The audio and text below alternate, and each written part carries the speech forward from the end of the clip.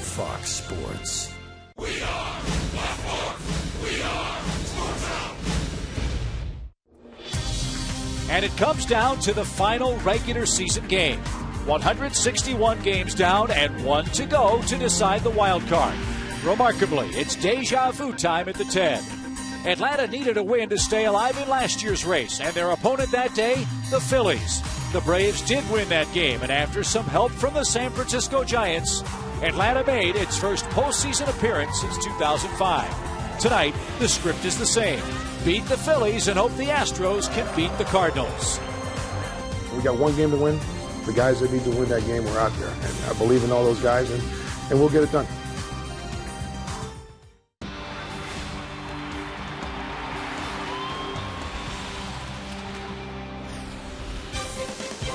This long 2011 marathon comes to a close in Atlanta. It's game number 162, and it's got a win time for the Atlanta Braves as they close out this 3-game series with the Phillies. All year long, Braves baseball on Sports Out is being presented by Academy Sports and Outdoors. The right stuff, the low price.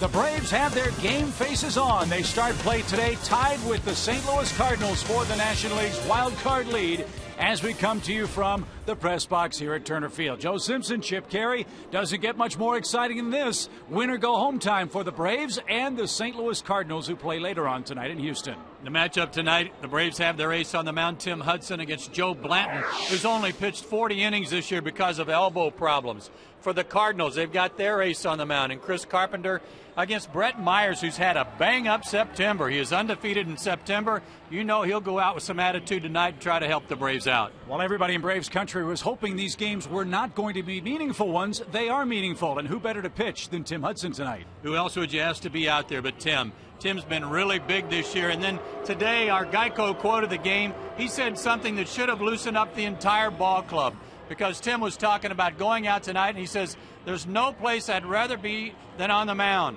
I'll be having more fun than anybody in the stadium. That just took all the pressure off everybody in the clubhouse. This guy's got 16 wins, tied for the 6th most in the National League. His last 10 home starts here at Turner Field, 8-1. You got to love that. And his last 5 starts against the Phillies are very good as well. His last start here at home against the New York Mets was another one of those kind of must-win type games, even though it was not anywhere close to the end of the season, but the Mets were about to sweep the Braves. He was having none of it. He went 8 strong innings, only gave up 4 hits. He struck out 10 that day and was really dynamite. It was a scoreless game until the 8th inning, too, when he got a clutch hit from Chipper to make him the winner. If he pitches anywhere close to that tonight, I really like the Braves' chances. They need him to pitch like Tim Hudson. Nothing has come easy for the Braves in September. It would be real nice to give Tim Hudson a very big lead early tonight, take some more of that pressure off, and then turn things over to the Braves bullpen. That's the subject of our next segment. The Braves relief trio may play a very big role in Game 162 tonight. We'll talk about that right after this.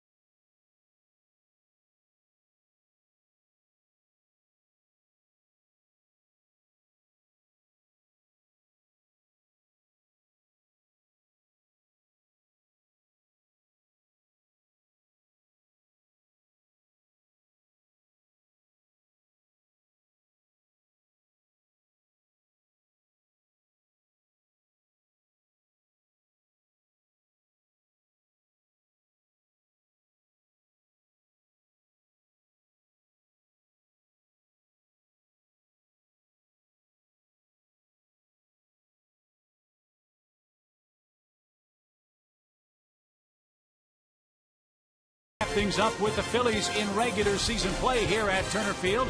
Chip and Joe back with you here in the broadcast booth. It's been a rough September for the Atlanta Ball Club. Can't worry about that tonight. You only worry about what you can do in a one-game must-win situation for Atlanta. But the fact remains the Braves have not hit in September. They can't score runs, and only 3 times over the last 10 games have they scored as many as 5 runs. September, really bad offensively. 178 average with runners in scoring position. But down at the bottom, that's the worst part. 13 of the last 16, they have trailed 20 of 26 games in September, and they've only had a lead from the 7th inning on once in the last 6 games and 11 times out of 26. What that means is this: you can't get to the strength of your ball club. You want to at least be tied or have the lead to hand it over to O'Flaherty, Venters, and Kimbrel. They've been non-existent pretty much over the last 10 days. That's why their numbers, to me, are a little bit inflated in September. They're not getting enough work. They've been getting some rest that they needed, but they need to be out there. Let's hope we get to see all 3 of them tonight. That would be a good sign. That means Tim Hudson would have had a good game on the mound, and the Braves bats can do some damage against Joe Blanton. The Braves are ready. It's a must-win ball game tonight. Chipper Jones calling the club together in the dugout, getting ready for first pitch at Turner Field in Atlanta. Game 162, and it's game on tonight.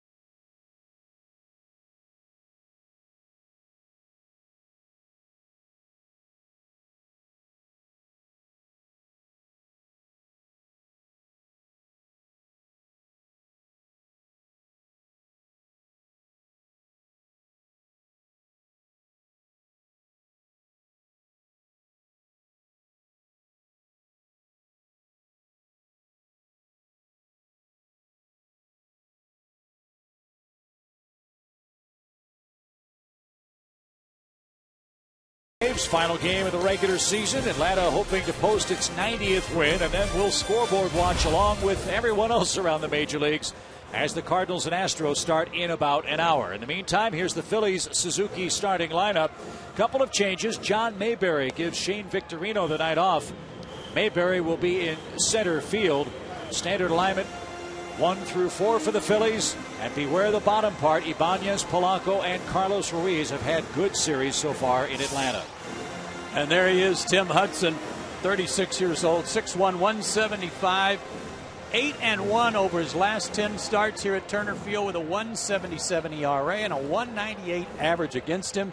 Lifetime 7-8 against the Phillies, but 1-1 this year. And his 4 keys to pitching success, he's already taken the pressure off this team, talking about the way he's going to go to work. And to be the man, you got to beat the man.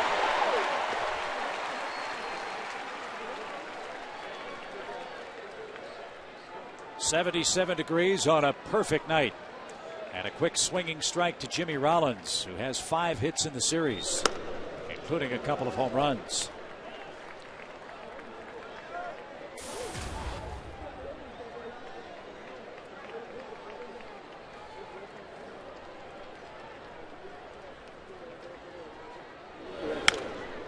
Jimmy Rollins, in the 16 games after he came back from the disabled list, only had 9 hits. 4 of those came in the division clinching game, and he'd scored 3 runs.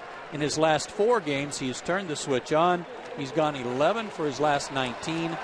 He's scored 5 runs, driven in 4, and hit 2 homers in this series. And when he does that, the Phillies are awfully tough to beat. We showed you some highlights of that start here against New York, and one of the things that grabbed me right away was how sharp Tim's curveball was that day. A lot of backdoor breaking balls to right-handed hitters. He tried it and missed. 3 balls, 2 strikes. Dale Scott's the home plate umpire tonight.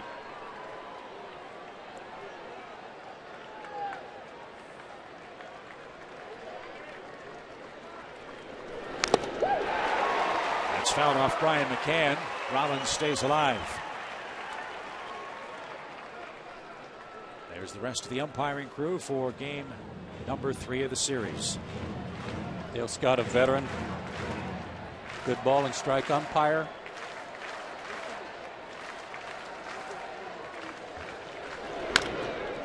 I would not favor him for the hitter or the pitcher. I think he's just a good down the middle guy.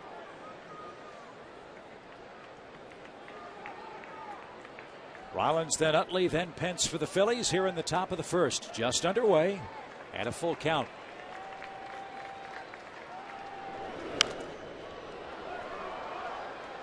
And Rollins with 8 pitches in this first matchup. Tim declared himself 100% fit and ready to go. You remember that last start in Washington, he had to have some IVs after he came out of the game because he was dehydrated, but ready tonight.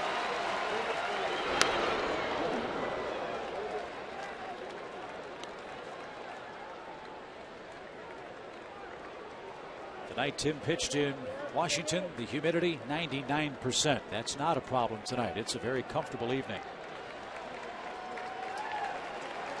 And here's his 10th pitch. And it's grounded to second. Rollins rolls out. Can't really speak for the rest of the Philadelphia Philly lineup tonight, but I think Jimmy Rollins just gave you a very good indication that they're not here just to get through this last game and get on their way back to Philadelphia. They're going to compete, and they're going to make it tough to win for the Atlanta Braves. I think Charlie Manuel would love nothing better than to try to knock Atlanta out. They don't want to deal with this Braves bullpen any more than they have to, or this Braves ball club for that matter. So let's see if Hudson can have an easy time now with Utley. Utley 2 for 8 in the series. He too has hit a homer.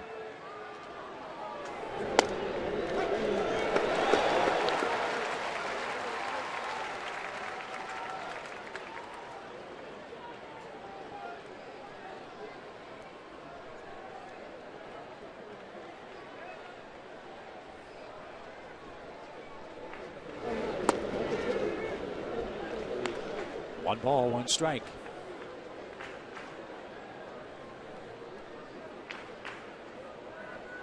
Big crowd in Atlanta tonight, and they're still filing in here in the first.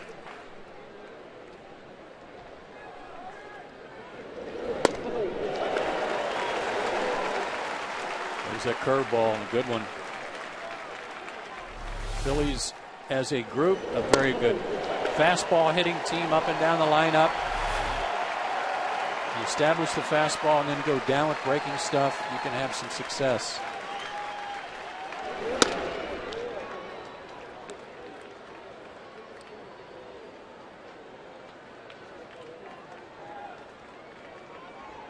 Chase Utley didn't start playing regular season games until May 23rd. He had right knee problems, didn't play at all in the spring.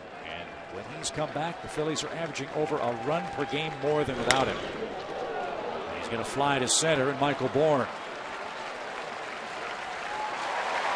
2 outs.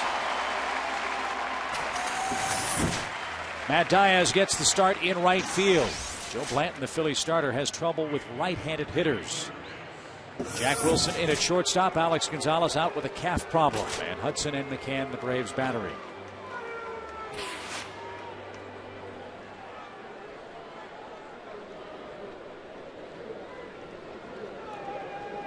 Base is clear for Hunter Pence.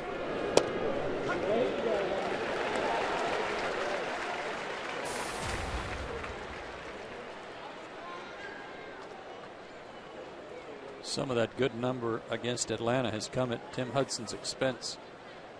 And he's 4 for 11 against him in his career.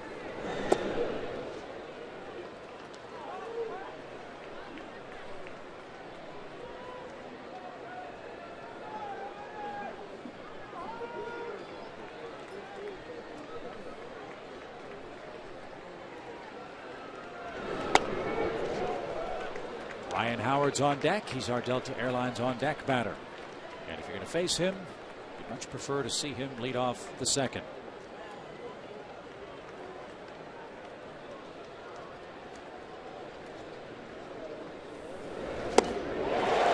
When the Phillies got Hunter Pence, they got him absolutely 100% to bat 5th in the lineup to protect Ryan Howard, where Jason Worth had been in that spot in the lineup. But that's all changed. He's batting 3rd now with his high on base percentage, and he's really gotten their offense going since moving there. You could say he's been their best hitter. Leads the team in average, hits, total bases, doubles, and extra base hits, and has 11 home runs since the trading deadline for Philly. Now a full count to him, and the base is empty.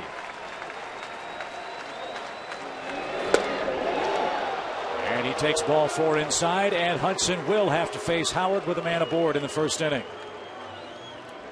In his 3 starts against the Phillies this year, Tim Hudson, 20 2/3 innings. He's walked 9.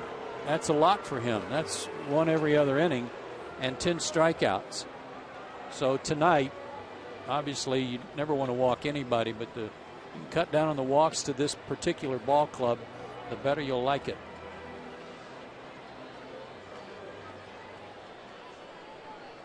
33 homer year for Ryan Howard, 115 RBIs.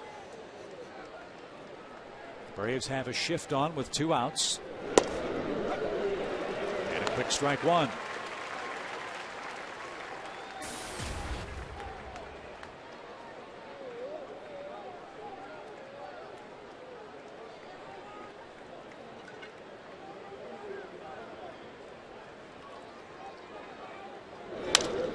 Down the left field line and fair and into the corner.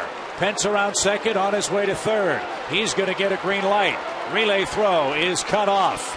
Ryan Howard, with a double with 2 outs, has given the Phillies a 1-0 lead.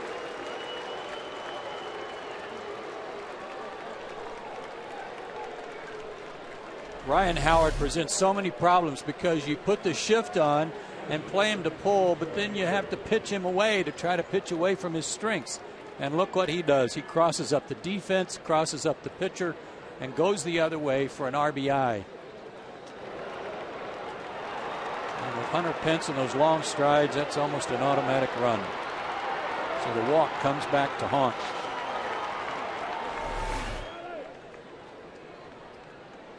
And that quiets the crowd for John Mayberry. Mayberry's hit 15 homers, 49 RBIs, and getting the start in center tonight for Victorino.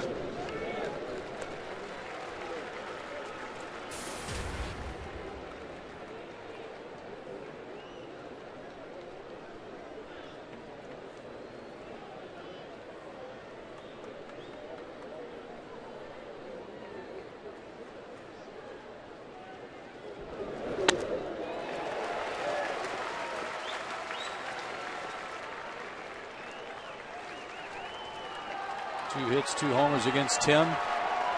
Outfielders got to be aware too. They've got to remind themselves that even with 2 outs, Ryan Howard, you can throw him out at the plate on a base hit. Not running with a flip right now. Bad ankle. There you go. Yes, he did. And Hudson strikes out Mayberry and retires the side. But a 2-out walk and a 2-out opposite field double by Ryan Howard gives the Phillies a first inning lead.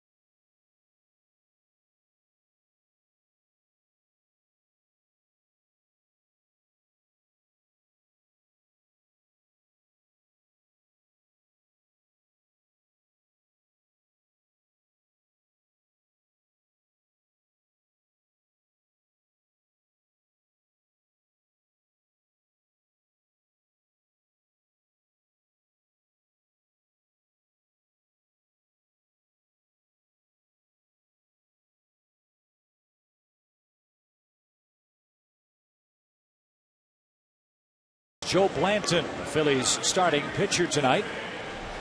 And here's a look at Freddie Gonzalez's Suzuki starting lineup. Big difference at the bottom of the attack. Matt Diaz gets the start in right field. Jack Wilson in at shortstop, batting 8th, and Tim Hudson bats number 9. Joe Blanton on the mound for the Phillies, 30 years old, 6'3", 245 out of Nashville. Went on the disabled list in mid-May with a bad elbow. He just came back September 12th. He's only thrown 5 innings since then, all out of the bullpen. And no walks, 7 strikeouts. Right-handers hitting .341 against him on the year in his total of 40 innings. His 4 keys to success tonight. Can you go 3? He hasn't gone more than 2 innings since he came back, and Hamels is watching. I'll explain. Back up the middle. Braves have needed that from Michael Bourne, and he's aboard to start the game for Atlanta. Huge. Get started like that. Get that leadoff man on. Fastball. Get right back at him. Michael had a base hit last night, and he was just 1 for his last 11 before that one. But like we said last night, none of that matters. The only thing that matters is tonight and what you do tonight. And when Michael needs to get on, score a couple of runs tonight at least. Martin Prado hit a 9th inning homer last night. That helped the Braves avoid the shutout bid. Let's see if that carries over for him tonight. 13 homers, 57 driven in, and a .261 average. Bourne runs. Pitch low. Throw to second. Late. 60th steal for Bourne.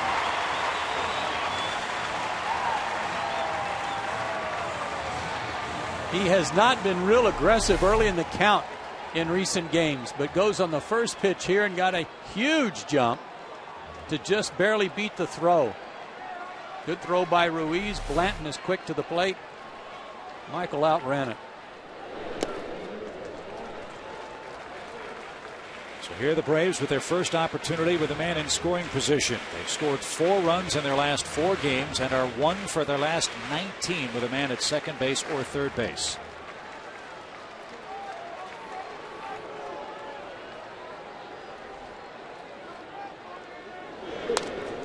I said that Hamels is watching for some unknown reason. The Phillies, well, they don't want Hamels throwing a lot of innings tonight in his last tune-up before his postseason work. But for some reason, they're hell-bent for leather to get him a win. So he's going to come in relief, according to Charlie Manuel, and hopefully get a win in relief. So Hamels is watching, and he wants the lead, Joe, by the time you leave.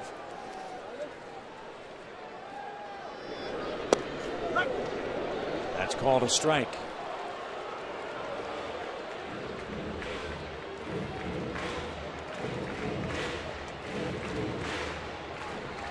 Georgia Lottery hitting the jackpot tonight. The Braves line up against Blanton in their career. Good numbers. 3 homers by Martin.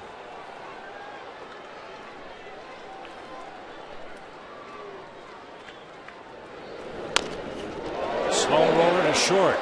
That'll get Bourne to third. Productive out for Martin Prado. And now Chipper bats with a tying run 90 feet away.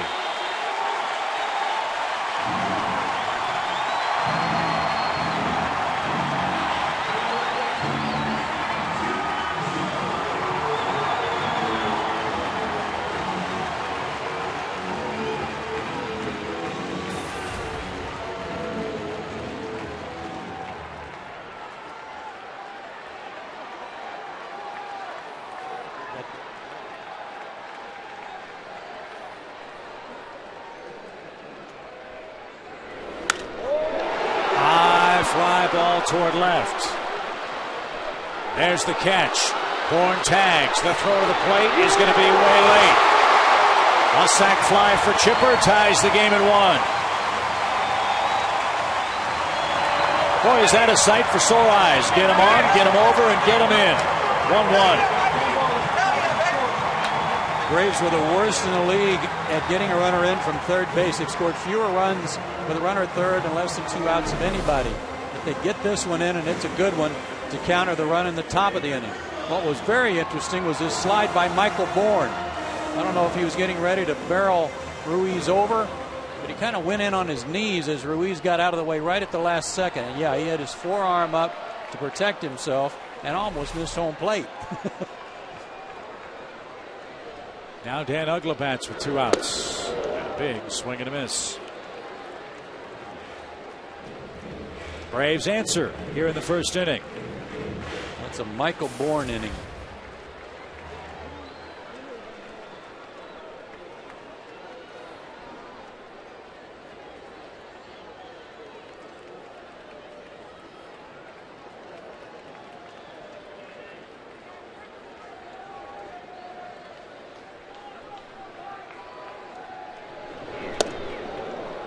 Nothing in 2. Blanton, a fastball, curveball, changeup guy. Kind of turns his changeup over. He'll work it to both sides of the plate, even to right-handers.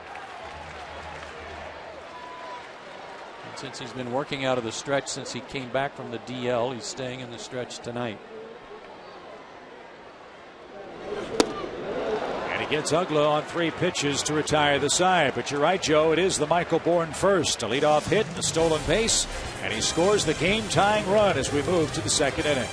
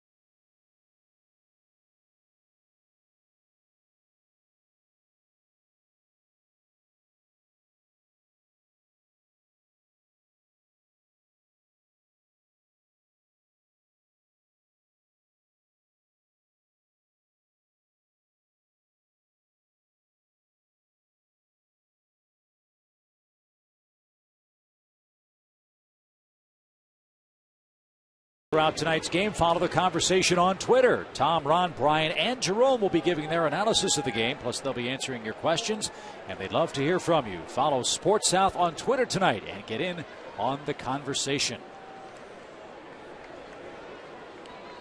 New life for Tim Hudson, a 26-pitch first inning. He faces Raul Ibanez leading off the Phillies' second. And a long inning primarily because of Jimmy Rollins. 10 pitches.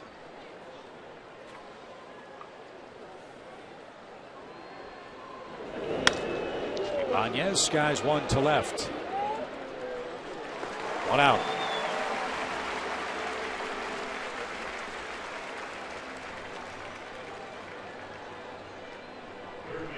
Like to see that from Ibanez and Polanco and Ruiz all night long. Some lazy fly balls if Tim can't get grounders out of them. Well, that trio's had 5 hits in the series, and they've knocked in 4 runs. And that's a big part of this Phillies offense. As you know, you spend so much time thinking about the top 4 or 5 hitters. These guys at the bottom can do some serious damage to you if you're not careful. Strike one to Polanco.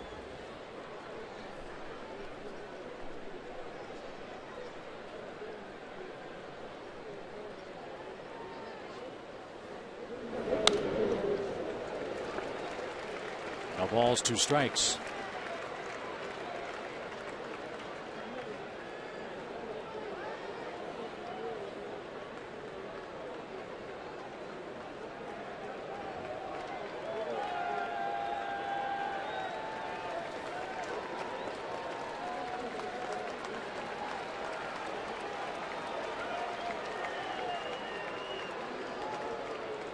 Polanco has more RBIs this year than strikeouts. He's knocked in 50 men. He's only struck out 44 times in 465 at bats.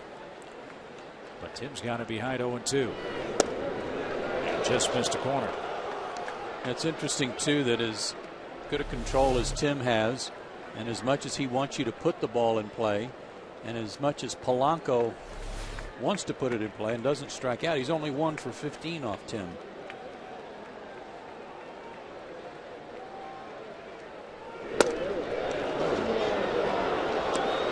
On Fox Tracks showed you that it looked like the pitch caught the edge of the strike zone.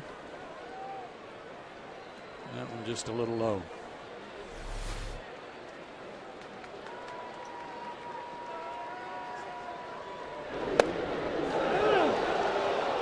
Too far inside. 3 balls, 2 strikes.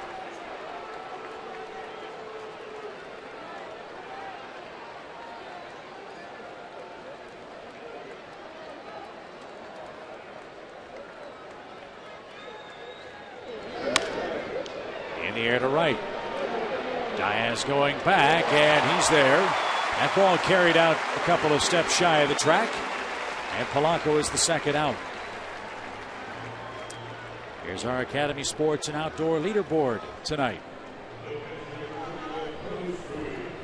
Home ERA in the major leagues, Clayton Kershaw at the top of the list. He's your odds-on Cy Young Award winner, in my opinion, in the National League. Cliff Lee third, Tim Hudson fifth at 229. He's 10-4 at home this year. A strike to Ruiz. And I'm with you on Kershaw. Most wins, lowest ERA, most strikeouts for Los Angeles.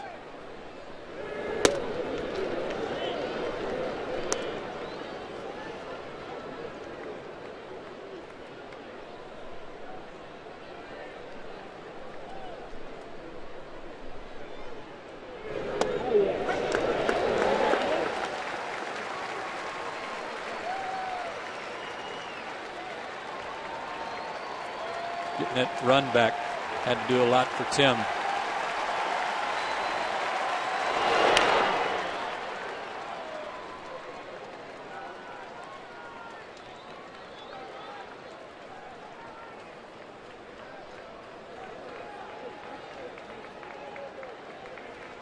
In his last home start, as we showed you, Tim got his run in the bottom of the 8th inning. Braves beat R.A. Dickey and the Mets here 1-0 that day. Up the middle, in between hop, quick release, and Ruiz and the Phillies are done in the top of the 2nd inning. Freddie Freeman, Braves rookie first baseman, goes to work in a tie game, 1-1.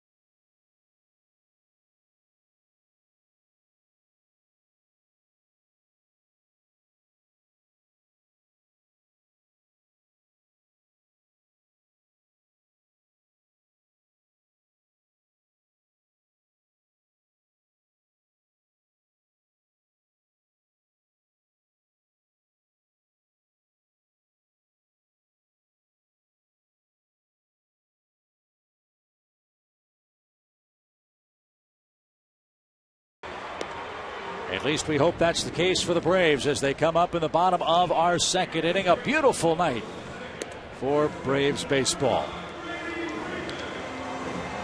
And this weekend it's going to be another big Saturday in the South, and that means college football. A battle of the Bulldogs is brewing in Athens. Mississippi State squares off against Coach Mark Richt and Georgia this Saturday at noon on Fox Sports South.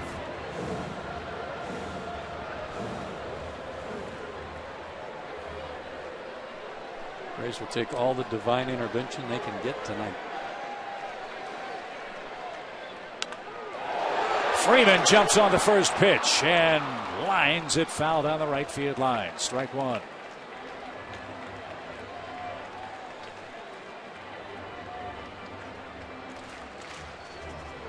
Freddie's had a couple of those in this series.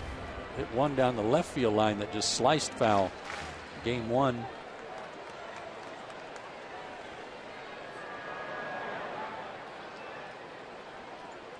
He's looking for his first hit of this series. And drives a ball deep right center field. That ball might get down. That ball will get down, and it bounces into the seats for a rule book double.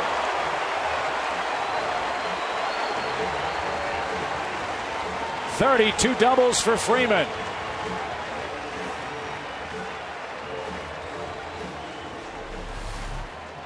Like an off-speed pitch, out away from him.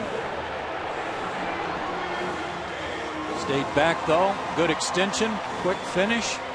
Almost a Chase Utley-like finish. Both hands on the bat. Was short. Get him over, get him in. Brian McCann, the Braves batter.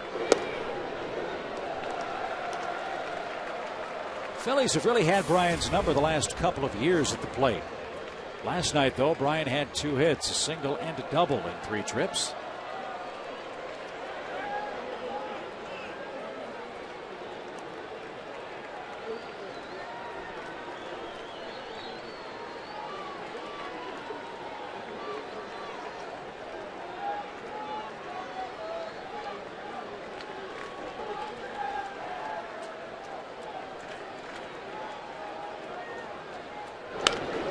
Yanked foul off the netting in front of the Braves dugout. 1 ball, 1 strike. Welcome to the big leagues, Mr. Pastornicki. He's called up today to give the Braves a little depth at shortstop with the injury to Alex Gonzalez. Good cut by Brian. 1 ball, 2 strikes. Then a couple of good hacks. Now shorten up a little bit, put it in play, and get him over.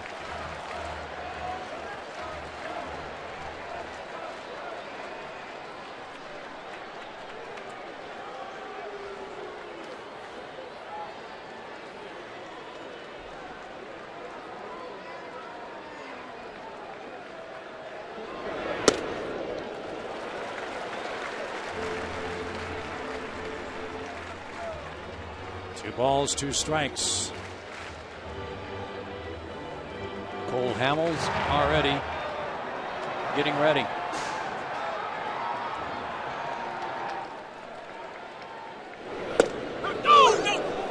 That's over the inside corner, and McCann upset. Runner at second, 1 out. And second strikeout for Blanton. Two-seamer that came back. And for Dale Scott, a pitch that he didn't give to Tim Hudson in the top of the inning, he gives to Joe Blanton here. You know, Brian will talk about that when he gets back behind the plate. Here's Matty Diaz.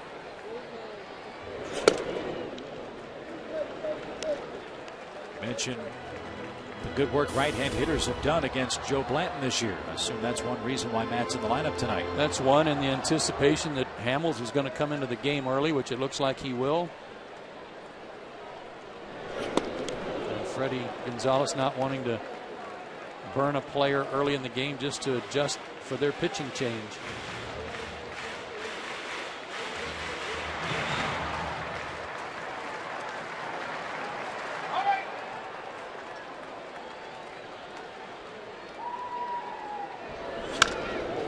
Rolled up the middle. Rollins knocks it down. That saved a run. It'll be an infield hit for Diaz, and the Braves have runners at the corners with one out.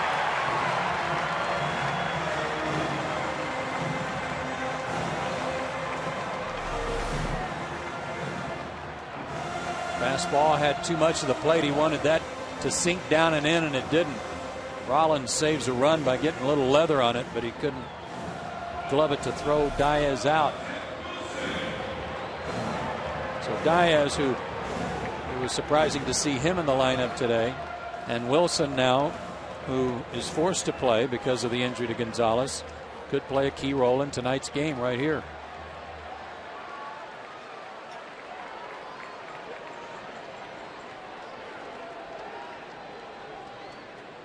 Ruiz wants to slow the pace of the game down behind the plate for the Phillies. Freeman doubles. Diaz singles. First and third, one out. 1-1 game.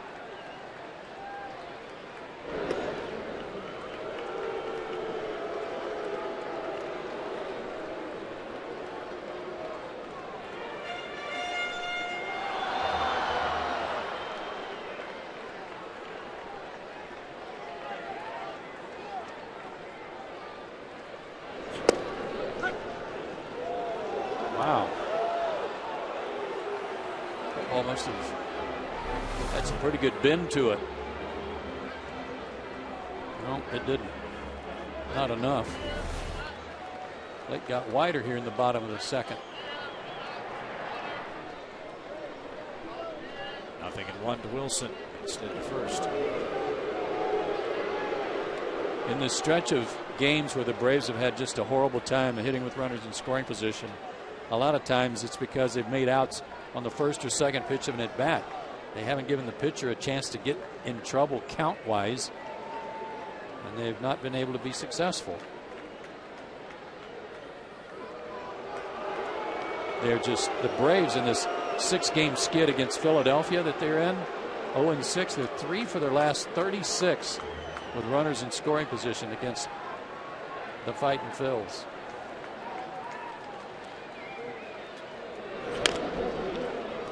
Foul past third. Wilson now an 0-2 count.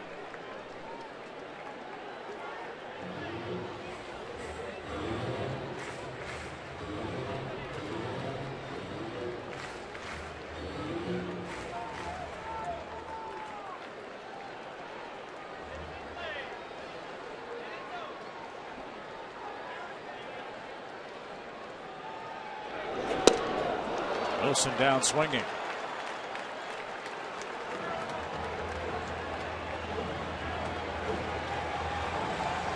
And here's Tim Hudson. Jack unable to make contact. Now Tim will try to help himself. Showed you on the pregame show last year, Hudson helped himself with a run scoring hit in the early innings against the Phillies. Let's see if he can give himself a lead here with 2 out.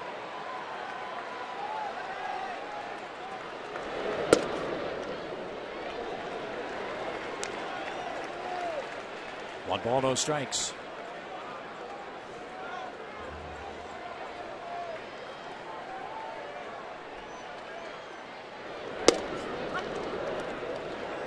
In his last outing, Blanton pitched against the Mets and went 2 innings and threw 24 pitches. He's at 26 pitches right now.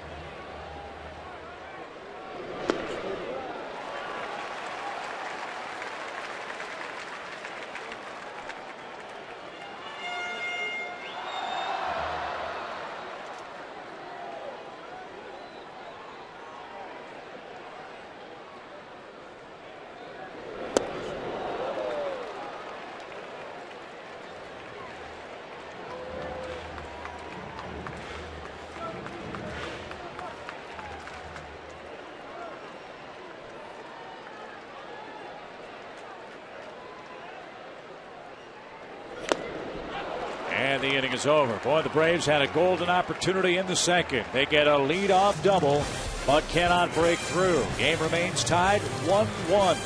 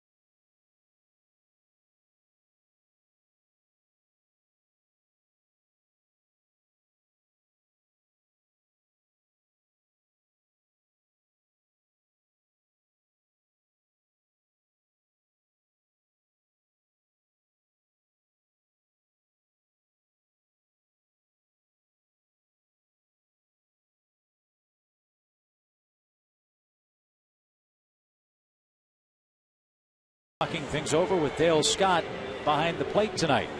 Might have been asking him what the difference was between the two pitches. This is one to Polanco that Brian framed nicely and had the plate. And when Fox Track showed it was a strike, but a pitch in a similar location to Brian called a third strike. We'll see if that pays dividends for Tim Hudson as this game moves along to the third inning. Brandon Moss pinch hitting for Joe Blanton. And a bouncing ball toward Freddie Freeman at first. Moss 0 for 10 lifetime in this ballpark is retired easily to start the third inning. If and when the Braves advance to the postseason, you can secure Braves Division Series tickets at Braves.com. The Braves NLDS home games are scheduled for next Tuesday and Wednesday. Get your tickets today at Braves.com or call 800-745-3000. Braves still have no idea who they'll be playing. In fact, chance the Braves could be flying out after the game tonight and head to St. Louis.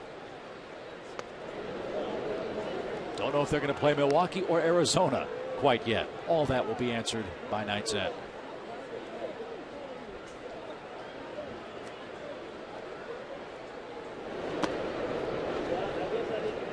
Jimmy Rollins set the tone for the Phillies offense. As Joe mentioned, it was a 10-pitch at bat in the first. And already a 2-0 count in the third inning.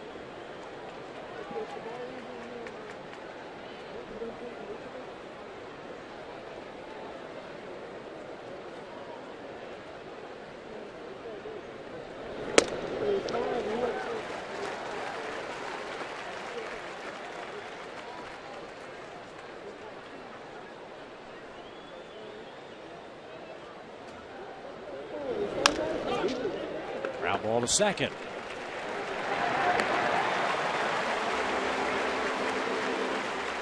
Hudson's retired 6 in a row.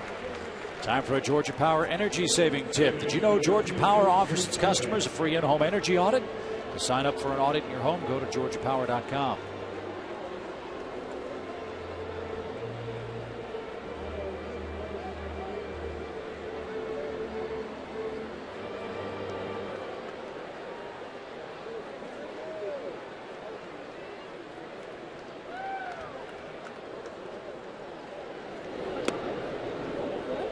To Phillies second baseman Chase Utley.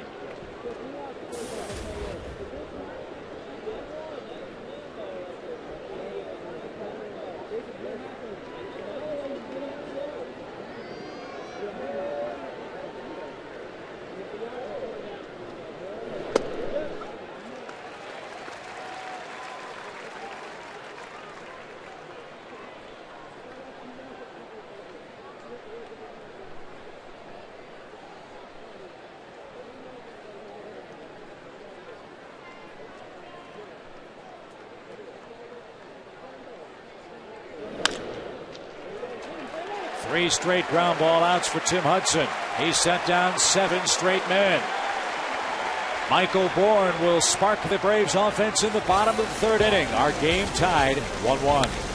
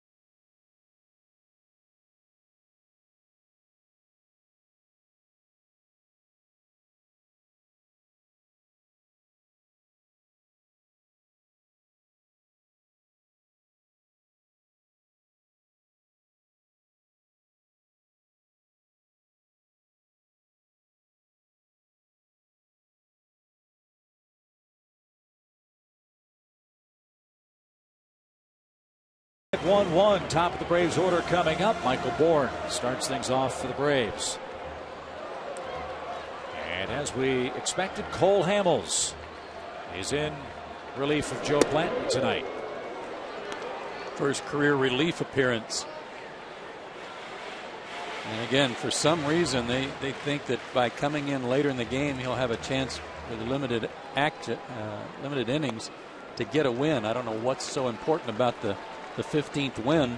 It's not like he's got a string of 10 straight years of 15 or more. I wonder if it ever crossed their mind that he might suck up a loss.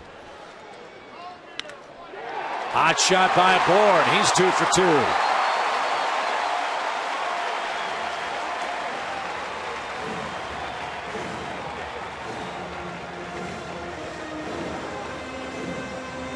It'll be a little tougher to run on Cole Hamels than it was Blanton, but he got another fastball out over the plate.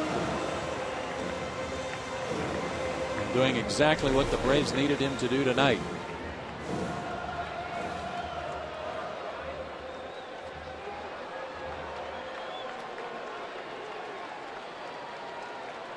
Let's see if Prado can move Bourne along here. Martin grounded out his first time and takes a called strike. Phillies did this on the last day of the season last year. Oswalt pitched, and Tom Glavine, I remember that day talking about how your routine's different, your mindset's different coming in out of the bullpen. You're not groomed to start. You're not thinking about it all day. You're waiting for your call down in the bullpen. We'll see if it affects Hamels because Oswalt was off that day.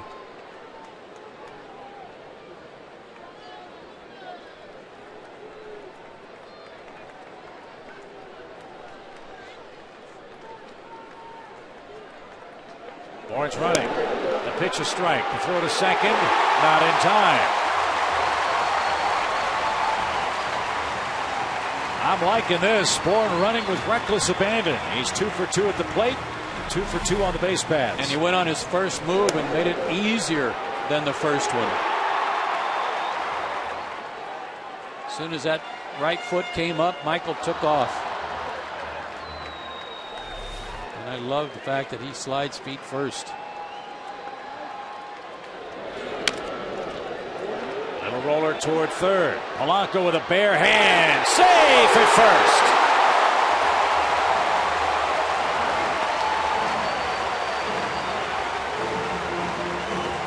First and second, nobody out. Michael's beating himself up a little bit for not going to third base, but it was a tough call here. He wasn't sure Polanco was going to throw the ball to first, and Rollins had hustled over to cover third just in case there was going to be a play there. Hindsight's 20/20. Yeah, he probably could have made it, but he didn't want to run into the first out of the inning at third base. No harm done. And certainly not with Chipper Jones, Dan Uggla, and Freddie Freeman lurking next. Just don't get in a hurry here if you're Chipper. Be patient. Hamels is coming in out of the bullpen. It's obvious that he's not sharp yet. Get a good pitch to hit. Don't be in a hurry.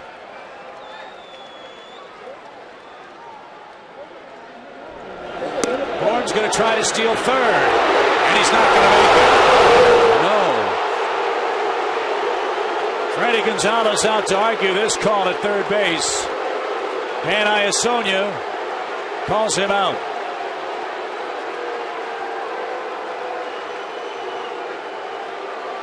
He was coming up when he got tagged.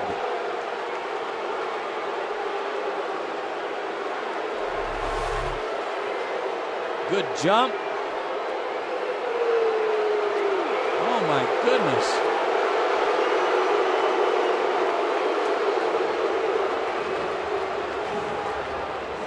Dan Iasonia missed some plays at second base the last time he was in Atlanta on some calls, and he missed that one badly. But Prado trailed the play. He's in safely at second, but it becomes a little tougher for Atlanta.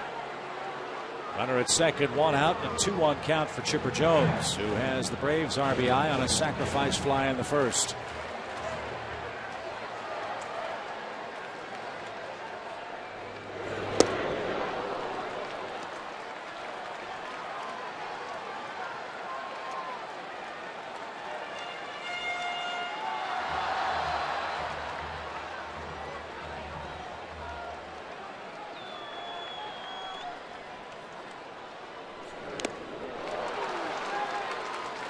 Ruiz held on, and Chipper down on strikes.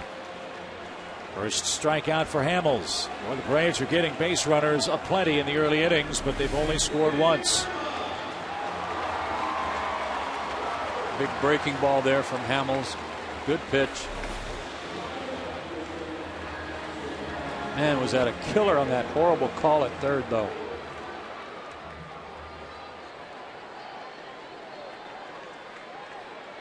Let's see if Ugla can pick up Prado. 2 outs. They are giving Dan a steady diet of off-speed stuff. No breaking balls unless they're well off the plate. The hooks, change-ups, and then more hooks.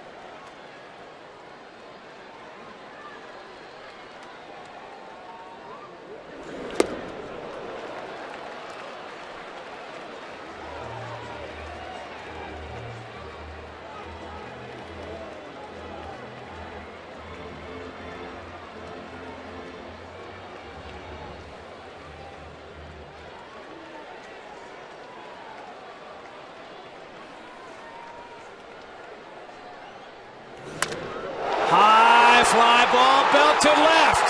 Track. Wall. Gone.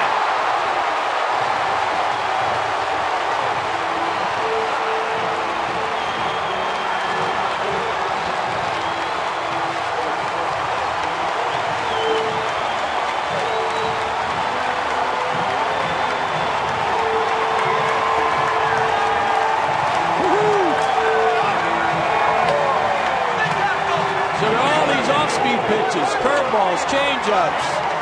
0-2 count. Let's sneak a fastball by him. We haven't thrown him a fastball in a while. Hamels humps up at 96. See ya. And now a ground ball off Freeman's bat. And the best laid plans of mice and men. Joe Blanton out after 2. Dan Ugla on an 0-2 count takes Cole Hamels out. A 2-run homer, and the Braves have their first lead of the night. It's 3-1 Atlanta after 3.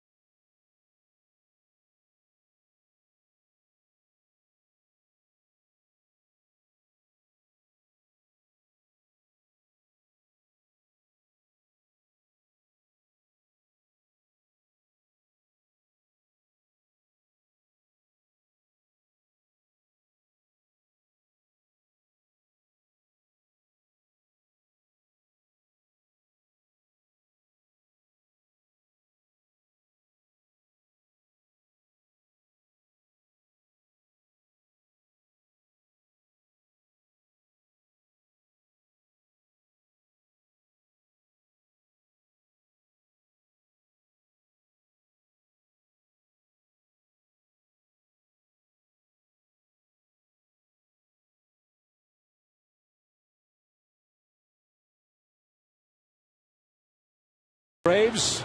He put him on his broad shoulders and just launched a 2-run homer. I just love the fact that pitchers, even as good as Cole Hamels, as good a catchers Carlos Ruiz, they think, well, let's get away from what's working. Let's go 0-2 with some good heat inside.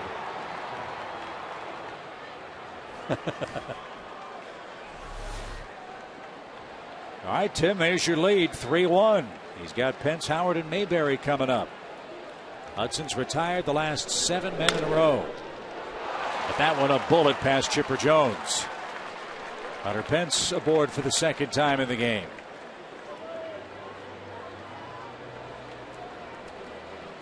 They are relentless.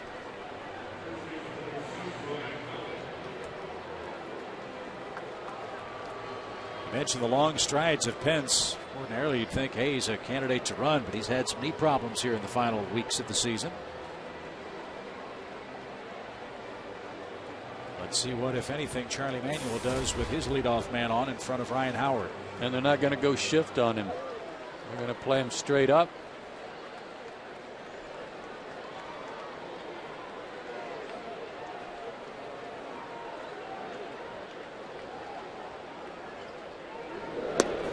Not surprisingly, Howard's had a couple of hits in this series. One tonight, a double the opposite way, and then a little flare in game one of the series right off the end of his bat that just sort of trickled down the third base line.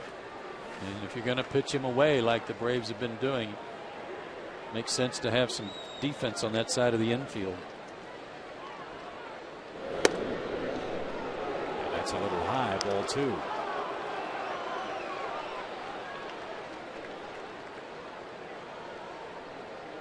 Cardinals and Astros are underway at Minute Maid Park. We'll keep you updated inning by inning as they wrap up their season series tonight. Brett Myers pitching for Houston, Chris Carpenter for the Cardinals.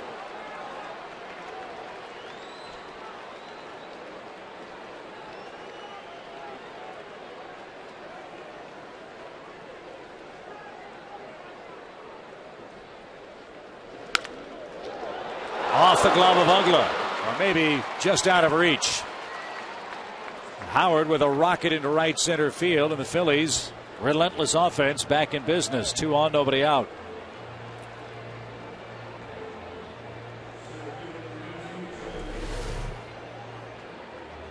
That one was up. They were trying to run it away from him, but because it was up in the zone, he could reach out and get it, and just missed Dan. Kind of funny with the shift on, that might have been right at somebody.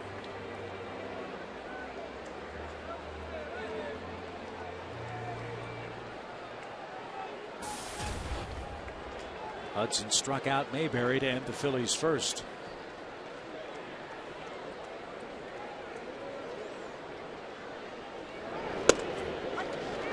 And a belt high strike.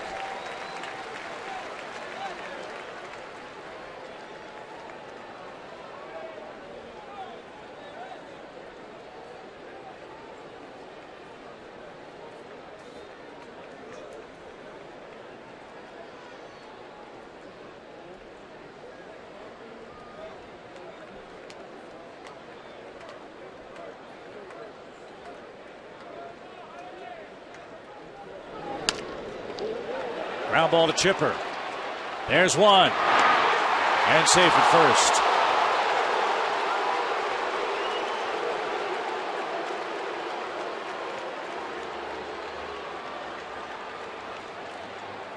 Long legs for Mayberry kept the Phillies out of a double play. That and the fact that Chipper had a little trouble there. The ball was a little bit into the heel of his glove, and it's kind of rolling around. Wasn't a big hesitation, but just a slight one. And with Mayberry's speed, that was a difference maker. Great stretch by Freeman. Not enough. This is a big inning, not because they've got 2 on, but because the Braves just got 2 in. And you want to try to have that shutdown inning and keep the momentum. Ibanez flying to left his first time up. First and third, 1 out for Philly. And a quick strike.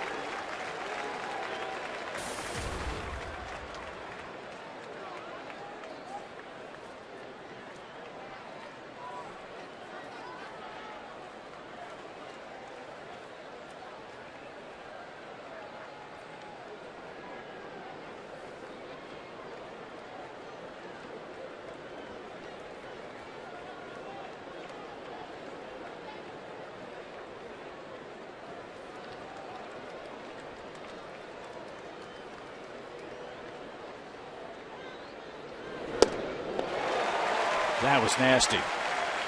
0-2. Really good breaking stuff.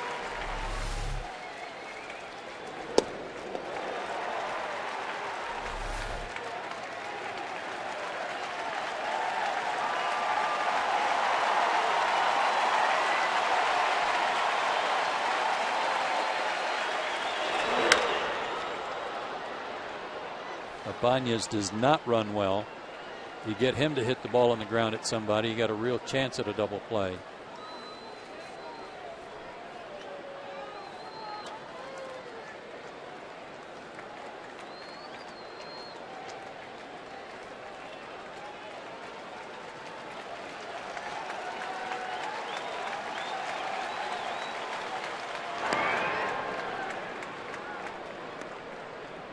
Ibanez has hit into 12 double plays this year for the Phillies. Ground ball pitcher on the mound. Let's see if it plays out that way. 0-2 count.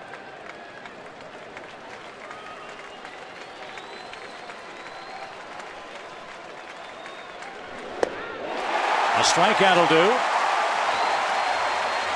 Second of those for Tim Hudson tonight.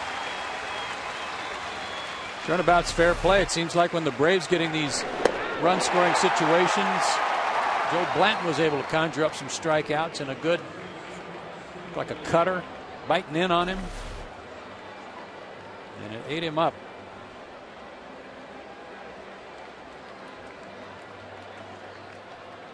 But now a contact hitter up there for the Phillies. Polanco with 2 on and 2 out now. He flied to right in his lone at bat.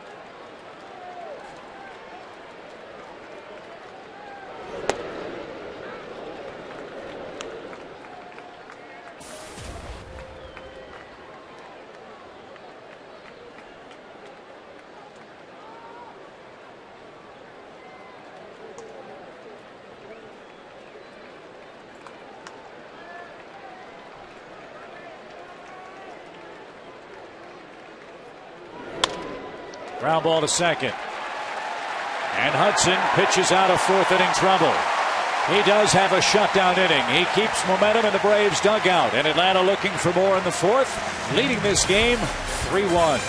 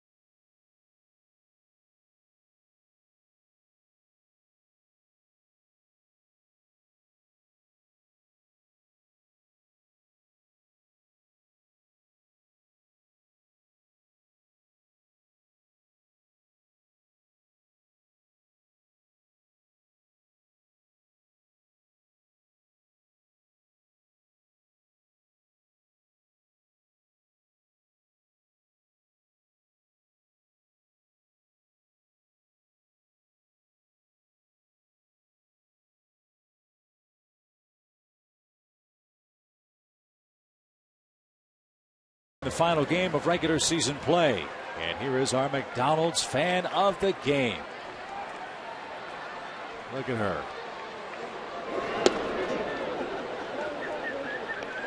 She's color coordinated with her tomahawk.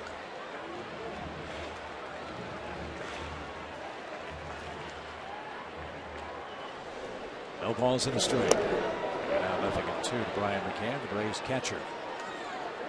Also keep you updated on the American League wild card race too. The Red Sox and Tampa Bay Rays are deadlocked entering the final game of regular season play.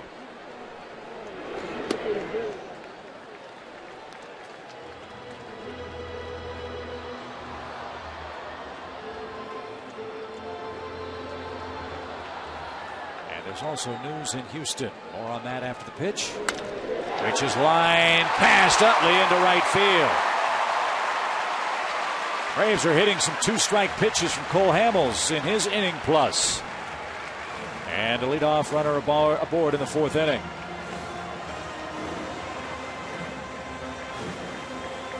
Made a mistake to Ugla on the 0-2 count. Tried to come in on McCann with a breaking ball. Tried to get him to flinch, and he didn't. Squared it up. And here's Matt Diaz. He has an infield hit tonight. Down ground ball to deep short. Utley the turn, and not in time.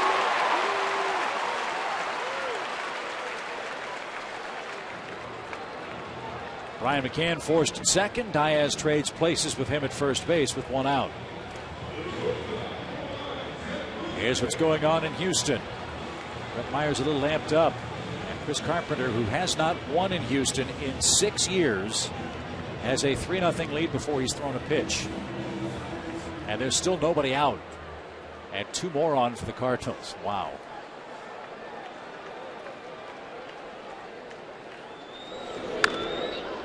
First pitch pop up, Jack Wilson, and that's out of play. Well, the Cardinals kind of did something like the Phillies did on Sunday before the Phillies came in here, where they kind of broke out of their slump. Last night, the Cardinals really late in the game pounded on Houston. Well, they scored 12 runs, 13. So they got their bats going and continued it tonight. We'll ask Dave Laser-Baker, does Pujols have an RBI in that first inning? 1. Pujols needs 1 RBI to become the second player ever with 100 or more RBIs in his first 11 years in the big leagues. Remember, he missed a couple of weeks with a broken wrist.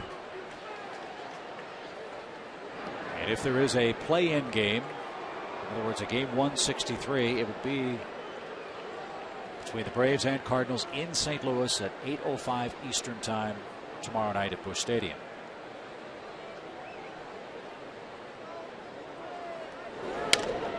Ground ball toward third. Around the horn go the Phillies, and Wilson is safe at first. Slow developing play. Runner at first, and now 2 down.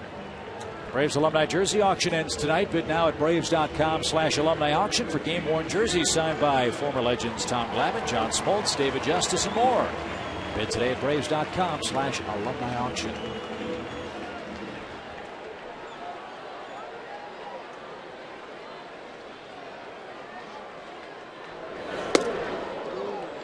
I want to wish you luck, buddy, in the playoffs. We'll get started, hopefully, on Saturday. That means the Cardinals would lose and the Braves would win tonight.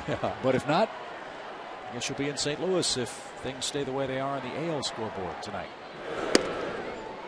Yeah, there's a chance that I'll get to do that game tomorrow if there is a game in St. Louis.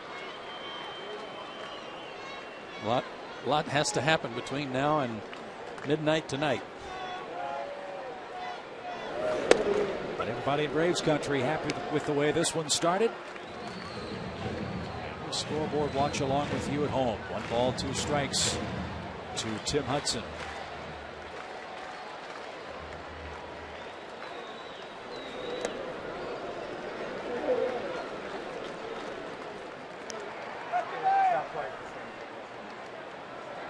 It's funny how history repeats itself in our game. The Braves took it to game 162 last year and had to wait and watch baseball action on the West Coast late into the night before they finally found out their postseason fate. That man right there, Chipper, in an unusual show before the ball game tonight. Before the game started, he had the whole team gathered around him. Pep talk or laying down the law, whatever it was, he got them fired up. Broken bat up the middle. Utley fields and steps on the bag, and that retires Tim Hudson and the Braves. We are through 4 in a must-win game for Atlanta. The Braves are winning it. 3-1 your score.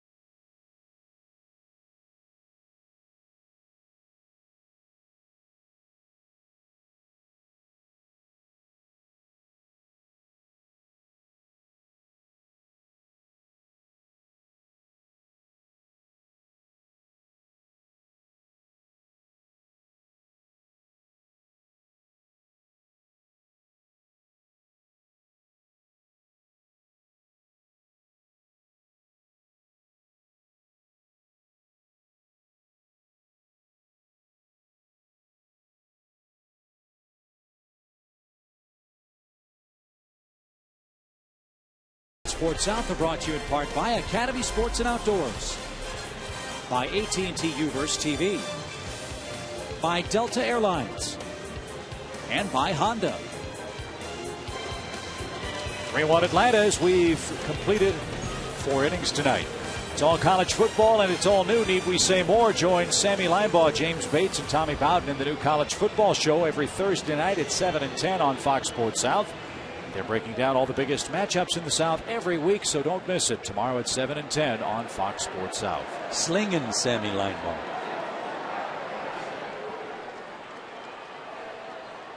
Carlos Ruiz ready to go for the Phillies. Tim Hudson has scattered 3 hits. He gave up a first inning run with 2 outs. Since then, he's buckled down and pitched great. The Braves have given him a 2-run lead. Cardinals are still batting. But if you want to hang your hat on something there, remember Houston had a 5-0 lead yesterday, too. It wasn't enough. But they will get to bat somewhere later in the game. There's not a mercy rule in that game, I don't think, is there?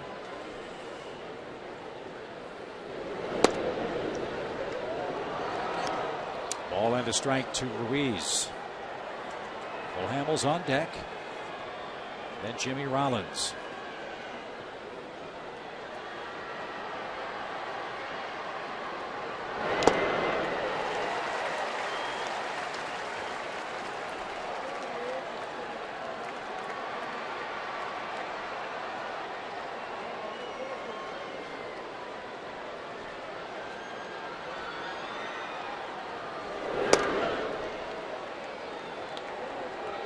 Chris Carpenter is batting in the top of the first. That's not a good sign when the pitcher is batting in the first inning. And Brett Myers had only 1 out. Brett Myers had a great run going. Won like 4 games in a row for the Astros coming into play.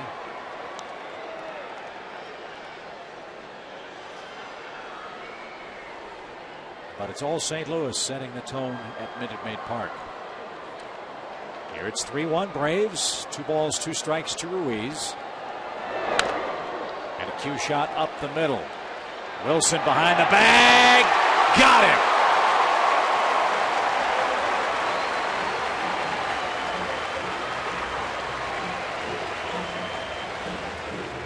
Jack Wilson's always been very acrobatic at shortstop. Flashy, if you will. Missed Tim's foot, so this is all on Jack. And one of the things that's made him a special shortstop in his career is his release, how quickly he gets rid of the baseball. And another great stretch by the very limber Freddie Freeman.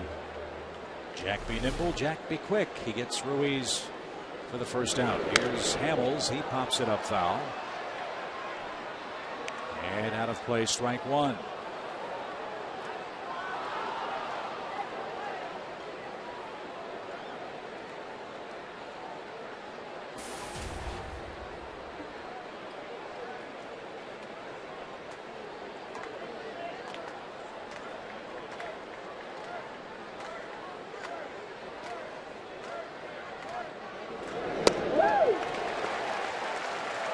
Hamels has made himself a pretty good hitter. He wasn't when he first started in the big leagues, but he's gotten better and better.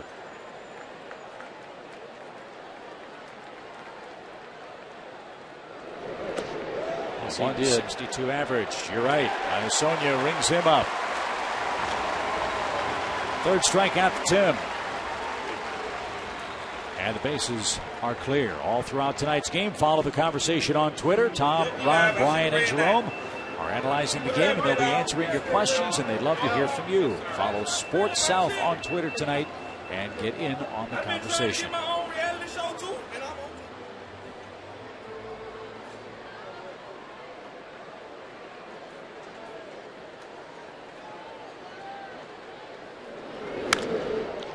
Rollins skies the first pitch he sees into straight away center field. Hudson rolling merrily along.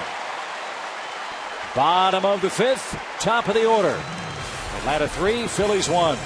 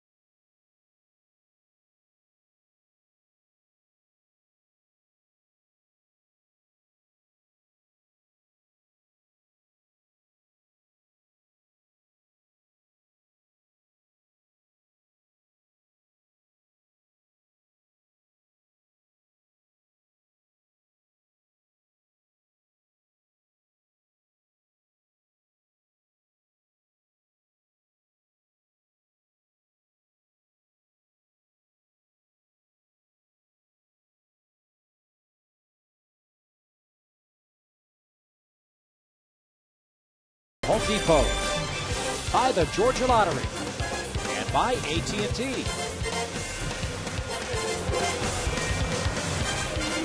It's 3-1 here in the bottom of the fifth inning. Braves country. If and when the Braves advance to the playoffs, you can get your Braves Division Series tickets at Braves.com. The Braves NLDS home games are scheduled for next Tuesday and Wednesday. Get your tickets today at Braves.com or call 800-745-3000. Don't know who the Braves will play in the first round of the playoffs should they get there. That's another race that has some interest tonight. Arizona and Milwaukee are separated, I believe, by a game for the number 2 seed in the National League.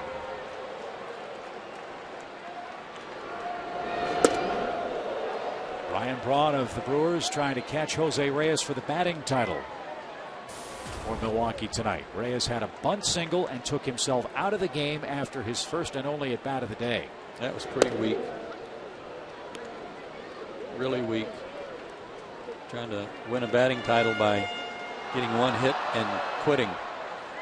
Ryan Braun could pass him if he goes 3 for 3. I'm pulling for Braun. And a swinging strike to Michael Bourne, who's 2 for 2 tonight. Just what the Braves were hoping to get out of Michael Bourne tonight. So far, so good. On base twice.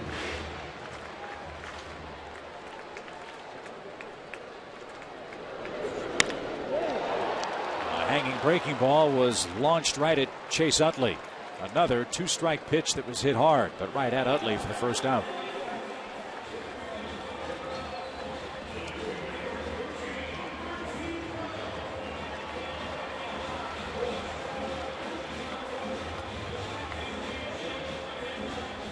Martin has an infield hit and a run scored.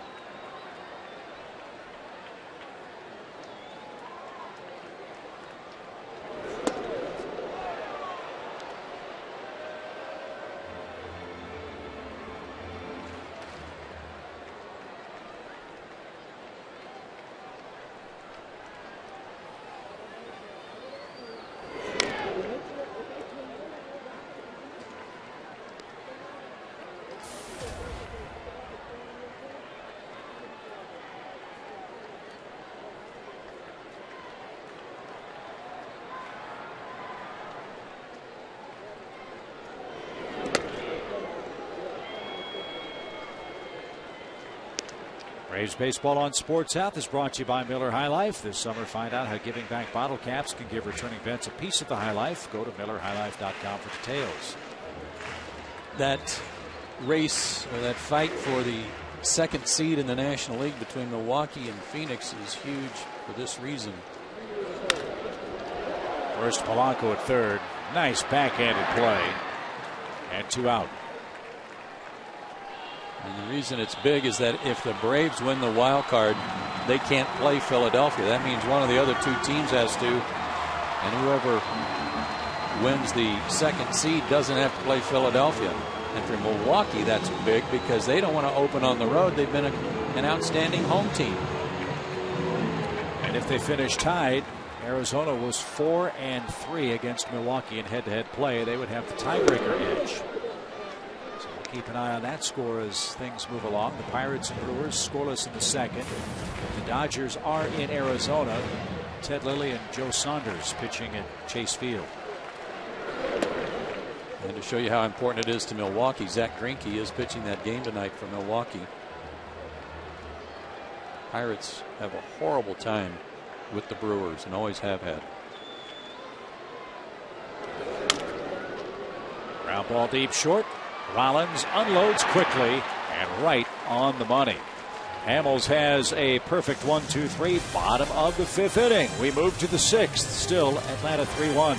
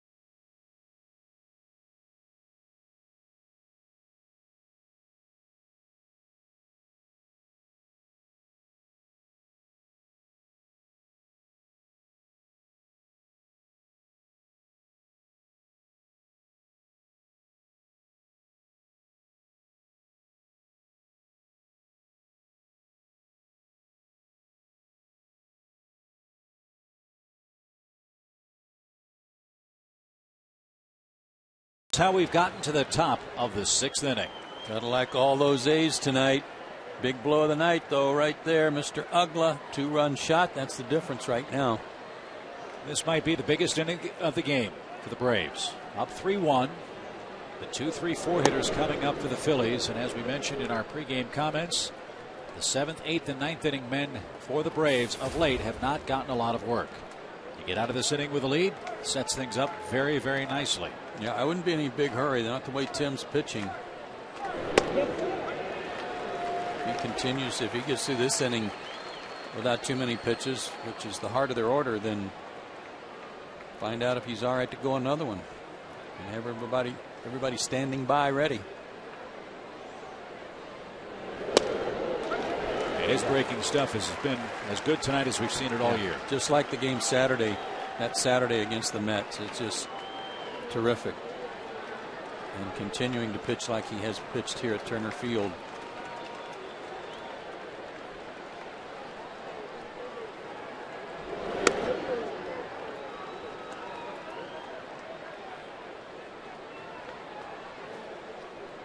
Joe told you earlier, Tim 8-1 in his last 10 games at home.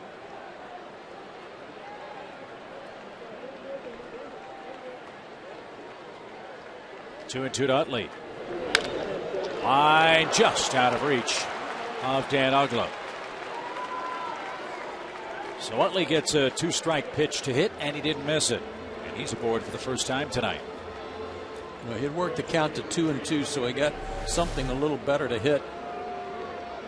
And it did have the middle of the plate.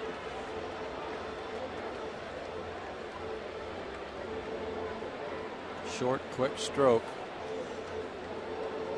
And then gets this middle of the order going here in the top of the 6th.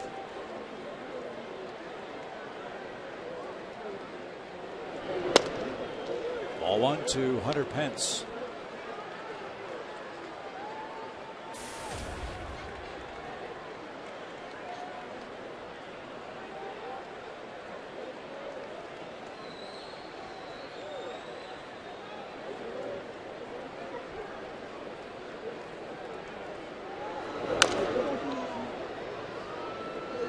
Hunter kind of uncoils. He's got an open stance, keeps his head very still, and holds the bat kind of straight up and down, real close to his shoulder, his right shoulder. But then when he swings, it's a super quick swing.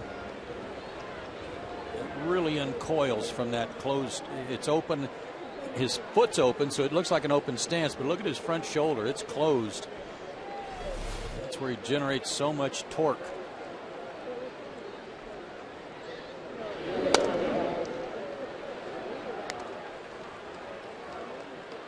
Two and one.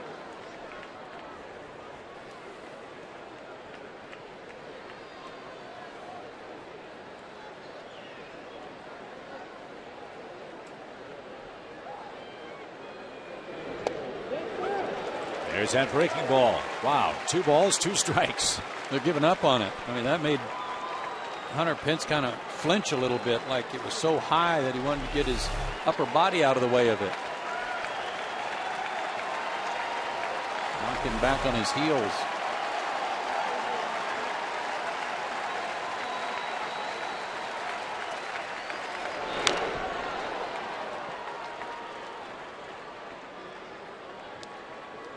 All season long, Braves baseball on Sports South is being presented by Academy Sports and Outdoors. The right stuff, the low price. 3-1 Braves. We're in the Phillies' 6th.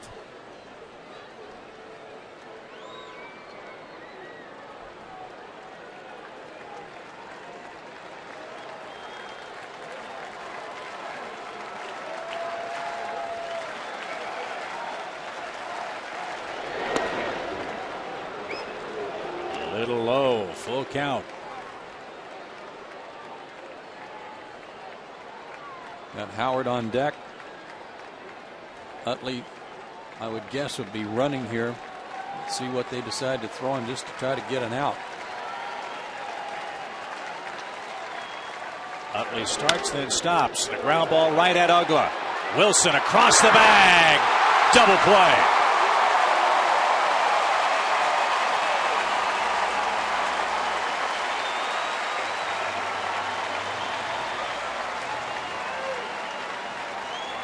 Dan Ugla and Jack Wilson are having some good games tonight.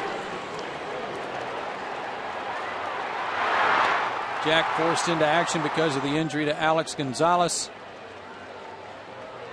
Flies across the bag, kicks it on the way by. He's also made that other good play up the middle earlier tonight. 2 big outs right there. And Howard, the hitter, he's 2 for 2. Braves back into a shift. And a quick strike on a breaking ball. But not like the one before. Ugla's not in shallow right field. Chipper's not the one on the other side. They're keeping Chipper over there at that spot that Howard seems to hit the ball when they do pitch him away.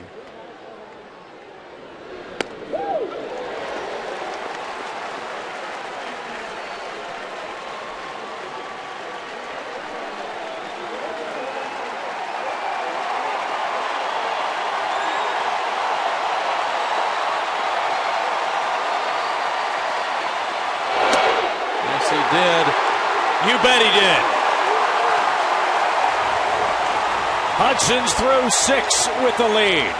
And Turner Field is chopping away with delight. 3-1 your score.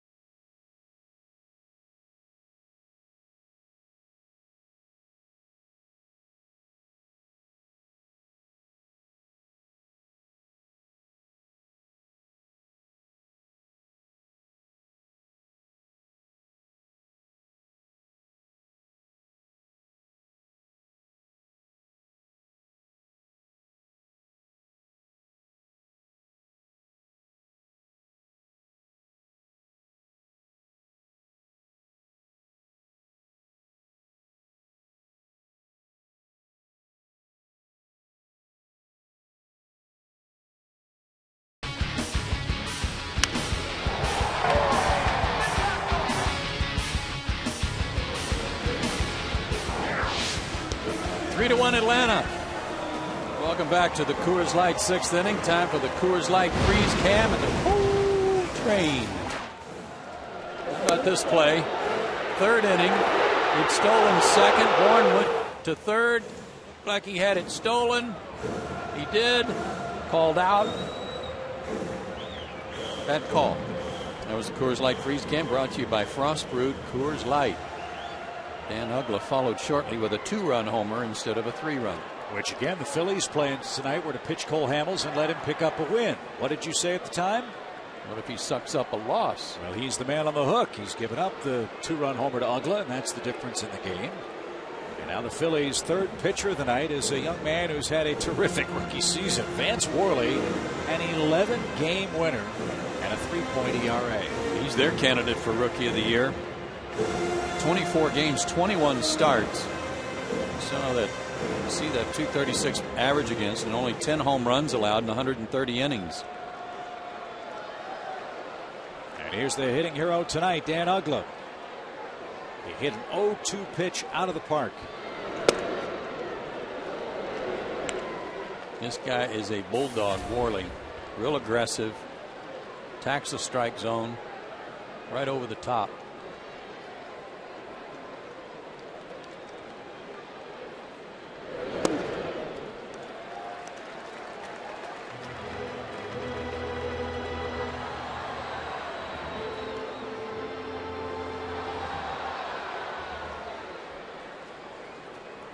2 balls, no strikes. And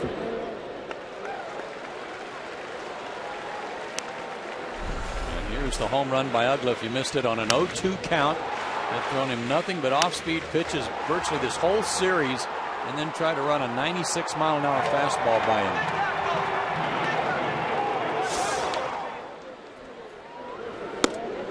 And on 4 pitches, Uggla's aboard for a second time. Now he's had a few outings out of the bullpen. 3. Counting tonight? Tonight makes 4. It may be a little something for him too coming in, especially with this big crowd, with as much as on the line on this game for Atlanta, that he may be a little amped up. And I've been told that he sometimes is his own worst enemy, and that he gets mad at himself if he's not throwing strikes and then winds up making mistakes. He can't afford that come playoff time, because you know he's not going to start. Not with Hamels, not with Halladay, and not with Cliff Lee. He's going to have to be a bullpensman, at least in the first series, you'd think, for Charlie Manuel. It's a little test for him tonight.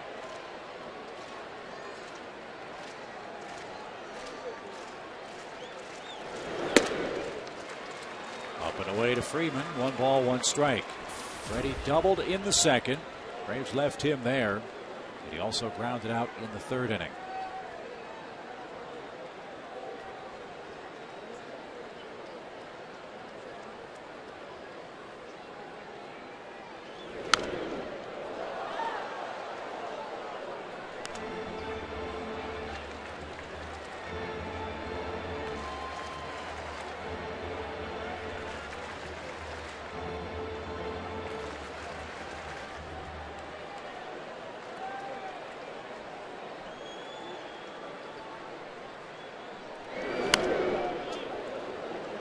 Good cut. 1 ball, 2 strikes. Braves are taking some good swings tonight, Chip. They're aggressive, but not to the extent that they're over swinging. They're staying back, waiting.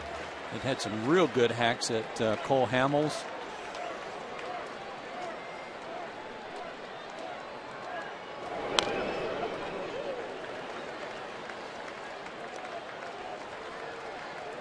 It's like they're making a conscious effort tonight to see the ball out of the pitcher's hand before they get after it.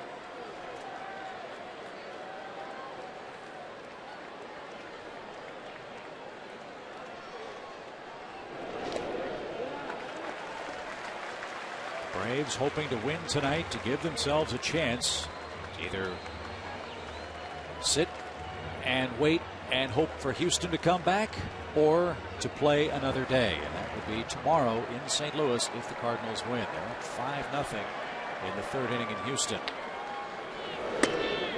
Here it's 3-1 Braves, and a full count for Freeman. Dan Uggla at first. And this is, as a hitter here, you want to know if Dan's running, because if it's close and he's running, you're going to try and protect him a little bit, even if it might be a fringe pitch. Doesn't go, and Freeman walks. Back-to-back free passes by Worley. This is really better than 2 base hits off Worley because of how he gets wound up.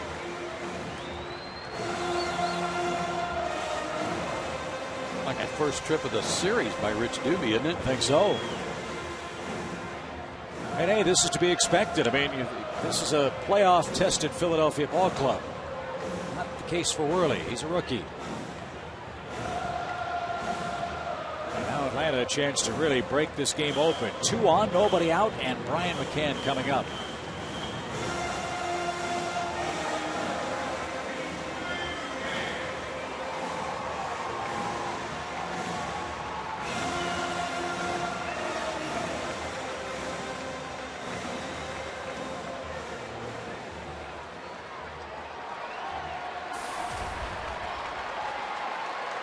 Looking for some breathing room.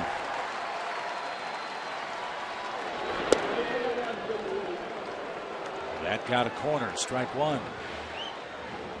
A generous corner.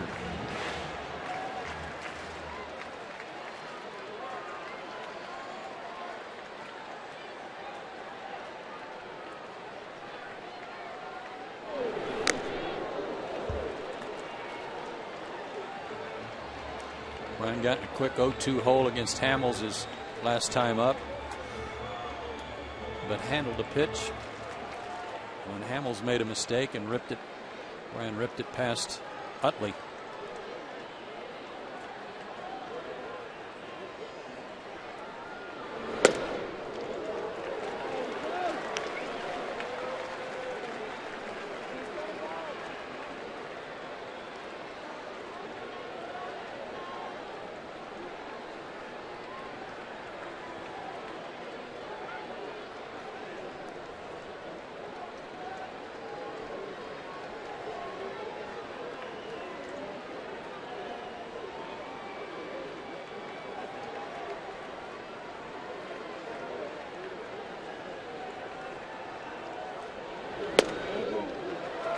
That 2 wide to Brian McCann. 2 balls, 2 strikes. And like Uggla, they're featuring a lot of off-speed pitches to Brian. Sometimes they'll stand him up with a fastball, and he might get one of those here, but everything away and off-speed.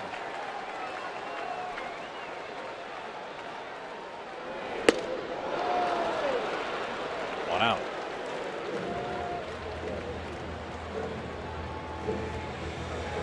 Twice tonight, Brian has struck out with runners in scoring position. That was a really good pitch, set up by change-ups and backdoor breaking balls, and put it in a perfect spot.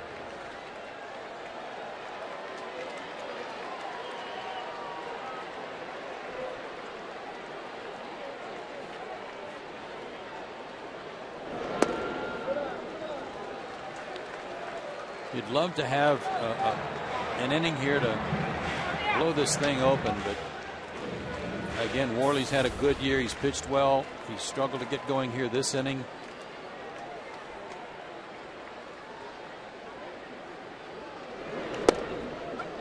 So my point here, 1-1, would be how about sending the runners with a good hit and run man at the plate in Diaz.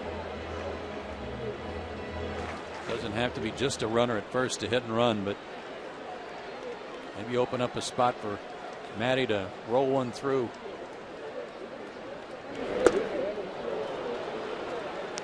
That ball boring in on Matt's hands. 1 ball, 2 strikes.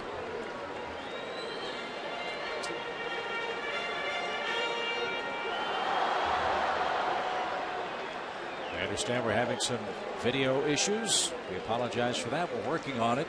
As Worley stretches and pitches 1-2, and a line drive foul past first, and just out of reach of Ryan Howard. Diaz stays alive, 1-2.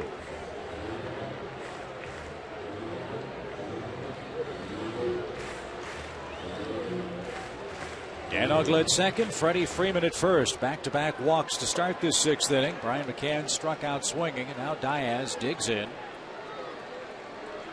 as Worley comes to the belt. And his 1-2. Swing and a miss. That ball down and in. Matty asks if it was a strike, gets an affirmative.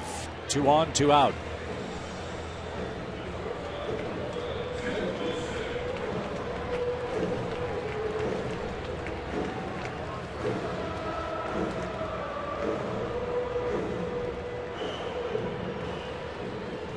So 2 on, 2 out for Jack Wilson. And we apologize for our video issues. Our crew is working on that. You are seeing the Phillies television feed as Jack Wilson fouls one into the seats. Strike 1. This happened to the Braves in the 2nd inning. They got the leadoff double by Freeman. McCann struck out. They got a single from Diaz. And then Wilson and Hudson struck out.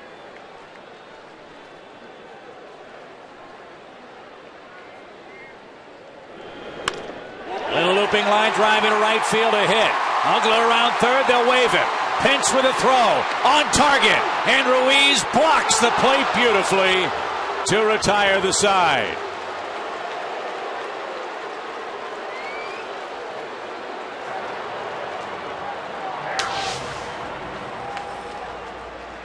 Hunter Pence got to that ball quickly. He was not very deep, and on the fly airmailed it to the plate perfectly to Carlos Ruiz, who rode Uggla off the plate. The The Braves get a 2-out hit, but can't add to a 3-1 lead.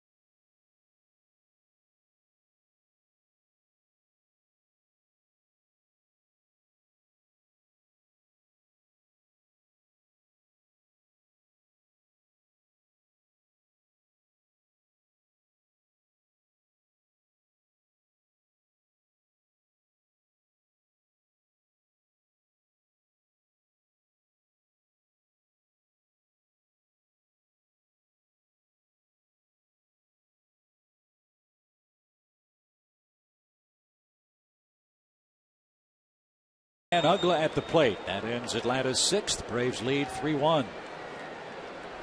Dan Ugla on the base hit. Made a clean turn around third. Hit the bag in stride. But just too good a throw from a short distance for Pence. And he couldn't get in there. No place to go when Ruiz had the plate blocked nicely. So in the 7th, John Mayberry starts things off for the Phillies. Tim Hudson has been terrific tonight. 87 pitches. He has struck out 4 men. He's scattered 4 hits.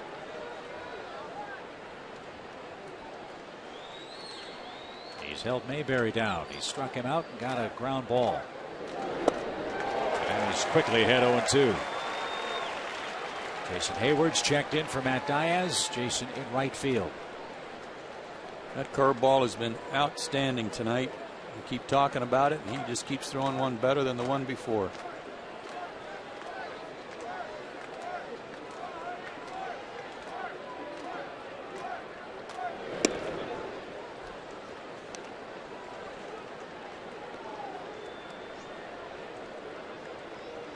St. Louis has added to their lead. They got an RBI single from their pitcher, Chris Carpenter.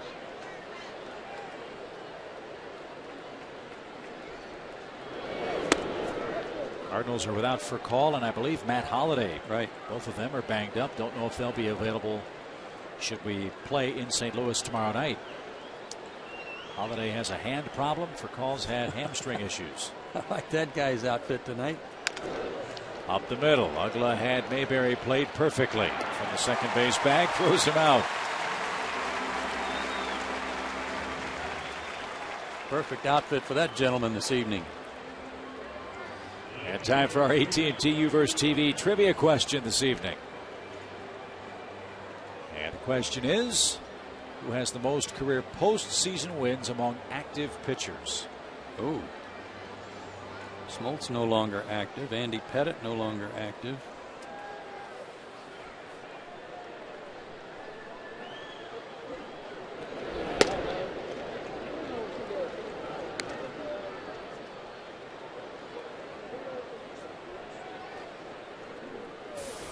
Boy, Halladay never got to the postseason until he came to the Phillies. Yeah, that's a doozy. Cole Hamels has pitched in the playoffs a lot. If you're thinking of a Phillies pitcher.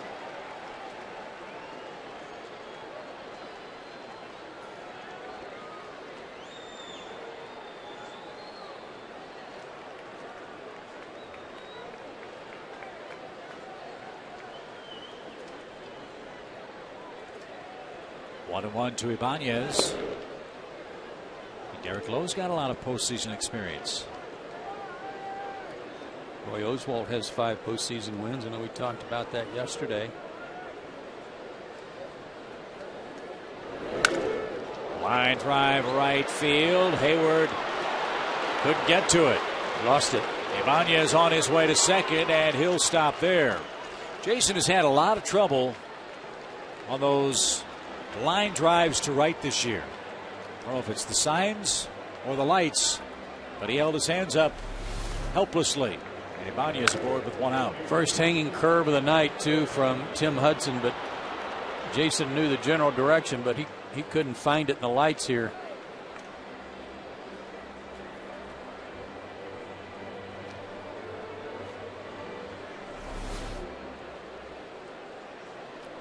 So the tying run potentially at the plate for the Phillies in the form of Polanco. He's 0 for 2.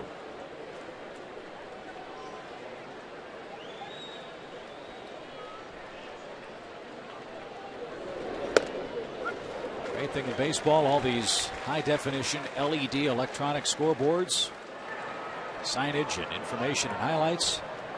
But it's tough on the umpires and sometimes tough on the players when the ball gets up in those lights.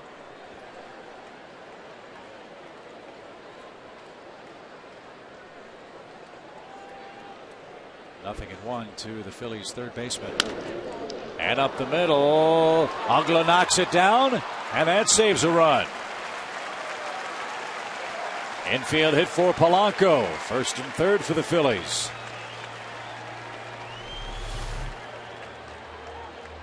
Right off the end of the bat, right under Tim's glove. But a good stop by Ugla. This is where you hear coaches and infielders all the time saying, knock it down. With a runner at second, knock it down, keep it on the infield.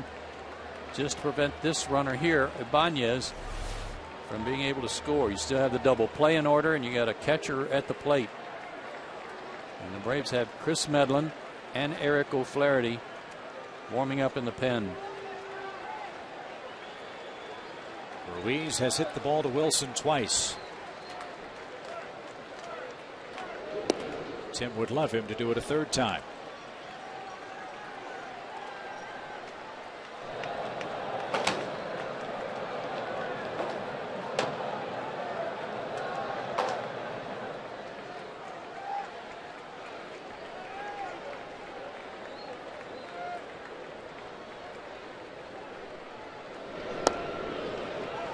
Oh, Tim wanted that one.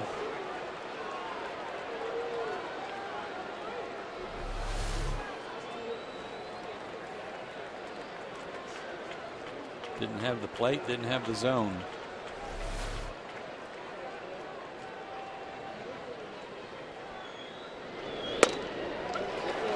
There's a strike.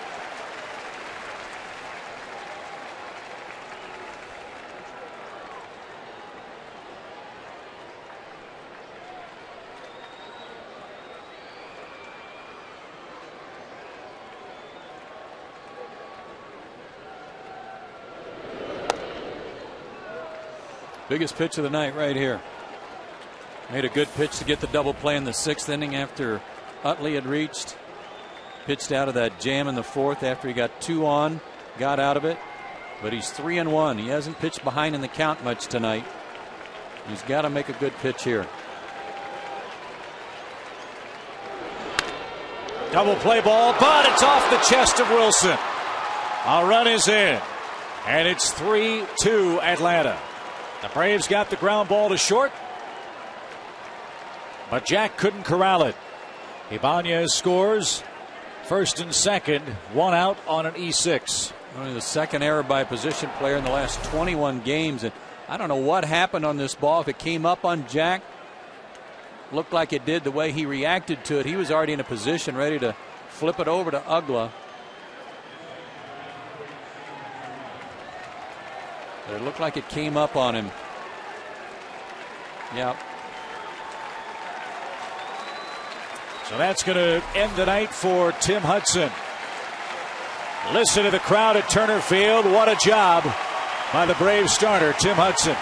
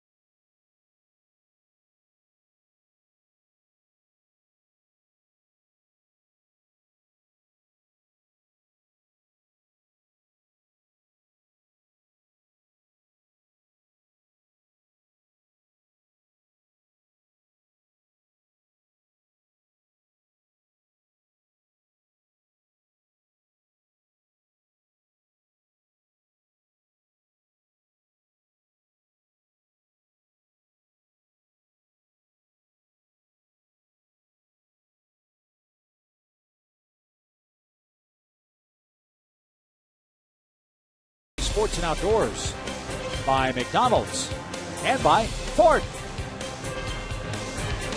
It's 3-2 now in the top of the 7th inning. The game on the bases for the Phillies. What a night for Tim Hudson. 6 1/3 innings, 6 hits, 2 runs. And now the Braves make the AT&T call to the bullpen and summon Eric O'Flaherty to face pinch hitter Shane Victorino. Turning it over to the strength of your ball club all year long from this point forward. And they pull an ace out of the hat in Victorino. And he jumps on the first pitch and hits it a mile foul into the second deck.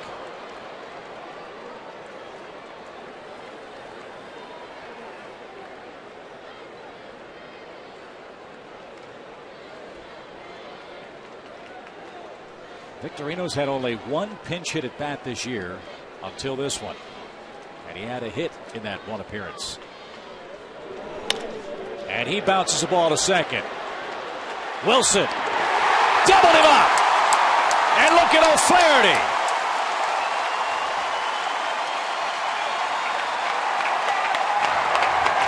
Not the guy you would expect to hit into a double play, is it?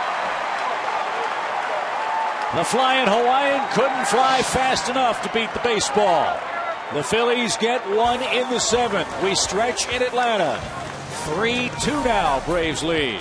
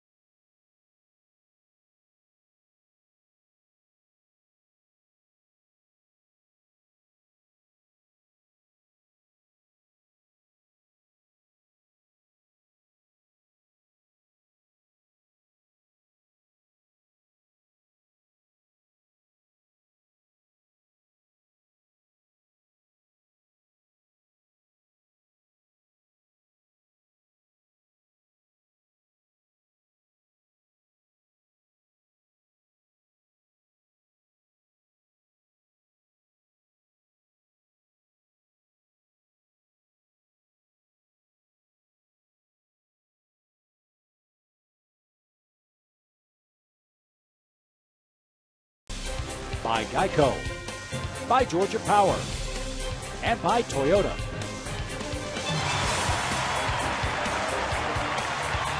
There's your score. 1-run game now. Braves 3, Phillies 2. A huge double play ball induced by Eric O'Flaherty to end the Phillies' 7th inning. So he preserves the lead for Tim Hudson. Roger McDowell appreciates Eric's fine work.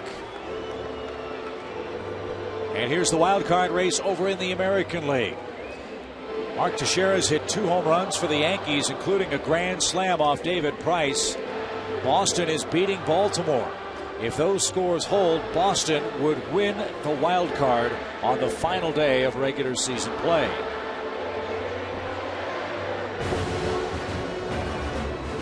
And of course, our friends at Fox will have the American League Championship Series. As it stands now, if those scores hold, it will be the Yankees, Boston, Texas, and the Detroit Tigers. The ALCS begins on October 8th. I want to wish our friends at TBS a great playoff run. Our partner Joe Simpson will be off either to St. Louis or parts unknown, depending on what happens after tonight's play. So, buddy, it's been a great year with you alongside. Have a great week run in the playoffs. Thanks. I think it's been our best year, too, at Fox. We've really had some good games. We've had a good season. We've had a good team to cover. Our crew has been outstanding. Our thanks to all our producers and directors, among those here tonight, Joe Vincius, Gary Lehman, of course our trivia question nemesis Gretchen Caney. But to everybody on the crew, we thank them for all their help. Good work. So it's 3-2 Atlanta after the 7th inning stretch. And look who's on for the Phillies. It's Brad Lidge. He worked an inning 2 nights ago in game 1 of the series, and he didn't look all that sharp. He gave up a hit and a walk, but he got Chipper to hit into a double play to get him out of trouble.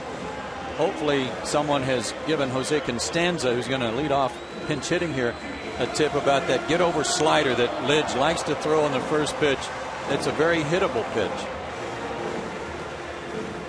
You said it an inning or so ago, Braves could use a run or two. Now it's a 1-run game. On playoff baseball, we got it tonight.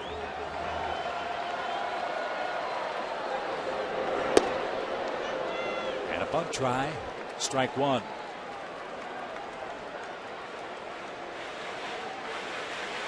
What a job Costanza did for a 2.5, 3-week period for the Braves.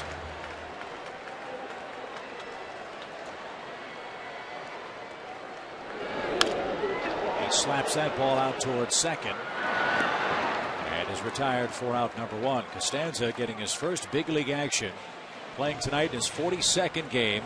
Has 33 hits and a .306 batting average after over 3,000 minor league at-bats without a chance to be a major leaguer. Remarkable.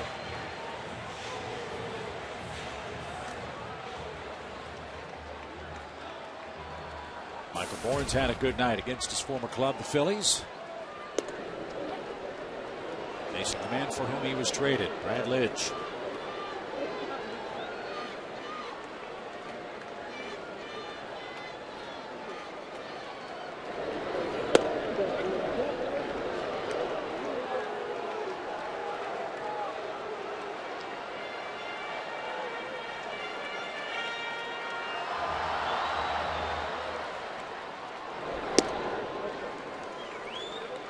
Tons of arm injuries have taken their toll on Brad Lidge, including shoulder problems this year, where he used to throw in the mid to upper 90s. He's around 90, 91 now.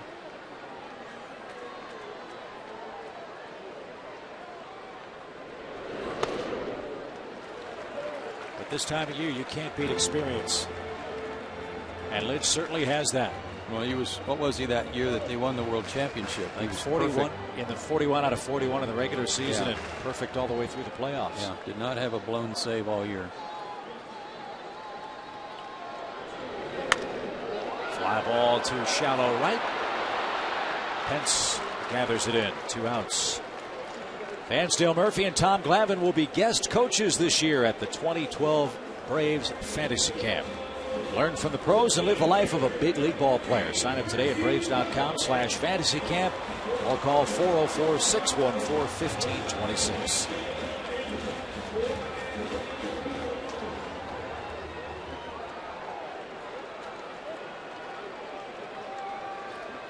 Martin is 1 for 3 tonight.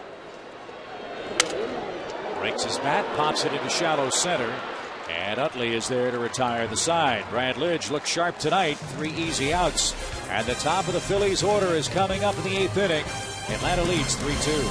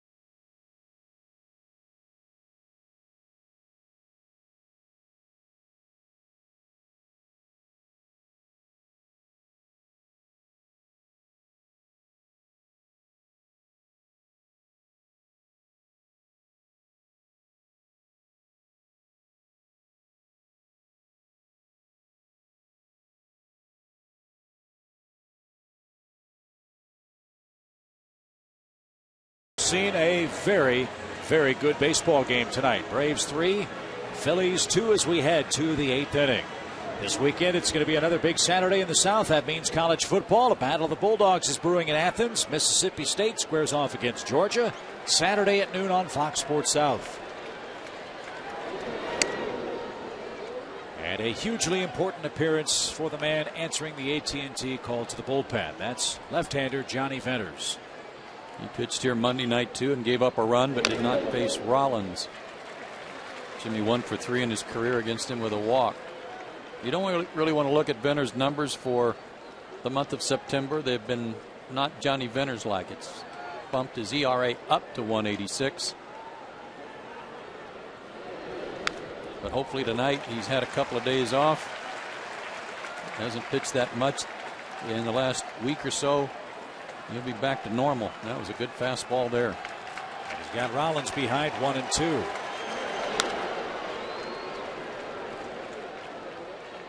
Rollins tried to set the tone for Philadelphia early tonight.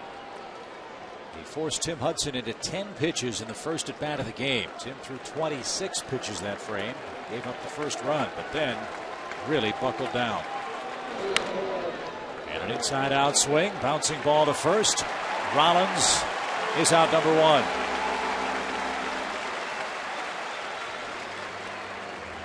For Johnny Venters, at the beginning of the year, he allowed runs in only 5 of the first 70 games he pitched in. But he's allowed runs in 7 of his last 14. If there's a difference to me, Chip, it's that there aren't as many swings and misses. He's not blowing guys away swinging and chasing that sinker or that hard slider down and into right-handers. More contact.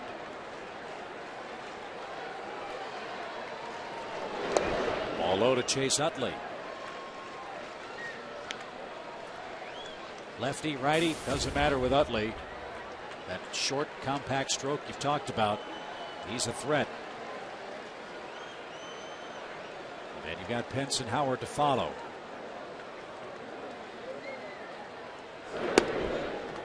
Chris Carpenter got a huge lead.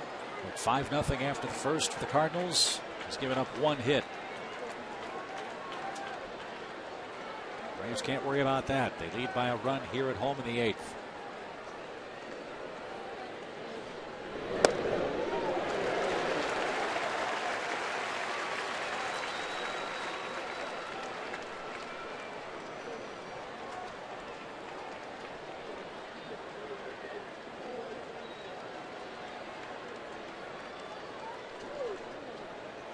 Everybody was running on that one.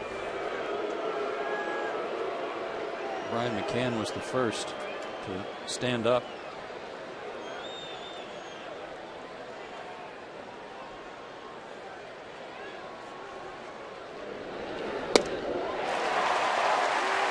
I'll say he's rested. That pitch at 98. That's as high as he's been all year. And that had some good sink to it, too.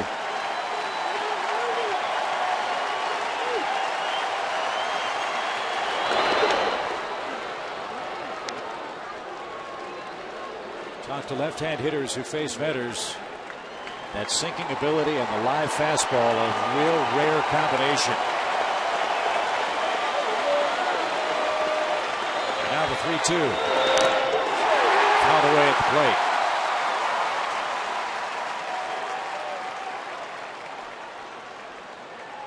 3-2, you don't have the luxury of, really picking your spot. You got to throw a strike or walk him. And for Utley, he likes the ball, then inner half, up or down, quick in there.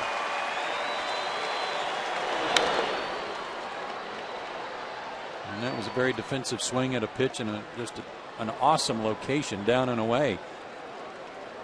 That was a heck of a job by Chase Utley to stay alive there.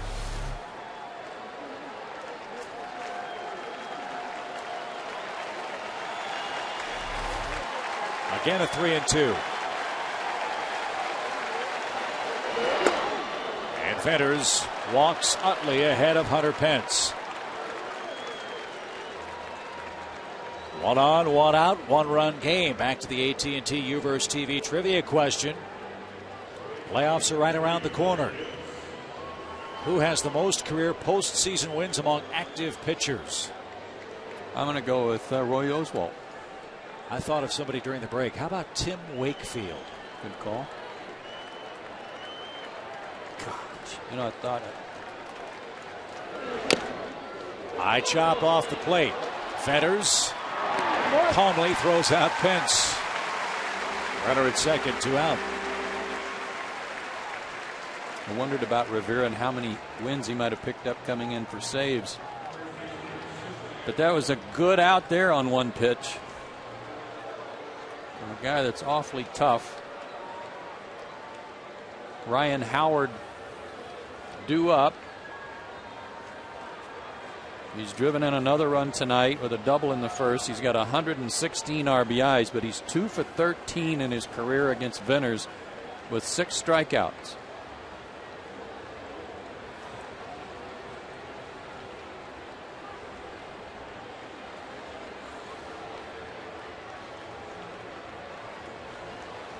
No one else up in the Braves bullpen.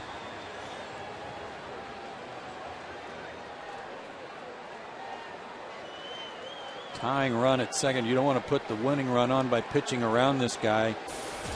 I think you got to like this matchup. I mean, huge RBI guy. He's at his best in this situation. But if you're Ryan Howard, there's a lot of people you'd pick to have pitching to you right now instead of Johnny Venters. Howard just a .224 hitter this year against left-handed pitching, with 55 strikeouts and 170 at-bats.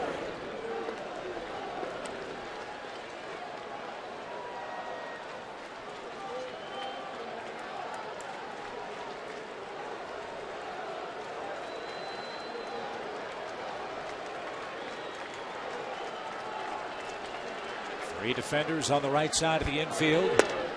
And Howard took a knee-high fastball at 97 for an even count.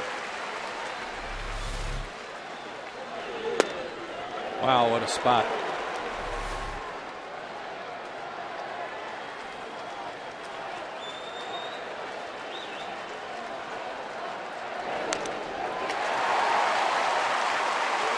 That's that place we were talking about Monday night with Tom Glavine talking about you can run the ball in on his hands, and Tom said if you do, you better get way in there, and that's what they did.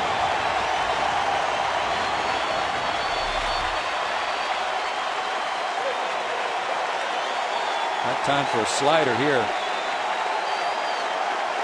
Into a chase.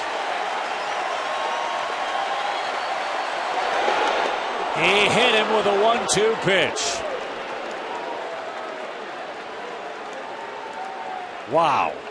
He had Howard set up. It got away inside, and now the Phillies have the go-ahead run at first in the form of Howard and 2 outs for Mayberry.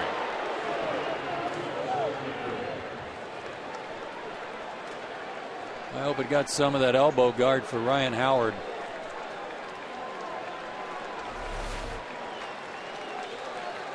Otherwise, that's going to be a sore elbow.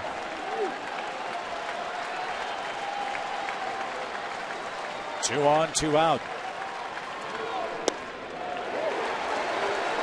Mayberry 1 for 7 against Johnny Venters.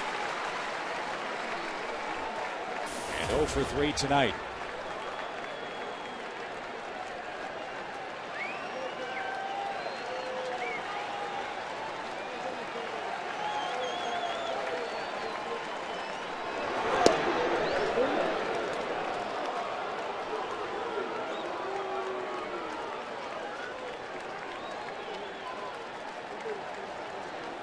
A lot of those at bats coming late in the ball game when he's asked to go up there and try to figure something out against Venters. The game on the line. Got the corner.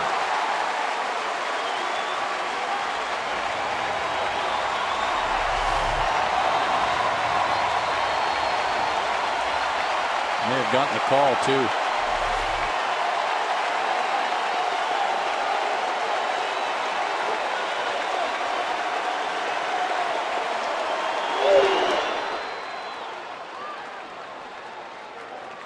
I like that pitch call. Tried to throw a back foot slider down and in to get him to swing over the top of it. And he didn't offer.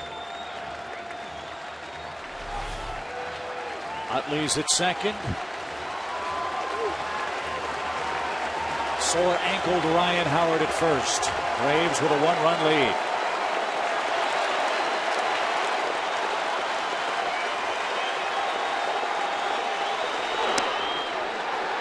Now the advantage for the Philly base runners. They can move with a 3-2 count. And this guy's gotten some huge hits for Philadelphia all year long. You hear about all the other stars, but even opening day, they beat Houston at home with a big comeback in the 9th inning, and he got the game winner in the first game of the season.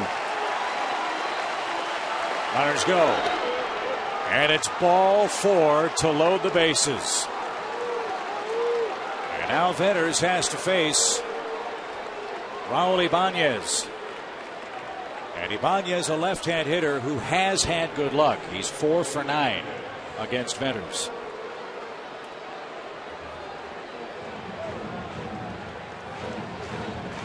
Now Philadelphia is going to bring on a pinch runner. That might be Michael Martinez.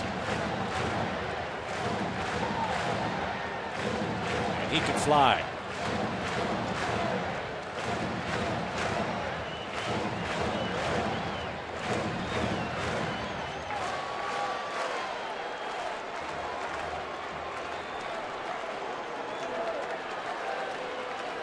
Bases loaded for Ibanez. Strike one. Big pitch right there just to get ahead. Johnny's in trouble again here, and he's walked 2 guys. He's hit one, but his stuff to me is a lot better tonight than it's been. He's throwing hard. He's got good movement, but he's in a pickle again.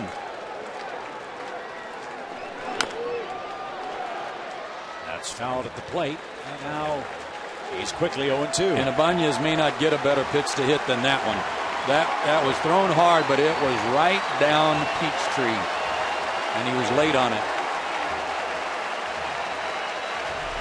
Check out this location, right at the glove, and Raul couldn't get around on it.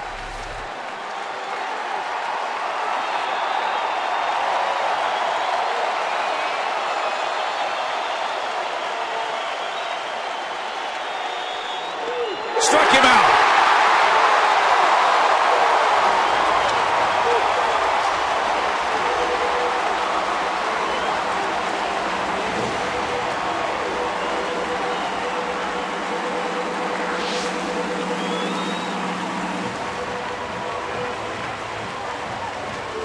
Turner Field is rocking.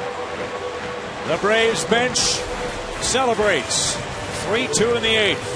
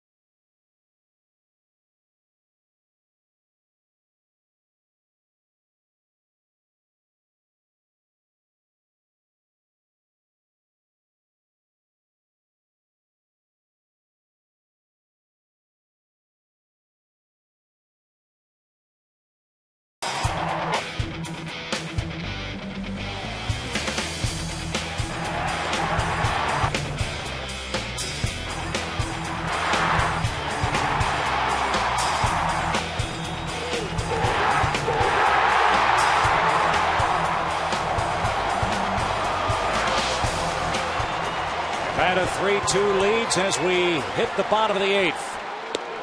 Chipper Jones starts things off for the Braves.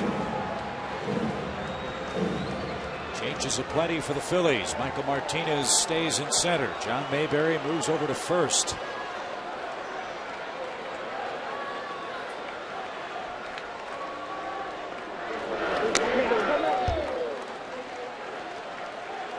There's John. And a new pitcher on the mound for Charlie Manuel. Ryan Madsen, their closer, fastball, change-up pitcher. Worked here Monday night. Worked an inning, struck out a couple.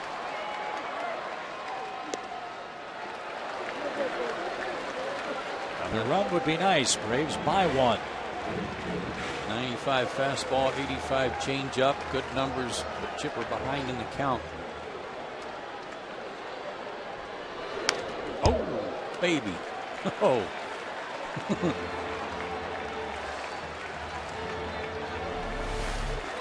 High target from Ruiz. He wanted it a little higher than that.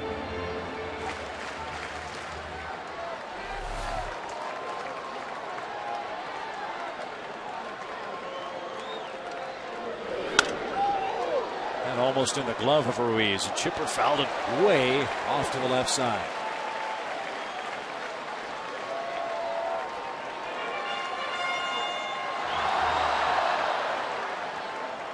Chipper tied the game in the first inning after Bourne singled, stole second, and took third on a ground out, a sacrifice fly. Well, that was a big momentum run for the Braves, who fell behind in the top of that first inning.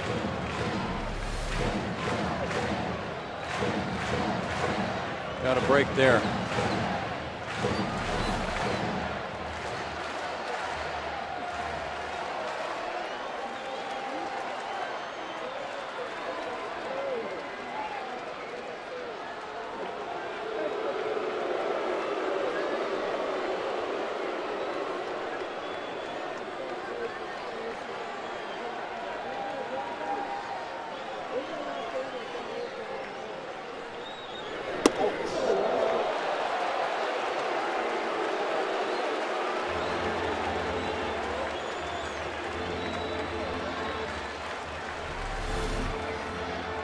He'll throw his change up in any count. Might do it here 3-2.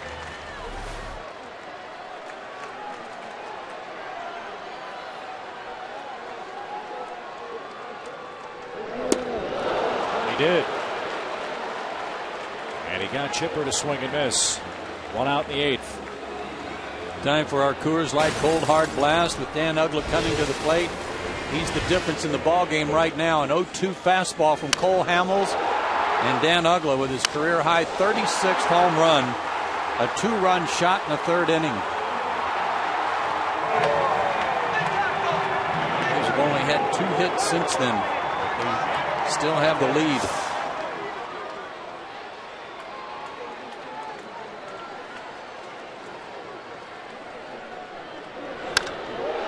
He jumps to first pitch, drives it a mile high to left. Just missed. And 2 outs.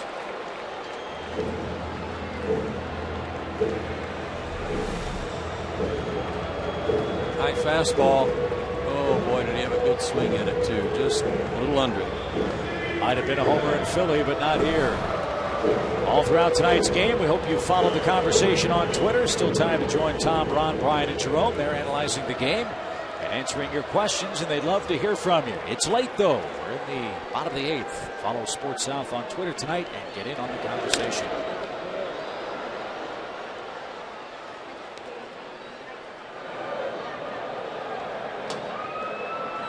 Greg Kimbrell getting ready for the top of the 9th and the bottom of the Phillies batting order.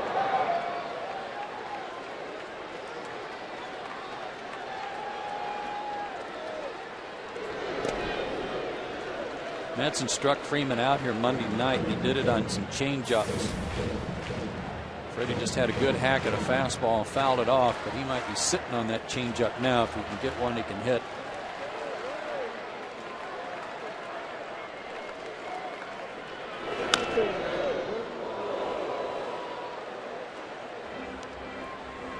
Last home game of the year, Wayne. Don't take one in the noggin. That was good ducking over there.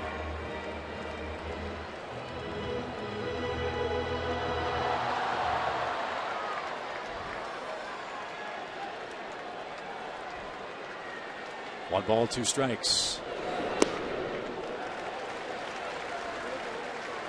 Great crowd tonight, 45,350.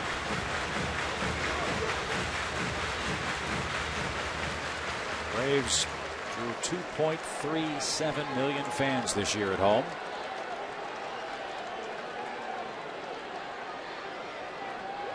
And now a 2-2 pitch. There's that changeup again. And Madsen has his second strikeout of the 8th inning. It's Kimbrel time, folks. He'll try to protect a 3-2 Atlanta lead and a chance to play on tomorrow.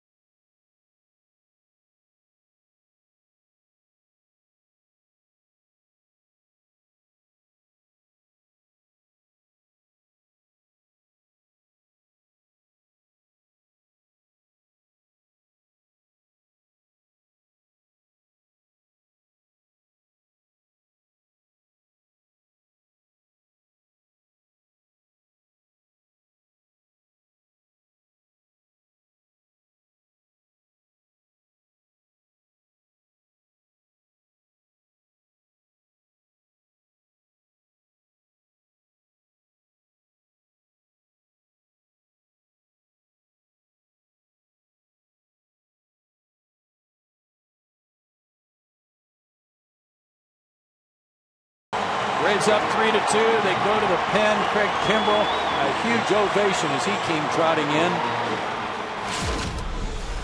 But our Toyota play of the game after the Phillies had closed the gap to 3-2. Runners at first and second, one out. And Eric O'Flaherty comes in relief.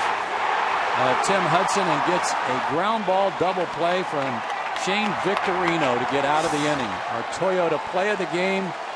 And now the game on the line here. Greg Kimbrel answers the AT&T call to the bullpen, looking for his 47th save. That ties him for the top spot in the National League. John Axford of Milwaukee shares that honor with him. 1 ball, 1 strike. He has not pitched in 5 days. But for the year, he's got good numbers against the Phillies. 5 for 5 in saves, 7 innings, only 1 unearned run, and 8 strikeouts in those 7 innings. Line drive, Polanco into right field, a leadoff single. What was the word you used about the Phillies? Relentless. They're not going to make it easy for you. Typical Palacio Polanco too. Just sticking the bat out there, going the other way, and hitting it in the right spot. Pete Orr will run for him.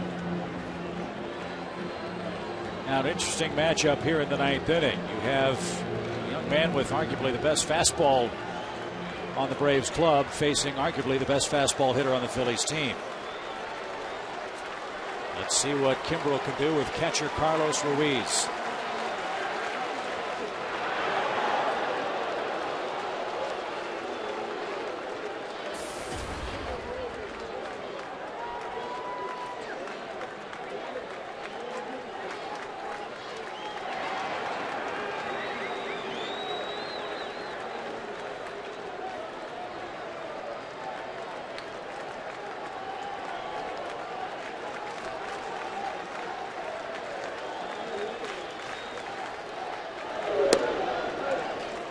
low, ball one.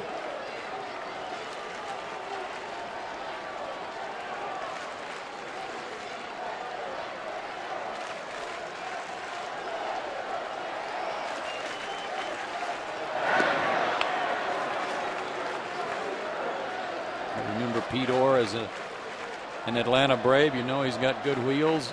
Trying to hold him close.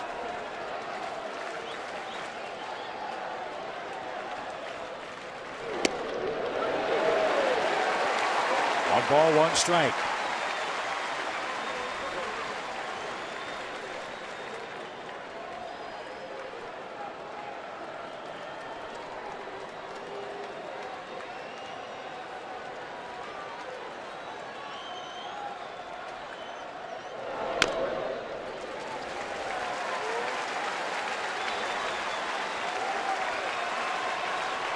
Braves have turned 2 double plays tonight. They'd love another chance with Ruiz up there.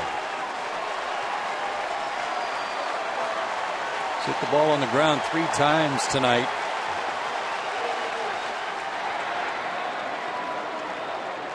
Right at somebody again would be nice.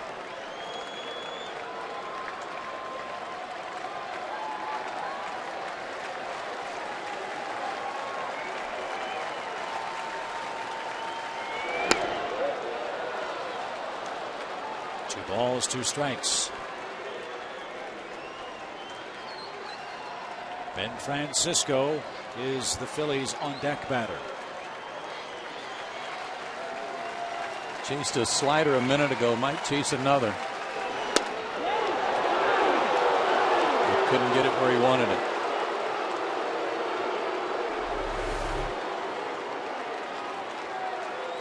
And Ruiz really didn't even flinch on it either. 3-2. Orr's running. And he slammed on the brakes. Phillies have done that a couple of times tonight. Chase Utley at first base started then stopped and was part of a double play.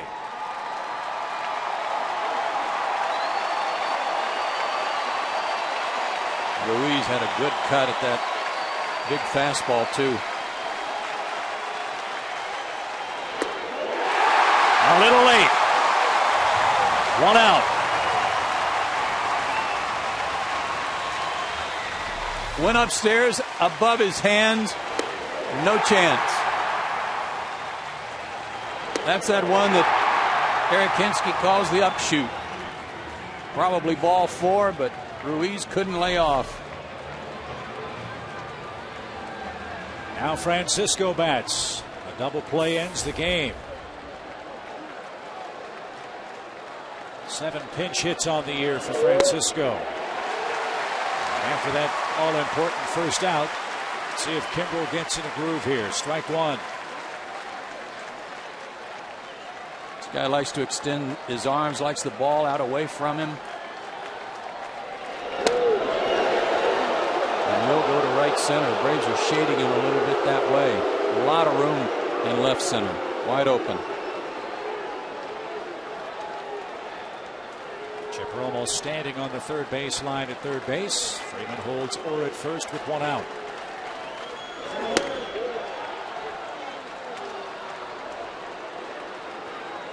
If you don't get the double play, you have to worry about the top of the Phillies order. And that means Jimmy Rollins. He's next.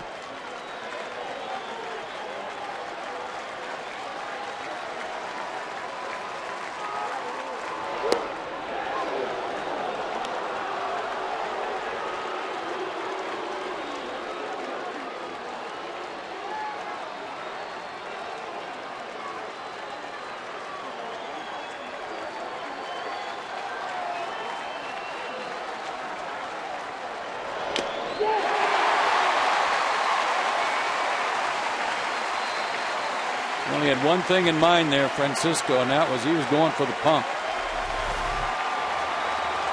With a fastball away, fouled off the end of the bat.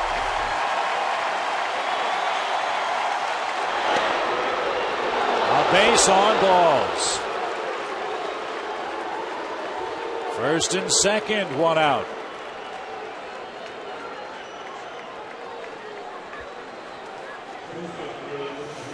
had the part of the order up there you wanted to start the inning. That's the part that's not this part. Yes. So Polanco, acting like a leadoff man, did his job. He got on. And now the task gets harder. A strike to Rollins. Rollins 0 for 4.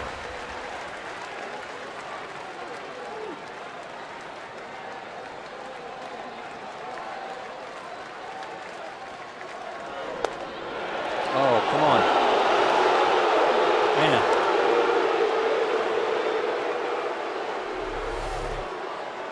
See what Box Track says. Thought it was a backdoor slider. Well, it got the fur of the tennis ball hit it.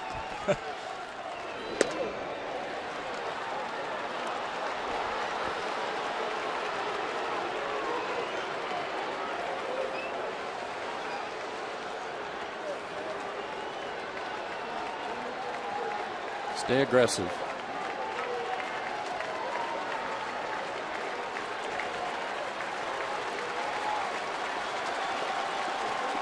Don't want to go 3-1 on this guy, as good as fastball hitter as he is. Tied him up. Best fastball he's thrown to at 98.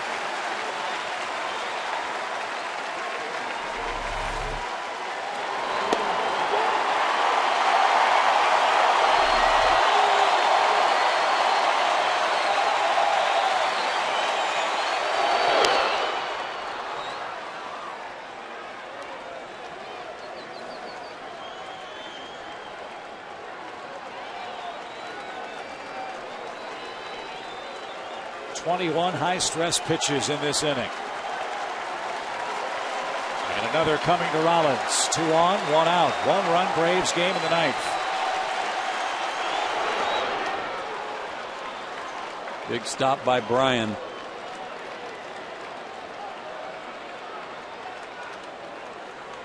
Kept 2 guys from being in scoring position.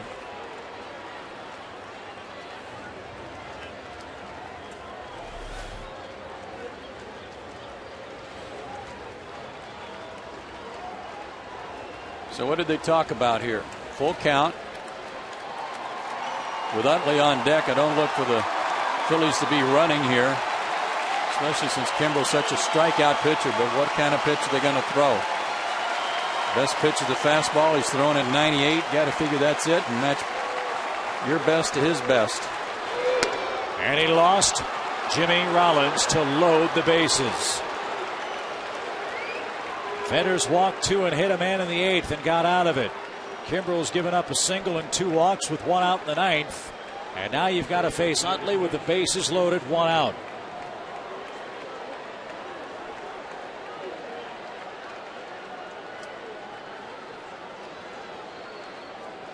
Well, as it should be, it's all on Craig Kimbrel here. There's nobody warming up in the bullpen.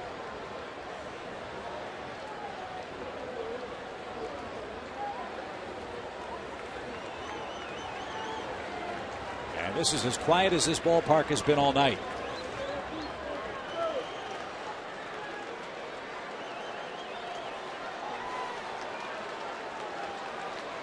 Utley's only faced him 1 time, 0 for 1.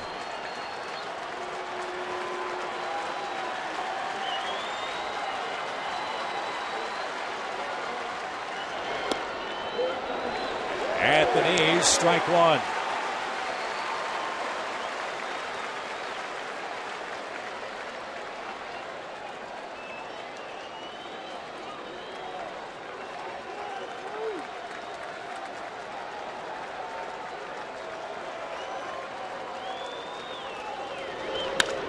Fly ball toward left.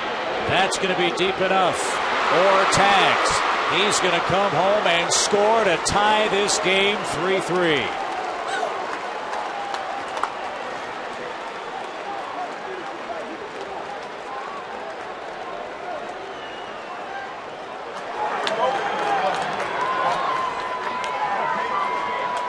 All right. That's over with. You can't dwell on that. Utley, who spoiled what pitched down and away earlier tonight in a good spot, got a little better swing on that one. And like so much that has happened this season, this month, you got to turn the page and get this guy. You cannot dwell on that and feel sorry for yourself. You've got to concentrate on a tough hitter here. And low to Pence.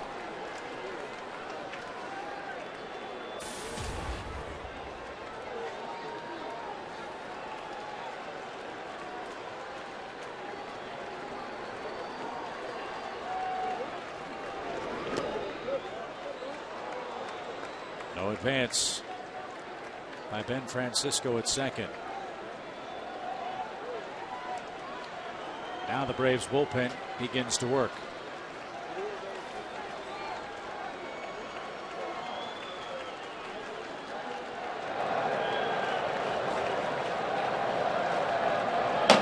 Medlin up again.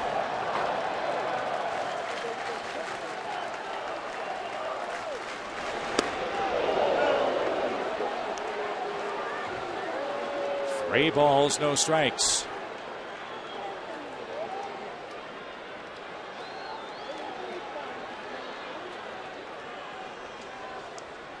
And something's fallen to the field of play in right center field. Michael Bourne's going to have to pick that up.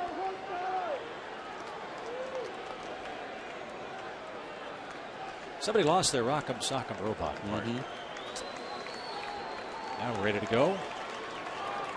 Pence had a 3-0 count earlier in this series and had a big hit.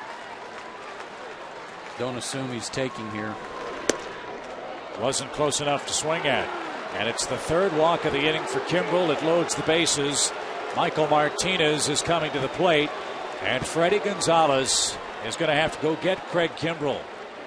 29 pitches, 16 balls here in the ninth.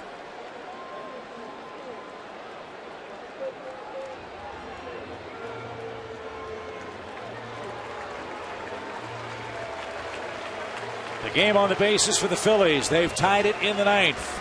And Chris Medlin will come on and try to put out a ninth inning fire.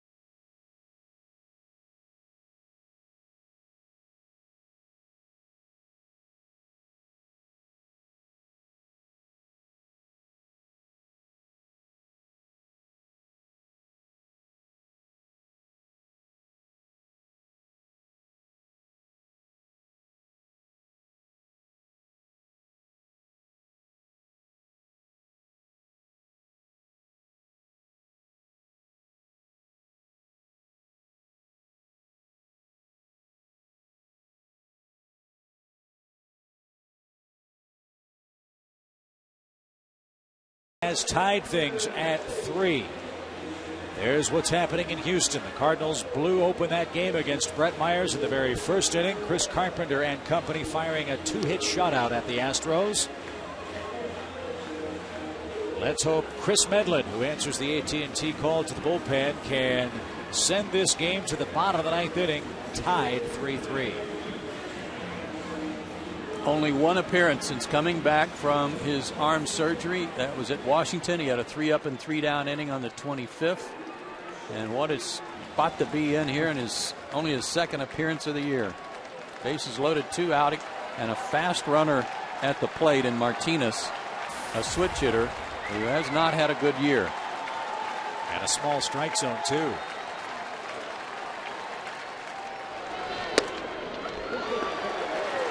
One thing you know about Chris, nothing scares this kid. He will come right at you with everything he's got. He's jumped ahead of Martinez with strike one. Pop fly, foul ground. Chipper will run out of room. 2 pitches, 2 strikes.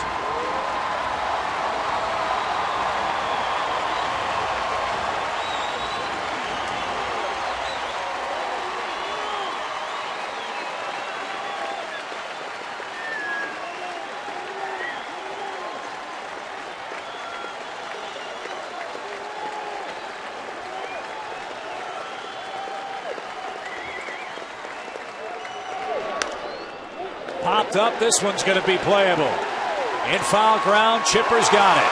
3 pitches. Medlin saves the day. The Phillies tie it in the 9th inning. Last bat winning opportunity coming up for Atlanta. McCann, Hayward, and Wilson. 3-3 in the 9th.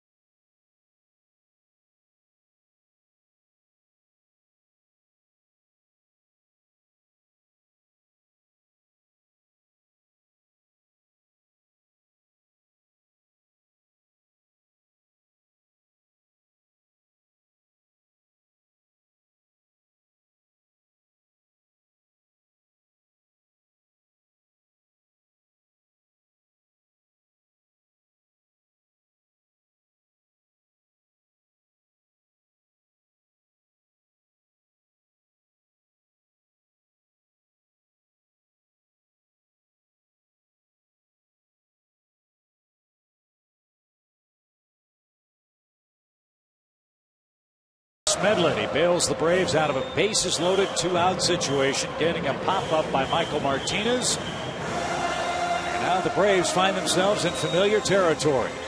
Look at what this Atlanta club has done this year in its last at-bat. Tied with Cincinnati for the most last at-bat wins.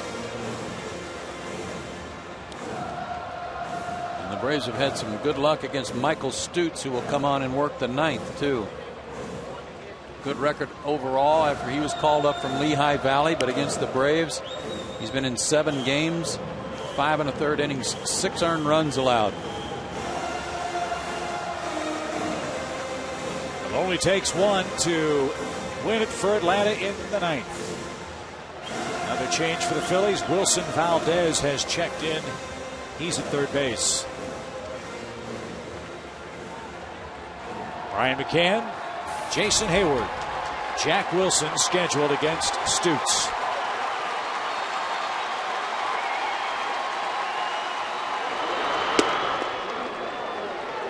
Strike one.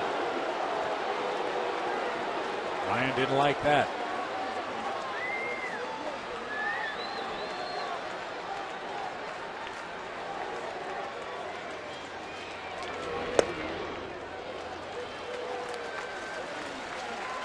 He's got a good arm, but he is a kid.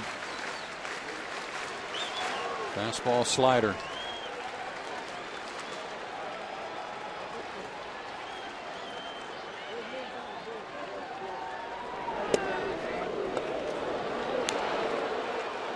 One and two.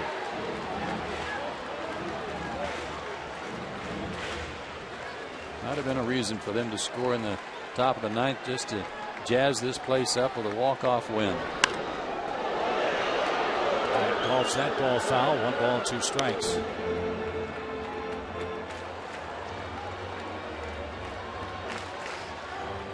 You just saw McCann's taking Stutes out. Let's see if he can do it here with nobody out. 2-2.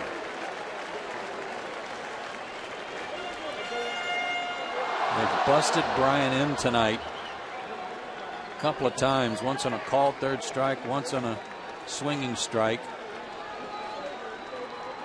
Let's watch Ruiz. Is he going in again? Nope. Popped up. Shallow center. 1 out. Martinez was out there in the shadow of the scoreboard. He had a long way to go to get that one.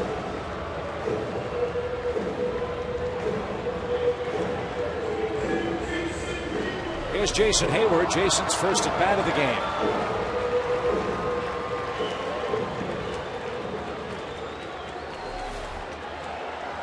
Hayward's never faced Stutes before.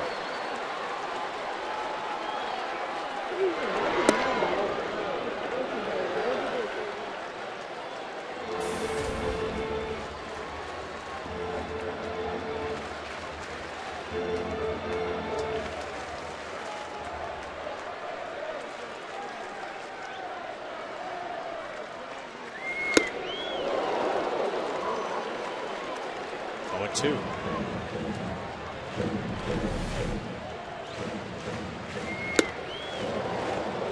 A rising fastball there from Stutes. They have to get on top of one. There you go.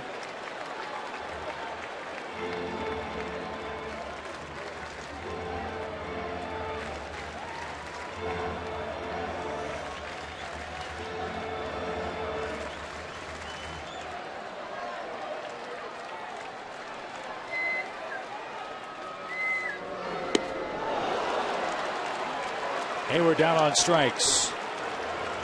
2 away in the bottom of the 9th.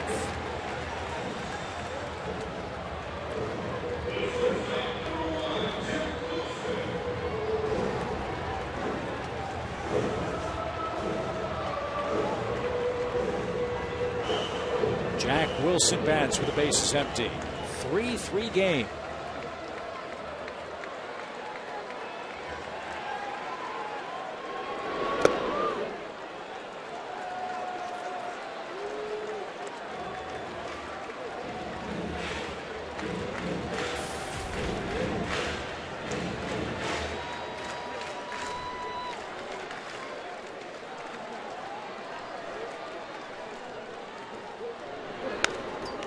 Ooh, good cut by Jack.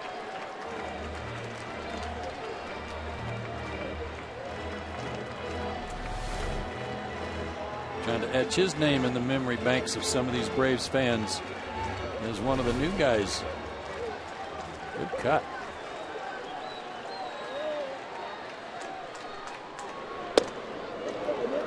Well, that's a good breaking ball. Same thing he threw Jason Hayward, 95 down to the low 80s.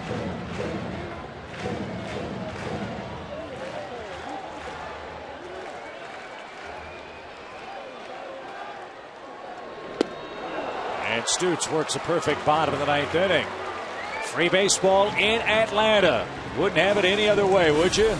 The Braves and Phillies relentlessly march on. 3-3 your score.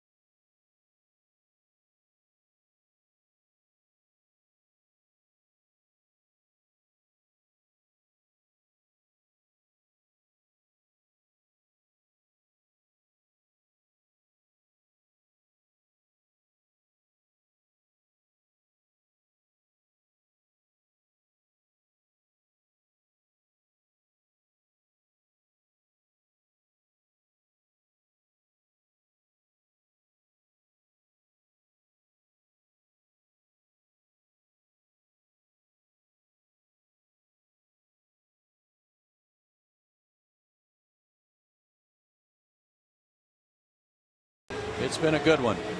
Braves just couldn't close the deal in the ninth. Third inning, Braves had a run to tie it in the bottom of the first. Then in the bottom of the third, Dan Ugla, Cole Hamels, a 2-run homer. And a big play in this ball game after the base hit here by Jack Wilson. Ugla to the plate. A great throw by Hunter Pence. Gunned him down to end the inning. That turned out to be a huge out. But in the ninth, after a base hit and some walks, Craig Kimbrell had the bases loaded and Utley up there, and he delivered a sacrifice fly to tie it. So we're on into extra innings. And they are presented by Jack Link's Beef Jerky all season long. Jack Link's Beef Jerky, feed your wild side. When I said we wouldn't have it any other way regarding extra innings, that's because the Braves are now playing their 26th extra inning game of the year. They're 14-11 this year. And a bouncing ball, speared by Medlin. Good play to retire Mayberry.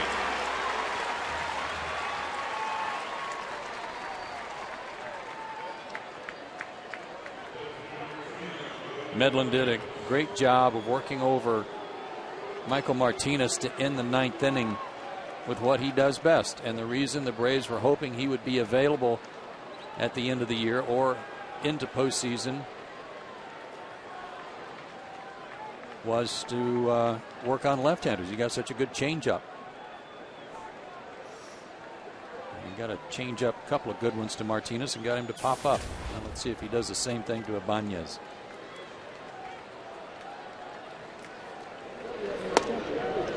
Ibanez had a big at bat in this game in the 8th inning. The Phillies had the bases loaded without benefit of a hit. Johnny Venters got him on 3 pitches and preserved an Atlanta lead. Now he bats with the bases empty, 1 out in the 10th, and a tie game.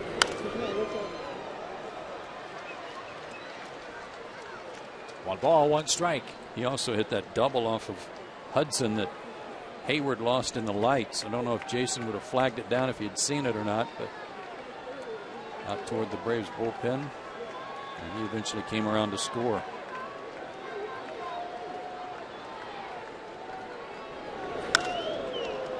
Another fly ball. This one carries out to left. Ibanez is the 2nd out. Medlin a perfect inning of relief so far. 2 outs. And Valdez, we presume. It is Wilson Valdez.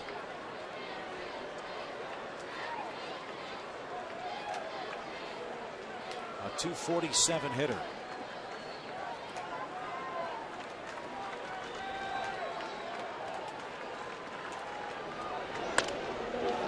And line just out of reach of Freddie Freeman and into shallow right field.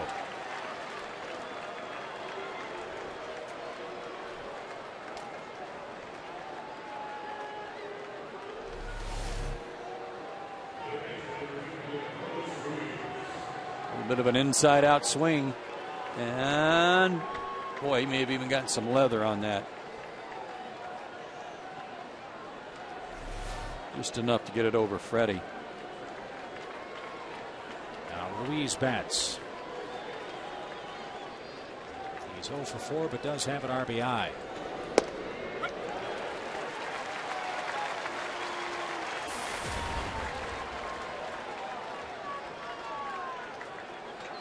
Valdez has got 3 swipes, been caught 3 times.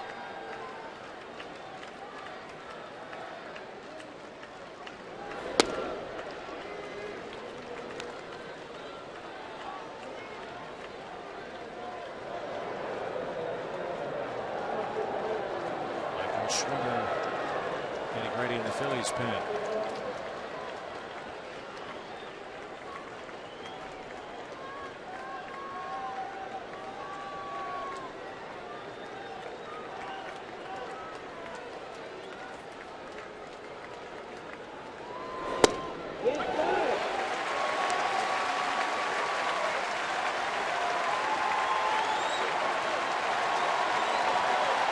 Keeping the ball down at the knees.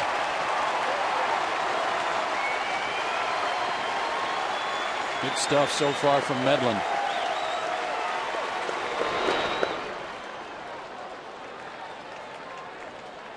Two balls, two strikes.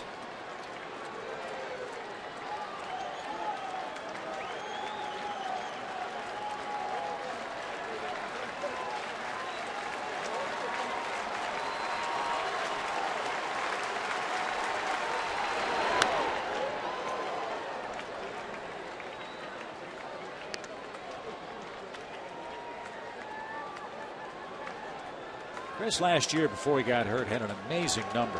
In his 14 starts, the Braves were 13-1. He's the turn on how this kid handles pressure well. He is unflappable and tough to beat. 3 balls, 2 strikes. He needs a good pitch here. He's ahead in the count. Ruiz spoiled a good fastball up and out of the zone that he went after. Struck out his last time up chasing a high fastball from Kimbrel. But of course, Chris doesn't throw as hard as Craig.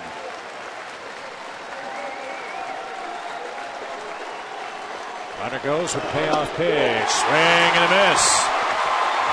Good live fastball at 92 from Medlin. He strikes out the Phillies catcher and sends this game to the bottom of the 10th inning.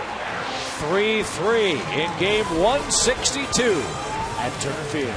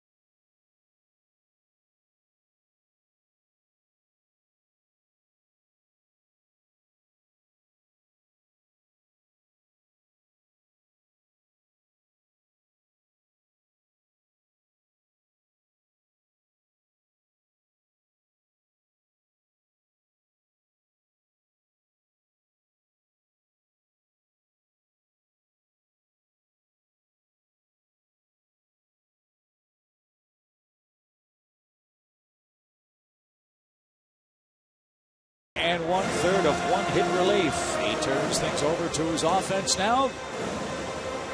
Big crowd chopping away, hoping for another walk-off win. We're in the 10th, 3-3.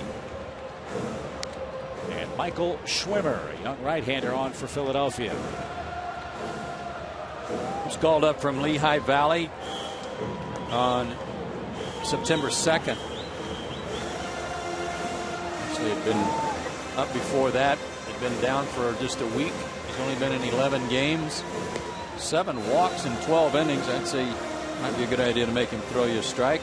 See how he does tonight. Has never faced the Braves before. And the Phillies get Ruiz out of the ball game. New battery for the Phillies. That's Brian Schneider, longtime Major League veteran. So the Schwimmer Schneider battery. Nice. Good luck. And Eric Hinsky grabs a bat. He'll hit for Medlin. Cardinals are on their way to scoreboard watching. Who would have thought they started an hour after we did? They may finish first. We're in the 10th.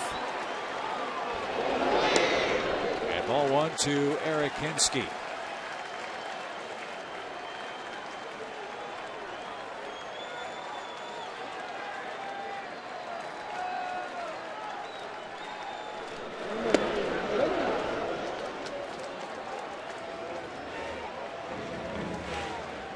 just 3 for 22 this month with 7 strikeouts. He's due.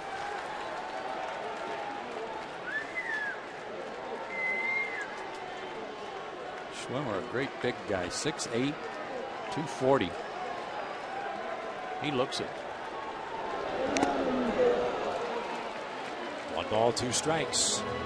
Change up from him.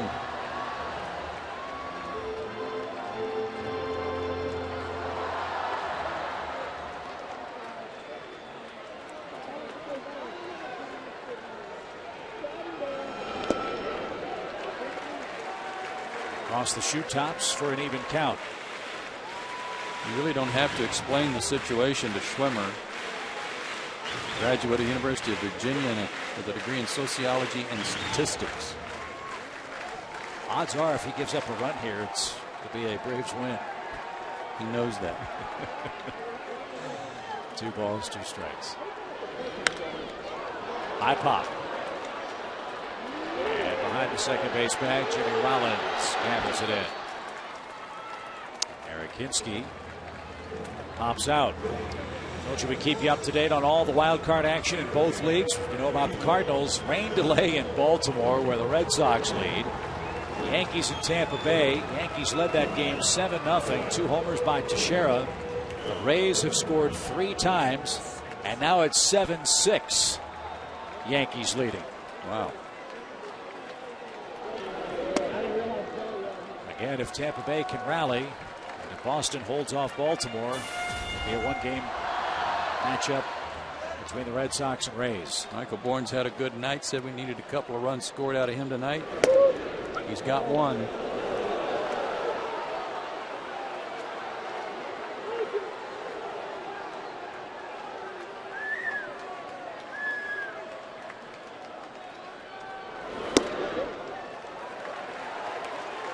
That was 94, nowhere near the zone, but 94, and he had the changeup before that at 81.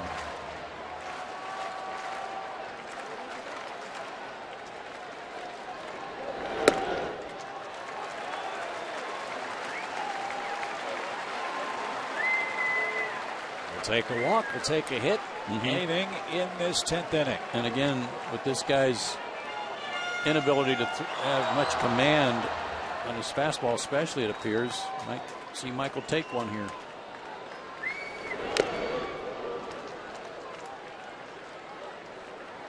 Now it's full.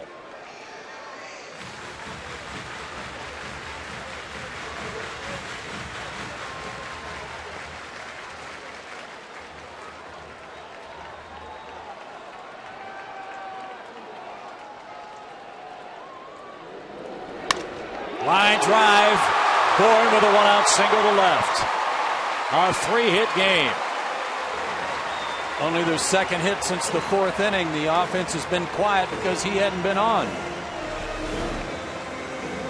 2 hits in the first 3 innings with 2 stolen bases and a run scored. Now we'll find out how good Mr. Schwimmer is at holding runners. Brian Schneider, a veteran catcher with a quick release, but not the arm of Carlos Ruiz. Bourne stole 2 bases, might have had a third, but was called out trying to steal third. And now the game in the hands of the Braves now. Chris Carpenter goes the distance. His first win in Houston in 6 years for St. Louis. A 2-hit shutout. Now Atlanta has to win to force game 163. I'm going to say he won it with an exclamation point. You bet.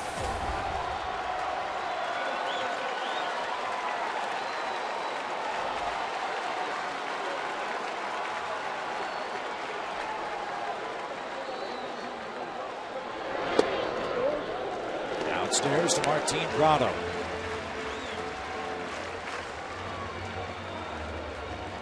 One of the other sides of this, it was Schwimmer just facing the Braves for the first time, is Michael Bourne's got to see his delivery to the plate. He's got to watch it. Not sure what kind of scouting report he got on his move. That ball floats over the zone. 1 ball, 1 strike.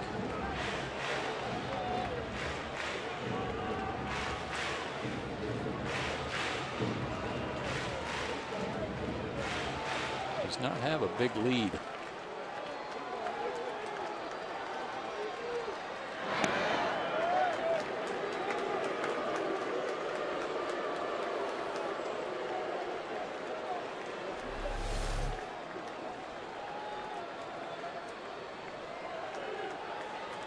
Easy to get back. Wasn't that far off.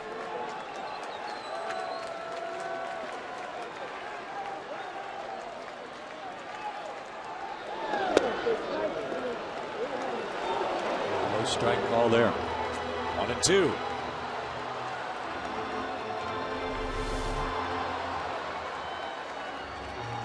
What a good pitch.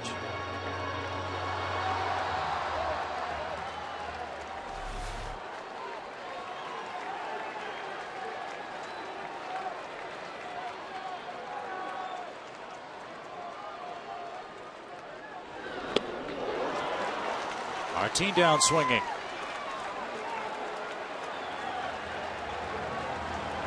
And here's Chipper with 2 outs and Bourne at first. That was the changeup, and boy, has it been a dying pitch at the plate. Good arm action. Very deceptive, especially from this big horse of a guy.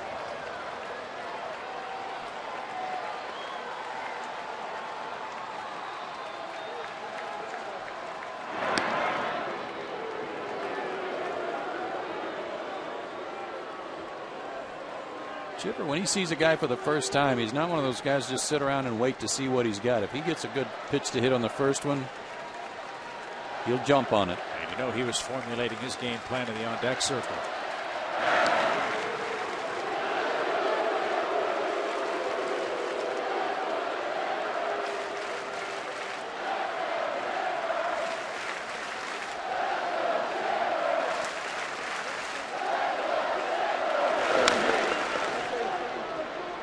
That's a foul ball. Strike 1. Change up to start him. And he left it up a little bit, but Chipper still out in front.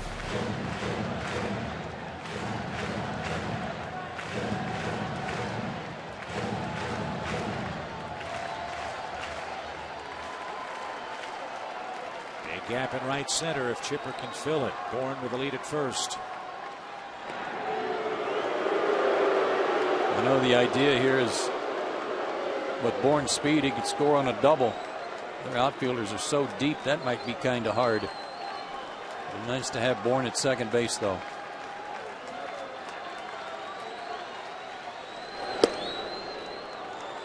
One ball, 1 strike.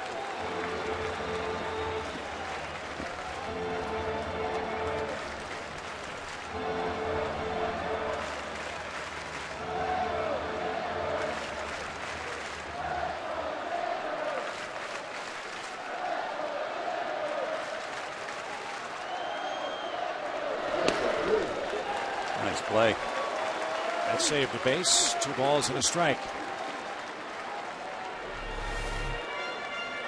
Terry Pendleton just said something to Jerry Meals, the first base umpire. I don't know if Terry saw something that might result in a balk. Maybe Schwimmer's not pausing enough.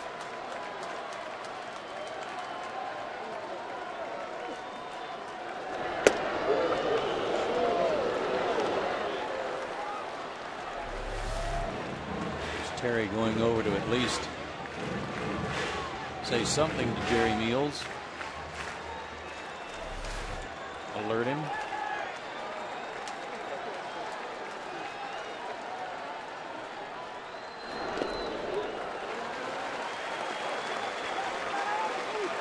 Now it's 3-2.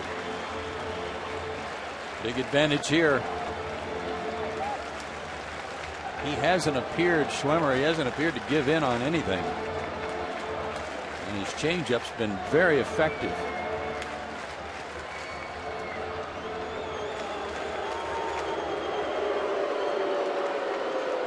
And the big guy out of Fairfax, Virginia wants to have a chat with Schneider.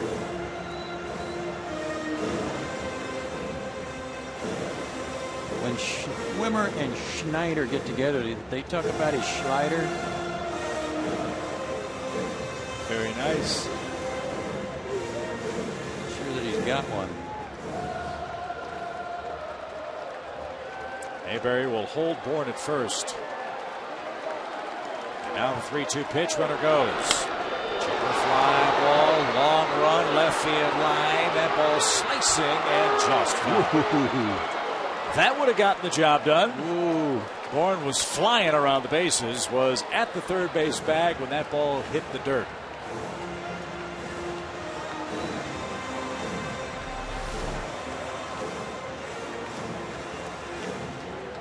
Long way to go for Ibanez, too, and that ball was only about 2 feet foul. Was it? No, it was more than that.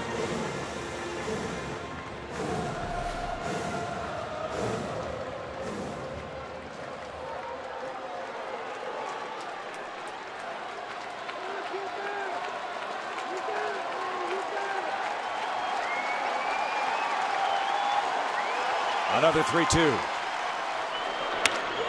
Fly ball left center field.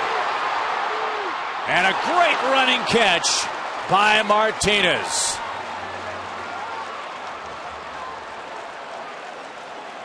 Chipper hit it right on the button. And Schwimmer lives to tell the tale in the 10th. We go to the 11th. 3-3.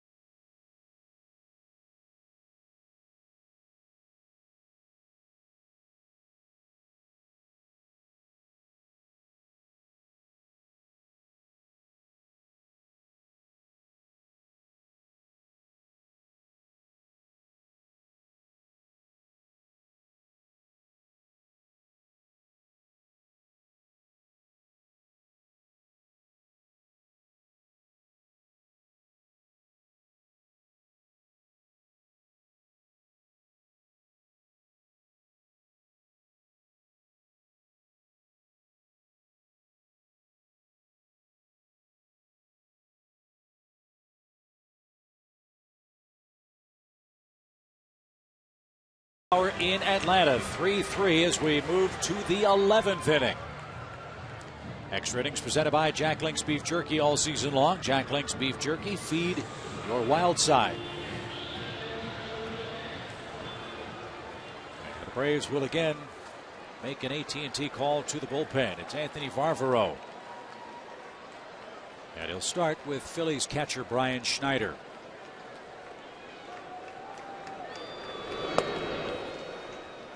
Anthony worked here in the 9th inning of game 1. Had a 1-2-3 inning.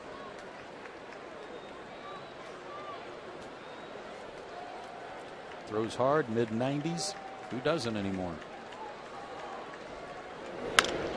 Ground ball to second off the bat of Schneider. Good start to the top of the 11th. Braves alumni jersey auction ends tonight.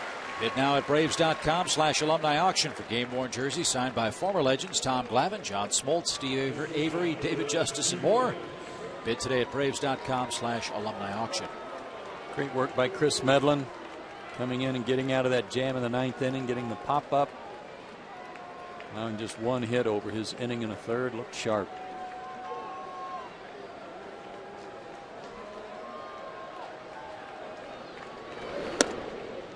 This game was started by Tim Hudson. Tim was great tonight. I'll say. 6 1/3, 6 hits, 4 strikeouts, couple of runs. Flaherty and Fetters, an inning and 2/3 of scoreless relief. Brett Kimbrell, 2/3 of an inning, a hit, 3 walks. And a sac fly tied the game for the Phillies. And that's where we stand, 3-3. Dan Uggla, a 2-run homer for the Braves. A big blow. That was way back in the 3rd. Cardinals already won tonight. As Carpenter went the distance in Houston. St. Louis, I'm sure, watching our game tonight, waiting to see if the Braves can force game 163 at Busch Stadium tomorrow night.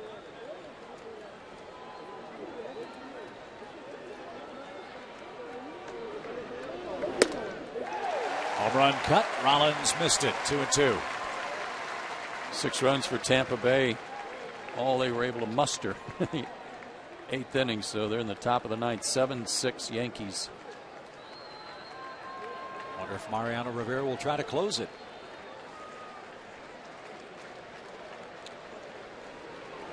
I'd say there's a good chance.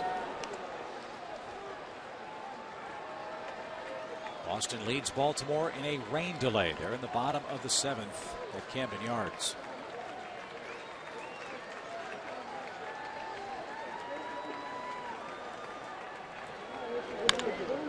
To the right side. Farvero to the bag. Rollins out number 2.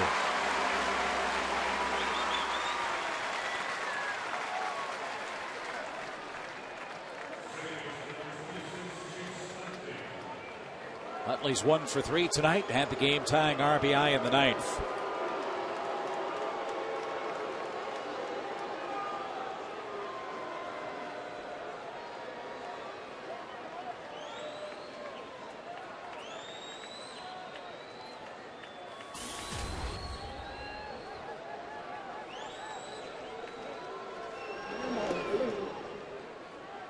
Not a bad idea to start him with an off-speed pitch. He's really good at ambushing that first pitch fastball.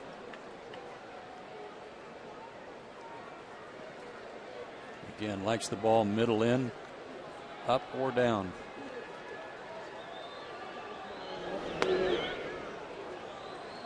Really hit a pretty good pitch for the sacrifice fly, too. It was down and away at about 97. And as you pointed out earlier tonight, Utley's just sort of been punching at the ball tonight, just trying to put it in play. Well, he spoiled a great pitch from Venners in the 8th inning that eventually led to a walk, but just shortened up. Shortened up that led to him just fighting to stay alive.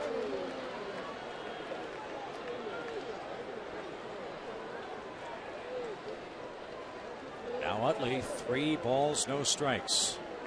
Pence on deck. Bases clear, 2 outs in the 11th.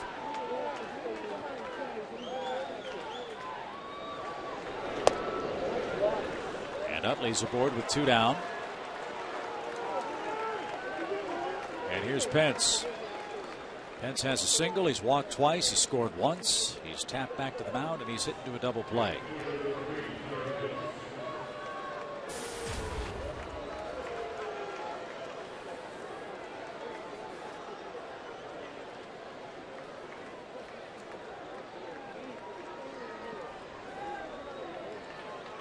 Last time he was caught stealing, September 4th of last year.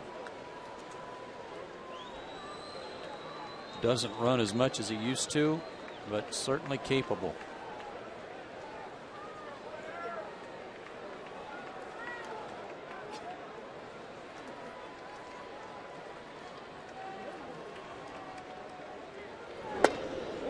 Not going on the first pitch, which is a strike at the knees.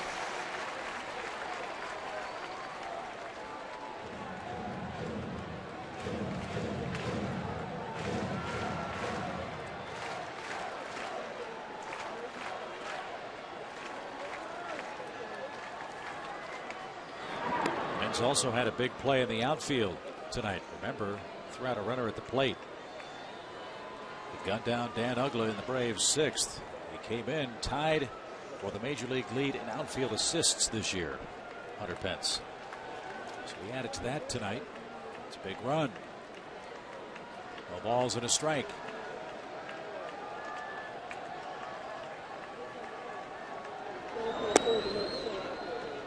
Well, if he does, he's got a bunch then, because doesn't Alex Gordon of Kansas City have about 20? Said Nick Markakis and Jeff Francoeur. Francoeur were tied with Hunter Pence. Doesn't say the number. Okay. That's what the Phillies notes say. And now a 1-1 pitch.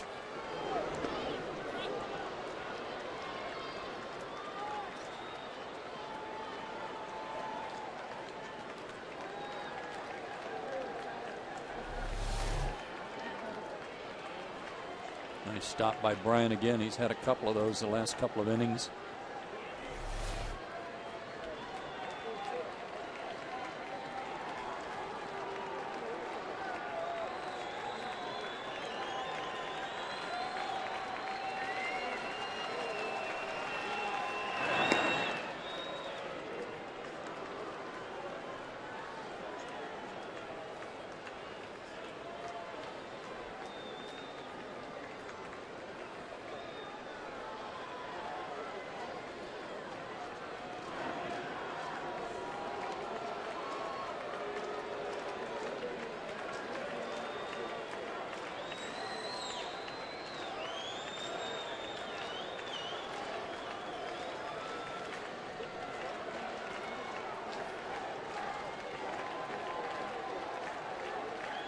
Runner goes. The pitch inside. The throw is high.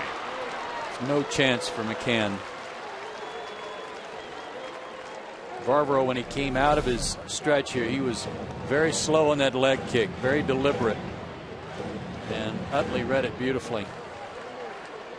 That's 21 in a row for Utley dating back to last year. Now the Braves will take the bat out of the hands of Pence. Barbaro nearly threw that to the screen. 2 on, 2 outs. Again, it's Michael Martinez. He was up with the bases loaded, 2 outs in the 9th inning, and popped out to Chipper Jones. This was Howard's spot. Ryan Howard was hit by a pitch back in the 8th inning when the Phillies were trying to tie it up. And Martinez came in to run for him. And Martinez's first at bat in Howard's spot was with the bases loaded, 2 out in the 9th, and he fouled out, as you said. And the Braves are playing with fire. From the 8th inning on, they have walked 7 Phillies. They've hit a batter, and they've given up a hit, but only 1 run.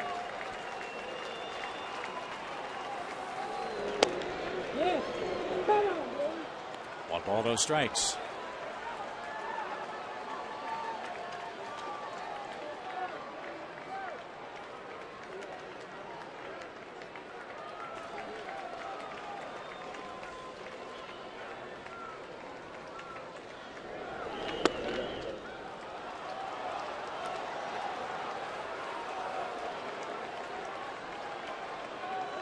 I know this guy's pesky. I know he's fast, but he's hitting 200. You got to make him put it in play.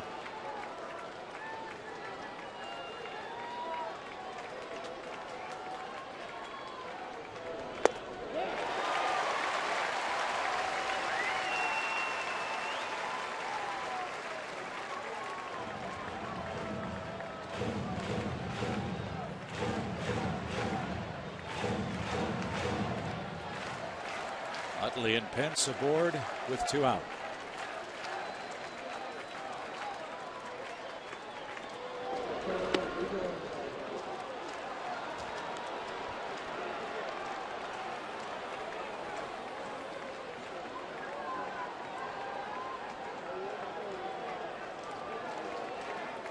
Good clutch hitter on deck.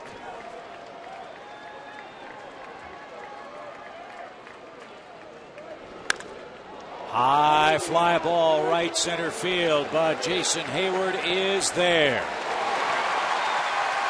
Braves pitch around Utley and Pence. Martinez flies out. Bottom of the 11th inning. Ugla, Freeman, McCann coming up in a 3-3 game.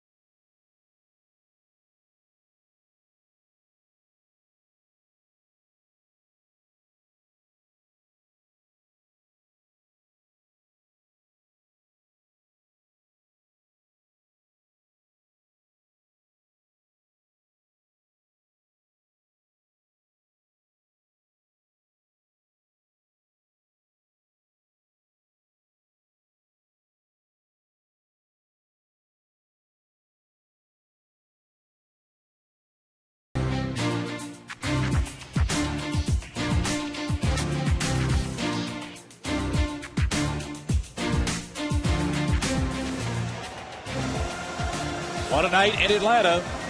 Braves trying to extend their season. It's 3-3 in the bottom of the 11th inning, and the heart of the Atlanta order coming up.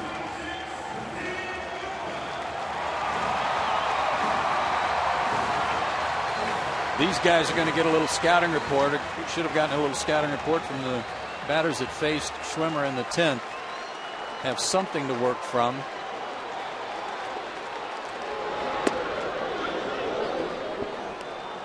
Schwimmer had a great year in AAA. He was 9-1 with a 1.85 ERA. And Uggla has a 2-run homer tonight.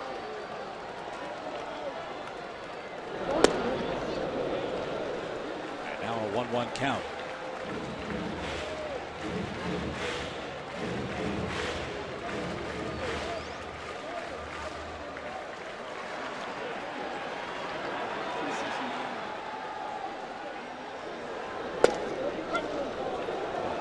Borderline call on that one.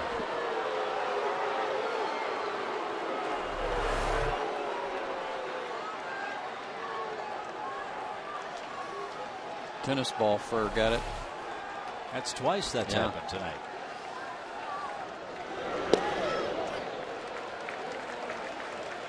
He's throwing a slider, but not very often. Fastball, changeup are his best 2 pitches.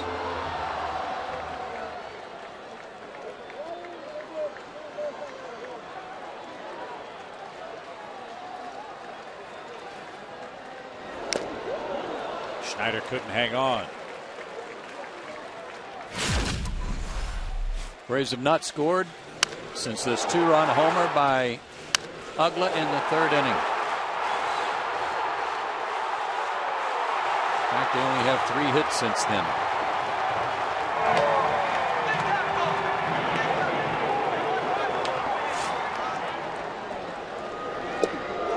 And Uggla down on strikes.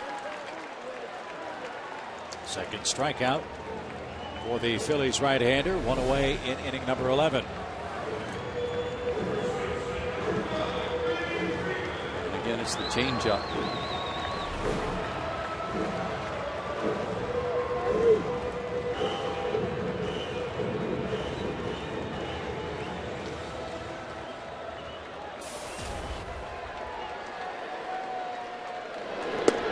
He had a ground rule double in the 2nd inning off Blanton. Snapped an 0 for 10. And he's had some good hacks tonight. Struck out his last time up, but he's had some good swings.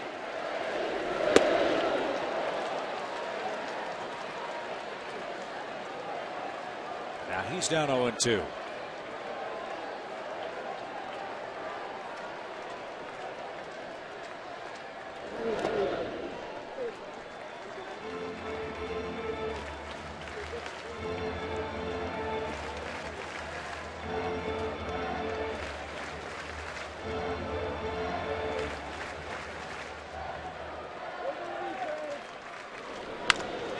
Line to short. 2 outs. Let's update the American League playoff chase. The Yankees led 7-0 in Tampa Bay. We told you it was 7-6 until Dan Johnson stepped in and a line drive homer right down the right field line in the 9th inning. And Joe Madden and the Rays are still alive. 2 outs, 2 strikes, I'm told, when he hit it. And he was hitting how much, Laser Baker? He was hitting 108. Our promo tonight said October, the time for heroes, right? Yeah. It's not October yet. But 1 in Tampa Bay tonight. Will be the Atlanta hero in this game. Maybe Brian McCann. Bases clear, 2 out. Not in this at bat. Ground ball to second. And we're headed to inning number 12.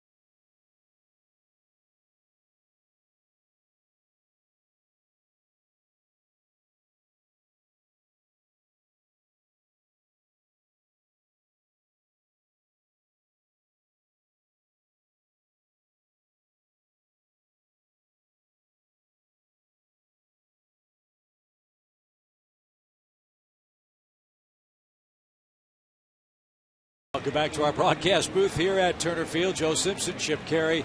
Exciting ball game. Braves had the lead 3-2 in the ninth. Couldn't hold it, but still have a chance with their last at bat at home and have to win if they want to play tomorrow in St. Louis. And a lot of this big crowd still here waiting to see how it's going to turn out, hoping the Braves can have a walk-off win here tonight. But, man, oh, man, has it been a tense game. The Braves offense looked good early in the ball game, has kind of gone silent again. So they're going to have to crank it up one more time. And hopefully they can get her done here in the 12th inning. But first things first, the Phillies go to work against another Atlanta pitcher. It's Christian Martinez answering the AT&T call to the bullpen.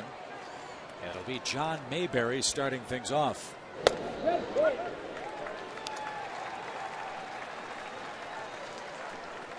Mayberry's 0 for 4 with a walk.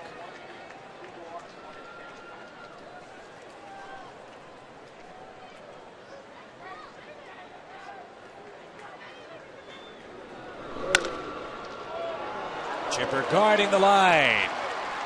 Couldn't knock it down. And Mayberry has a leadoff hit in the 12th.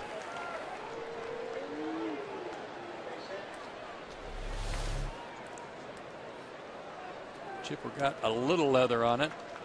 Just out of the reach of Wilson. Christian Martinez has had a lot of work lately. Sunday at Washington, he worked 2 1/3 innings. Came back on Monday and worked another third of an inning. Gave up a hit and a run.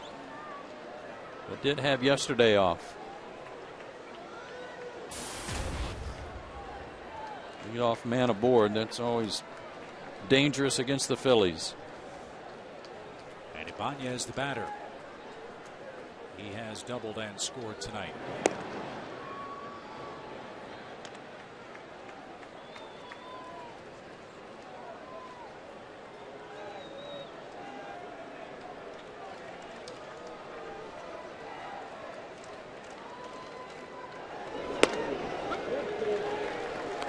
That's in for a strike as we approach 11 o'clock in Atlanta.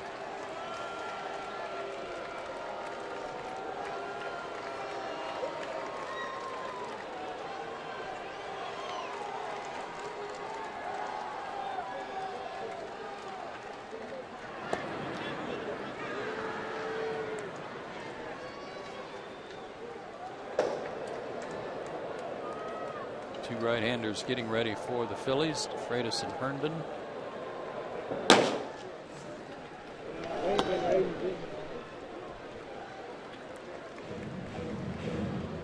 One ball, one strike.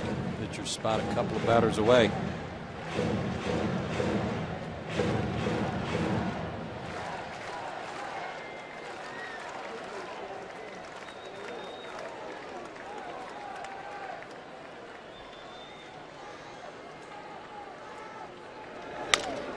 Slow roller towards second. One there. Two there. Really nice play there by Dan Uggla. He had to come in and get it. It wasn't hit that hard, but he made a nice, quick, accurate backhanded flip to Jack Wilson here. And right where Wilson was coming across the bag. Perfect toss. Third double play of the night turned by Atlanta. And Wilson Valdez bats. He poked a single over Freddie Freeman's glove in his lone at bat in the game. That was in the 10th inning.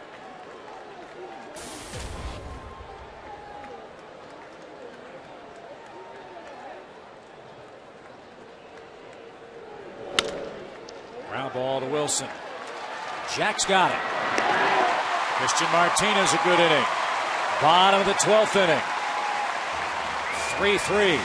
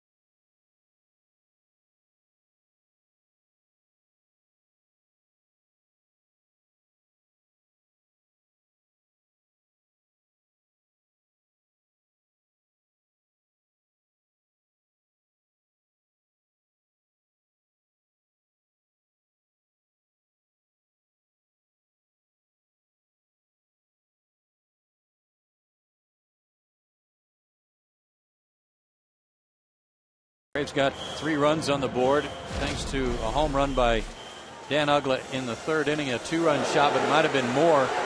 But defense has really saved the day tonight. A couple of times for the Phillies. They threw out Bourne trying to steal 3rd in advance of that home run, and then this throw from Hunter Pence, airmailed to home plate, got Uggla at the plate on a base hit by Jack Wilson. That ended the inning in the 6th.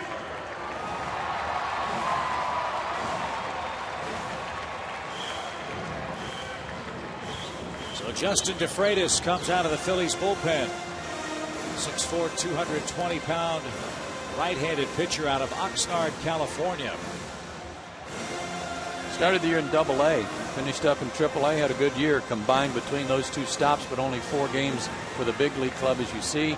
There are his overall numbers at Reading and at Lehigh Valley. So the Braves need to get some base runners on and try to get to this young pitcher who does not have a whole lot of experience.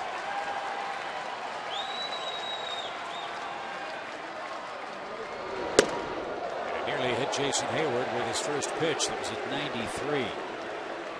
Jason just too quick getting out of the way there.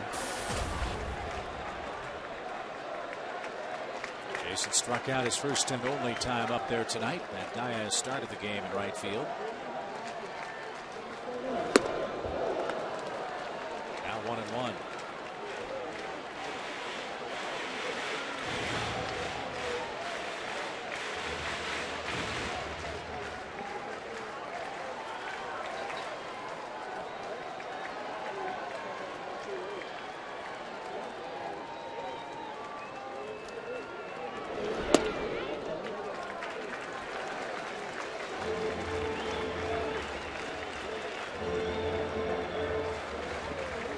Utley out there on the grass at second base trying to take away any ground ball that might get through. And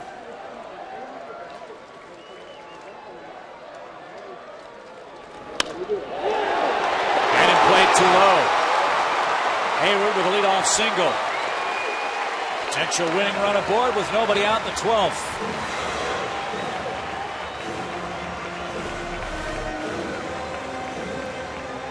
Fastball had the inner third of the plate, and you're right. Chase Utley can play as deep as he wants, but there's nothing he can do about this one. And a good bunter coming to the plate, and Jack Wilson.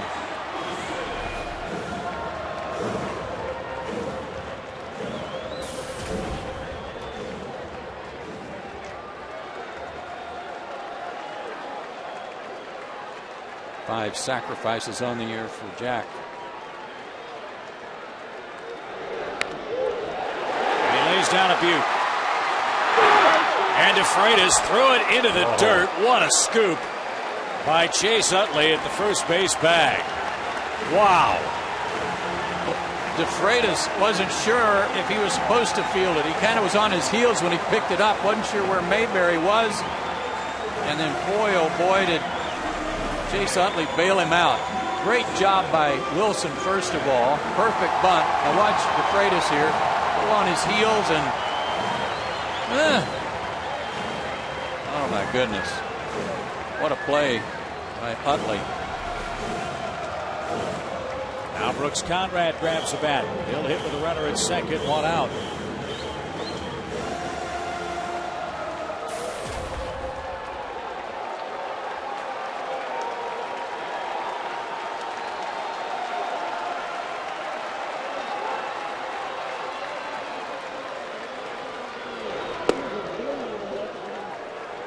Strike 1.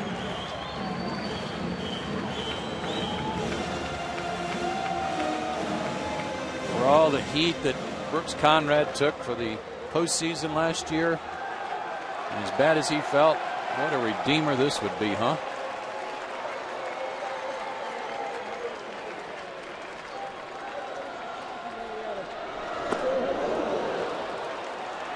Nothing in 2.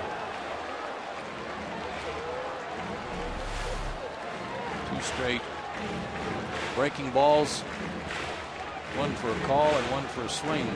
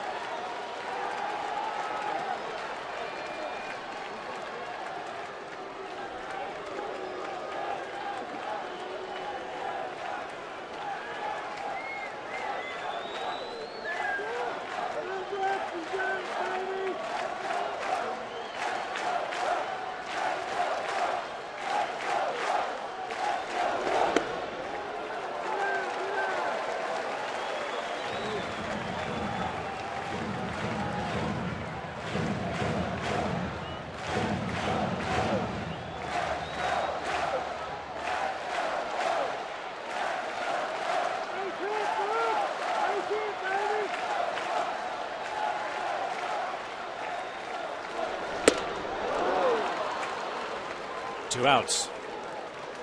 95-mile-an-hour fastball.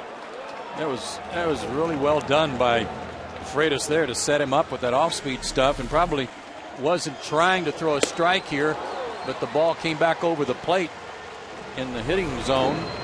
Certainly hittable there, but threw it right by Brooks because he hadn't seen the fastball yet. You mentioned poetic endings. Michael Bourne's a former Philly, and he's had a big night. 3 hits. A 4th could win the game with Hayward a gigantic second base lead. Outfield has to come in, and they're not going to pitch to him. They're going to pitch to Martin Prado.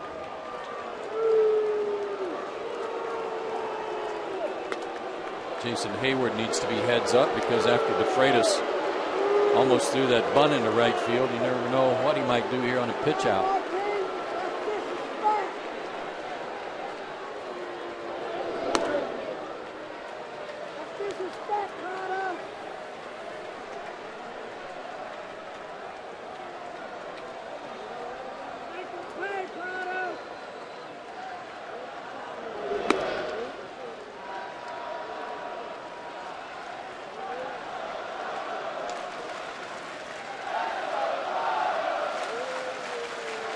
Crowd getting ready for Martin's at bat. And there's his cue.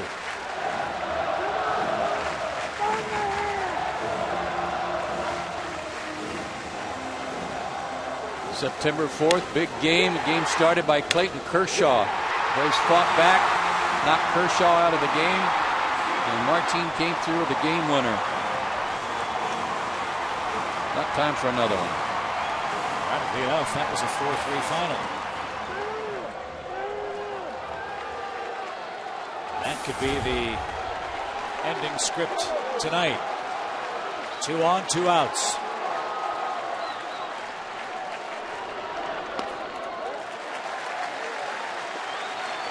Another thing to think about, young pitcher taking a glance at who's in the on-deck circle here. Well, Martin many times will be a little defensive at the plate when Bourne's on base in front of him, like Michael's been tonight. In this situation, you're going to see a different Prado. He's looking for something he can turn on. After that one.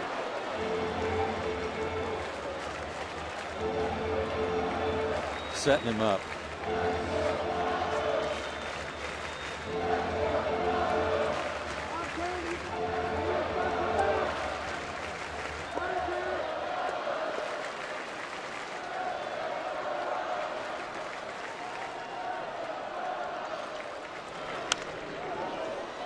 Back.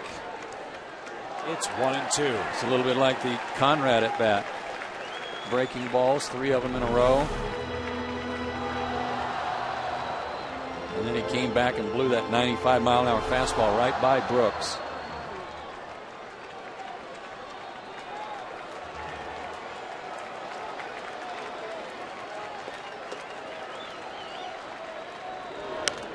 Oh, boy.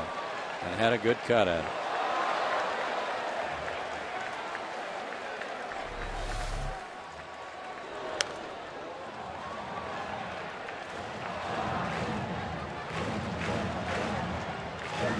Real good cut, just couldn't get on top of it. 1-2.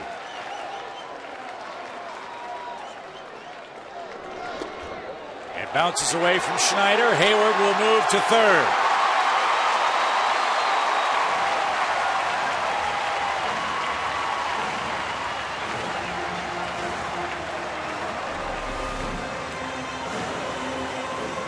About one more of those. Schneider just tried to backhand that ball. That's not like him. But he's not caught this guy too much either. He might have been surprised at how much that breaking ball was biting. Short hopped his glove. A wild pitch has him at the corners with 2 outs. And now a 2-2 pitch.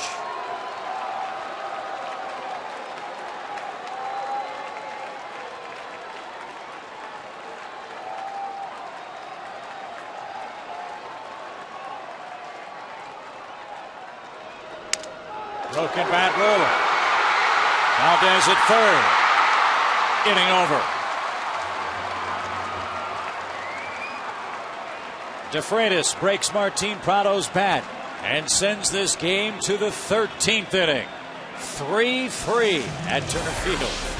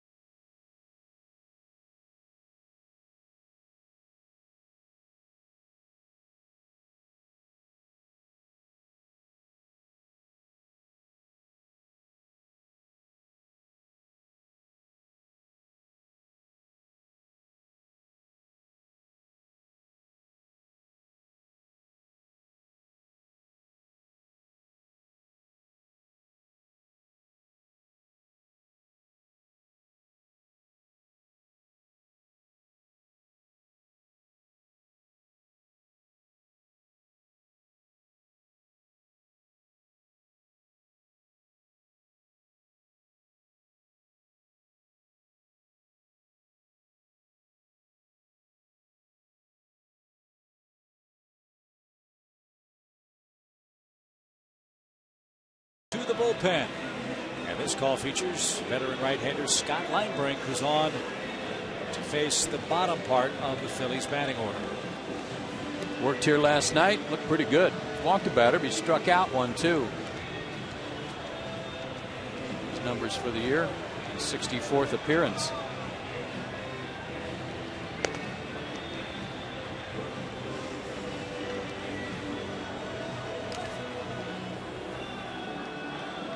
Dominic Brown's going to come on and bat for Philadelphia to start the frame. Here's the scoring update in the American League. Tampa Bay Rays came back from a 7-0 deficit and are in the 10th inning with a man aboard, 1 out against the Yankees. They're back underway in Baltimore after a long rain delay. Boston 3, Baltimore 2. If Boston wins, Tampa Bay must win to force game 163 in the American League wild card race. Just joining us, the Cardinals blew out the Astros. Chris Carpenter went 9, gave up 2 hits. Atlanta has to win to force a game in St. Louis tomorrow. And Dominic Brown, a called strike.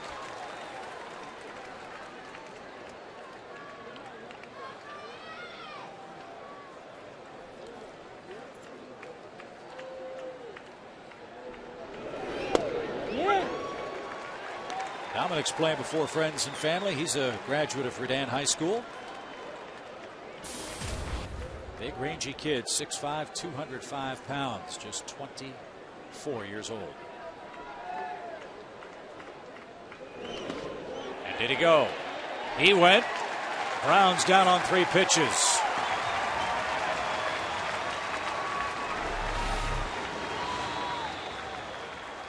Yes, he did. Another nice stop by McCann.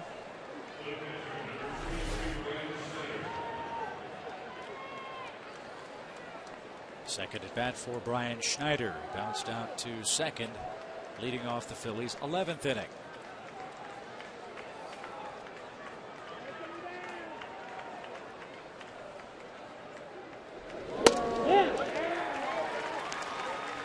Milwaukee a winner tonight. 7-3 over Pittsburgh. Zach Greinke his 16th win, and that clinches home field advantage for Milwaukee, and they get the 2nd seed in the National League with their 96th win of the year. The subplot of that game too was Ryan Braun needed a 3-for-3 or 3-for-4 game to pass Jose Reyes for the National League batting championship. At last report, Braun was hitless. Look at the official word. And he is 0-for-4, finished at .332 this season for Milwaukee. Well, I was pulling for him after Reyes did what he did. Reyes with a bunt single in the Mets game to lead off the game, and then said, that's enough. I'll sit the rest of this one out. Yeah, I'm going to sit on my average.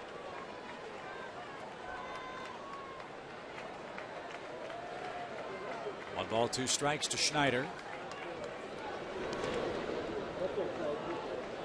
And the count now even at 2-2.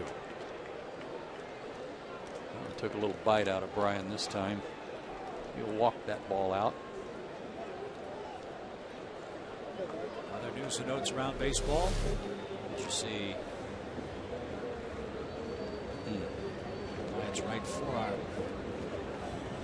takes some punishment? Washington won today. They finished the year a game under 500. They played the last game ever at Sun Life Stadium. Mike Minor loosening up. He last pitched Sunday, I believe, in Washington.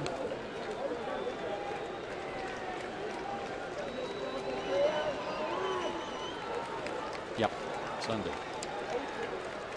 4 2/3.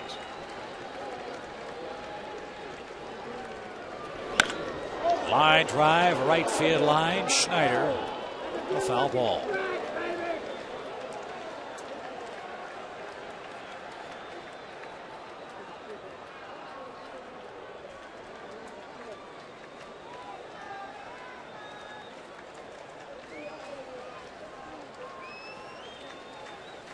Two homers on the year for Schneider, one of them against Atlanta. I believe that was the game where Schneider left. Ruiz came on and hit the pinch hit grand slam. Could have been. Early in the season here at Turner Field.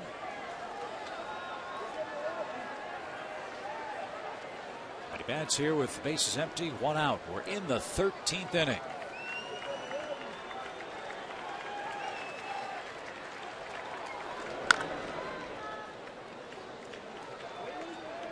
By the way, is there a major league rule that every time Jerry Meals umpires a game in Atlanta that we play 13, 14, 15 innings? It's written somewhere.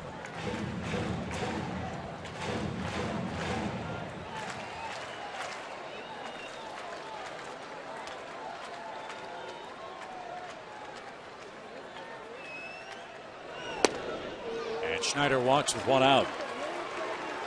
Meals, you recall, was the umpire in that infamous 19-inning game against the Pirates. The safe call at the plate. 1 on, 1 out. And back to the top. And Jimmy Rollins. Don't you know that not just the Braves, but the Cardinals, the Red Sox, the Rays are kicking themselves over some games they let get away during the course of the year that they think are realize are so huge tonight? Yeah, he did.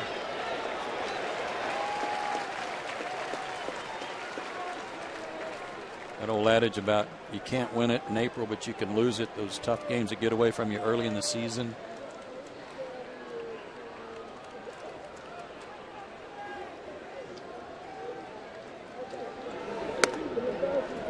One ball, 1 strike.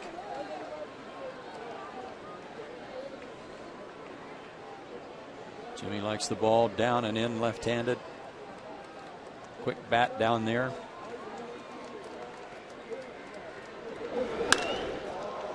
And he skies 1 to center. Bourne gives some ground. He puts the squeeze on it. 2 outs.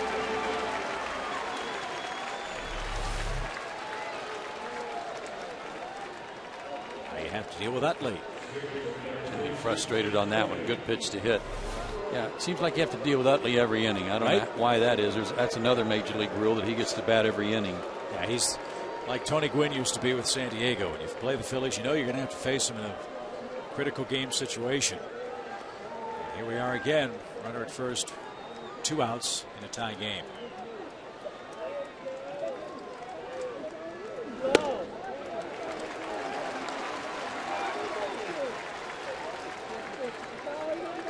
Amazing thing, too, for the Phillies. This is their 33rd game in 31 days. A lot of rain out, make-up doubleheaders in September. It truly has been a marathon down the stretch for this Philly ball club. And there are a lot of veterans A lot of veteran guys that are less than 100% physically this time of year. But they are already assured a playoff spot.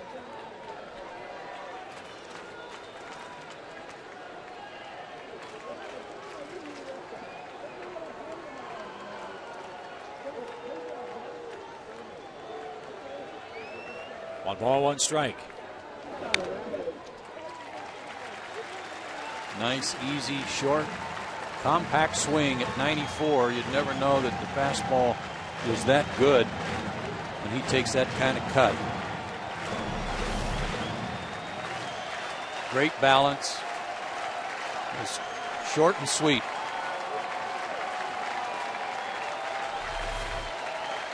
Like there's somebody out there throwing batting practice to him. Yet it's mid-90s.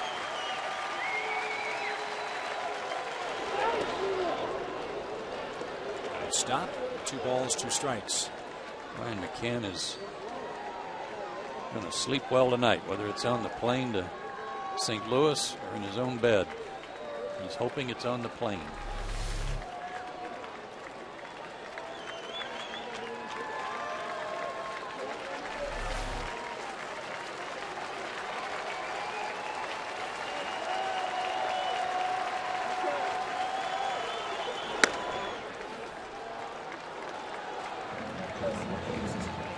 Now the Phillies catcher, Ryan Schneider, will run with a 3-2 count. Outfield deep. Trying to prevent an extra base hit that might score Schneider. He's a catcher, but not that slow. He has a huge lead. There he goes.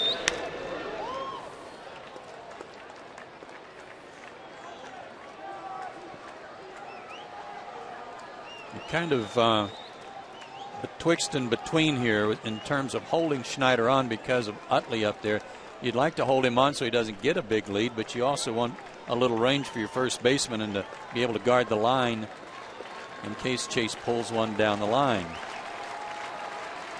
Braves are willing to give Schneider an extra step or two.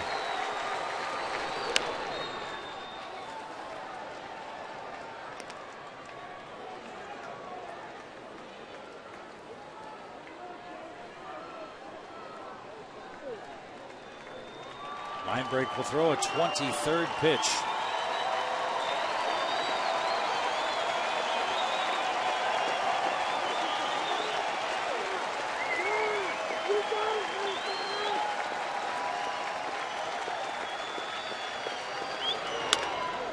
And a ground ball through the right side by Utley. Schneider lost track of the baseball.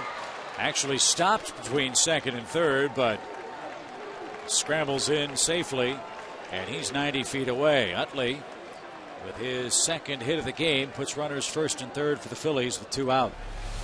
He kept fouling off fastball after fastball until he finally gauged one that was down a little bit where he could drop the barrel on it and pulled it past Ugla.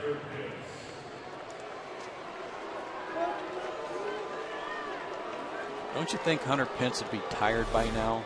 You know, want to take the rest of the night off? Guess not. Nope.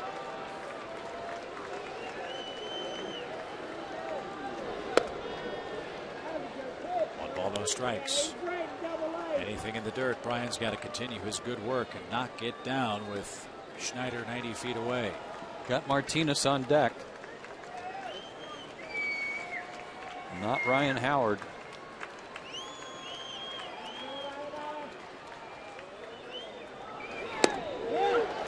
Like Tom Glavine says sometimes, often the open base is not first base.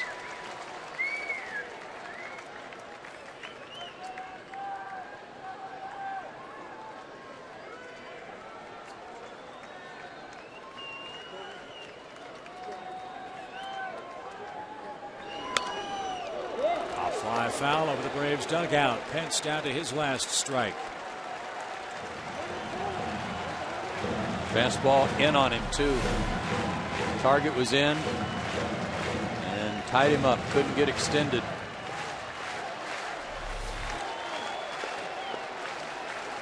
Do not have to give in here.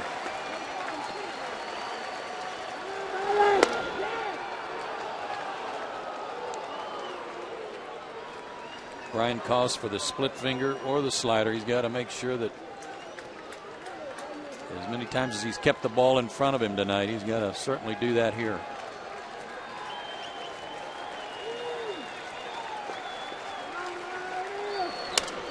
Little flare into shallow right. Uggla surrounds it, can't come up with it. And the Phillies have taken the lead on a bloop infield hit by Hunter Pence.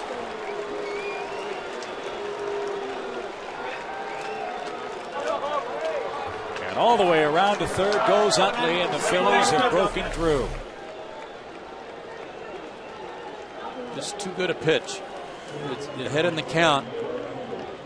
And with all due respect, the fact that they broke his bat and it's a flare, it's just too good a pitch. And it started with the walk to Schneider. So now Martinez bats. The Braves down 4-3.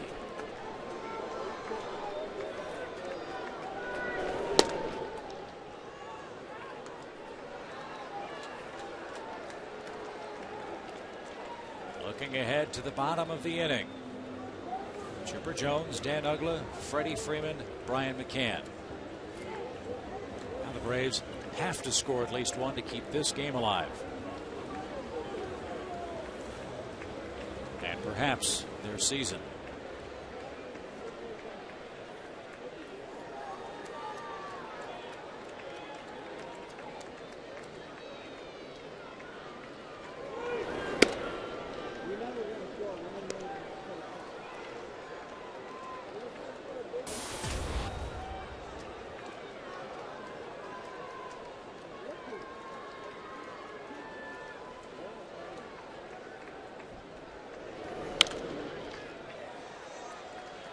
Two balls and a strike.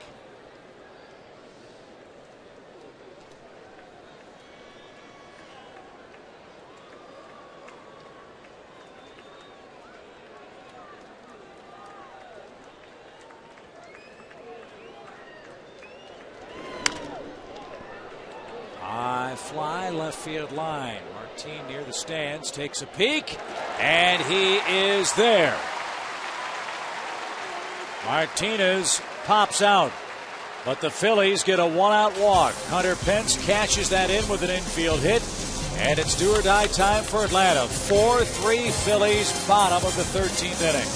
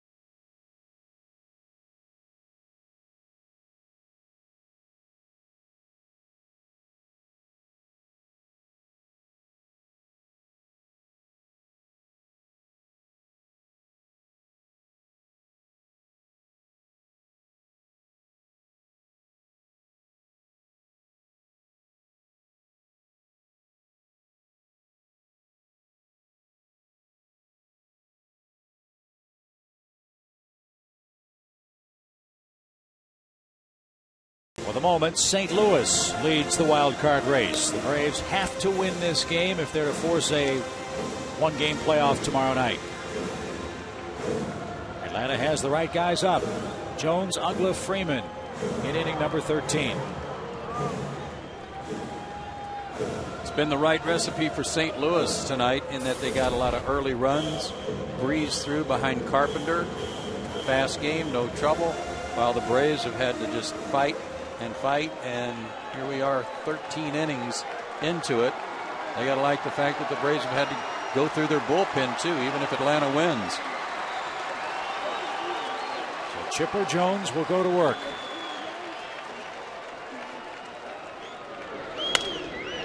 And he swings the first pitch from David Herndon and fouls it away for a strike.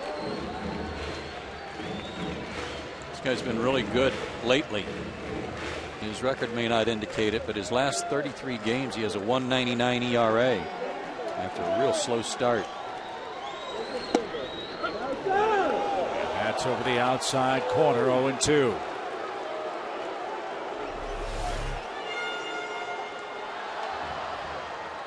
Nope.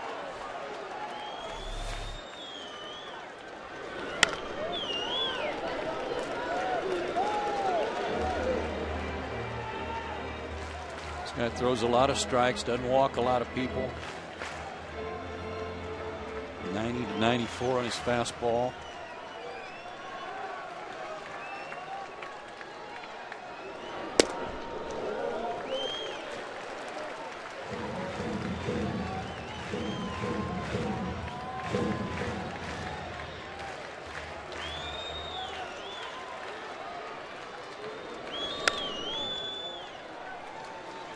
Still a 1-2 count.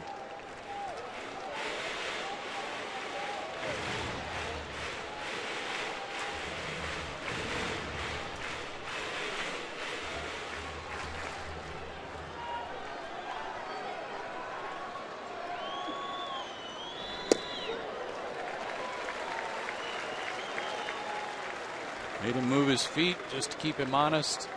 They don't want to do anything middle of the plate into Chipper, especially down. So more than likely something else down and away again. And he swung and missed. And there's the first out.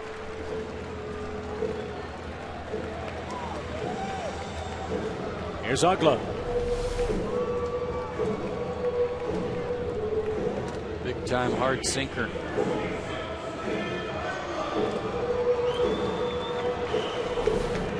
We've seen this. The Braves offense this year at times have fits and starts. The Braves, from the start of the fourth inning until now, have a total of 4 hits.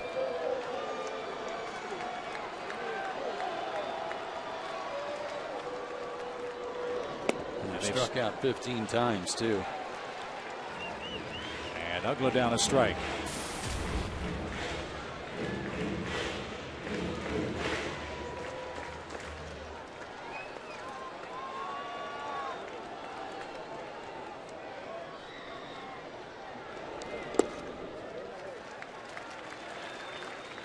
Also had a runner thrown out at third with nobody out, and Dan Ugla was thrown out at the plate on a base hit to right field and a good throw by Hunter Pence.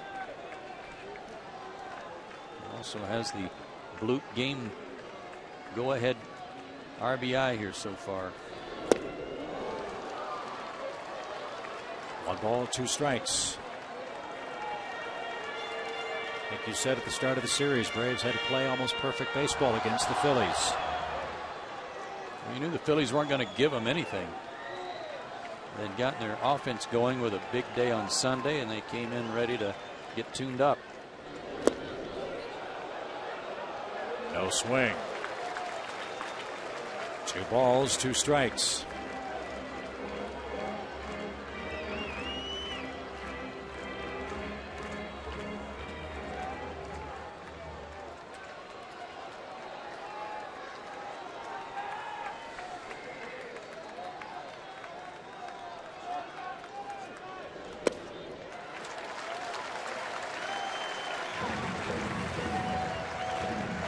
Need a base runner and a blast.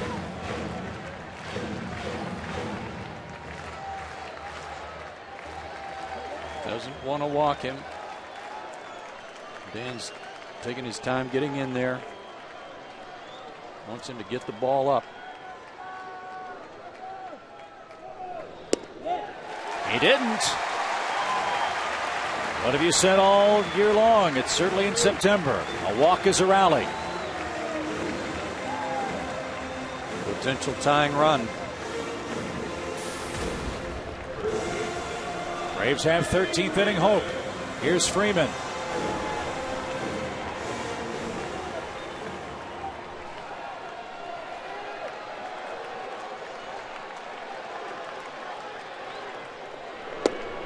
Remember tonight, Tampa Bay was down to their last strike in the 9th and got a homer to tie it. They're still playing. And the Braves come up with a big hit in the 13th.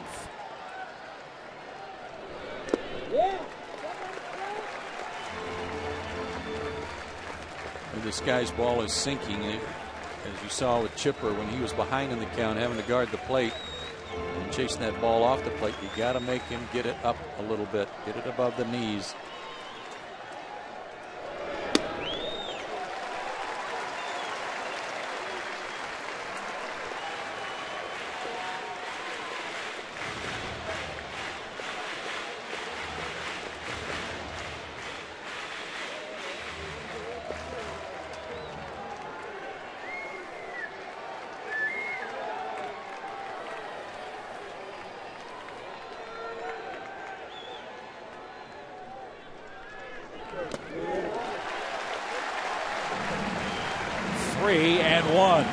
Schneider's done that a lot tonight on some balls down low, just tried to backhand catch them, and that one almost got under him.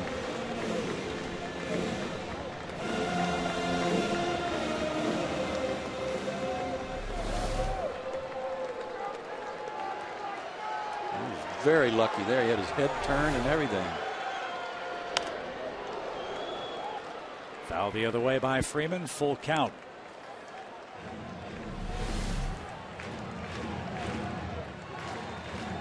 Seamer trying to run it back to the inside corner. Freddie dived in a little bit, kind of blocked, tied himself up.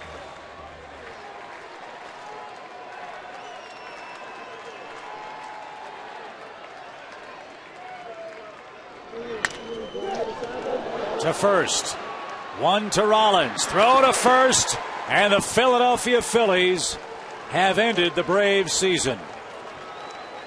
In 13 innings, the Phillies have beaten the Braves 4-3. And the wild card goes to the Cardinals.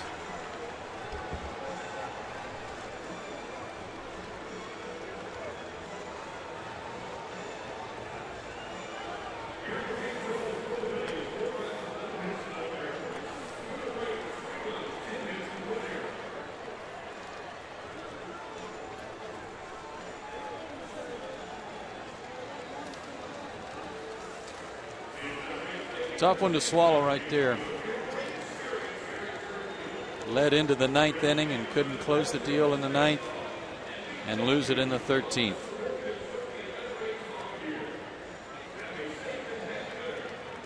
And it was Hunter Pence of the Philadelphia Phillies who had a very, very big night tonight for Philadelphia, both offensively and defensively. He's the Home Depot player of the game. Big time play right here, throwing out Ugla in the 6th inning. That was a huge run. And then against Scott Linebrink, behind in the count, fights this one off and just hit it out there behind Freddie and out of the range of Ugla to get the winning run in. A month of September that held so much promise for the Atlanta Braves comes to a bitter end on the final game of the 2011 season. The Phillies eliminate their Eastern rivals on the road, sweeping the series in 13 innings. And this one hurt. 4-3, our final score. Coming up next, it's Braves Live. Stick around for post-game interviews, Freddie Gonzalez post-game sound, and all of tonight's highlights. 4-3 Phillies from our partner Joe Simpson and our crew Chip Carey. Stay tuned. Braves Live is coming right up.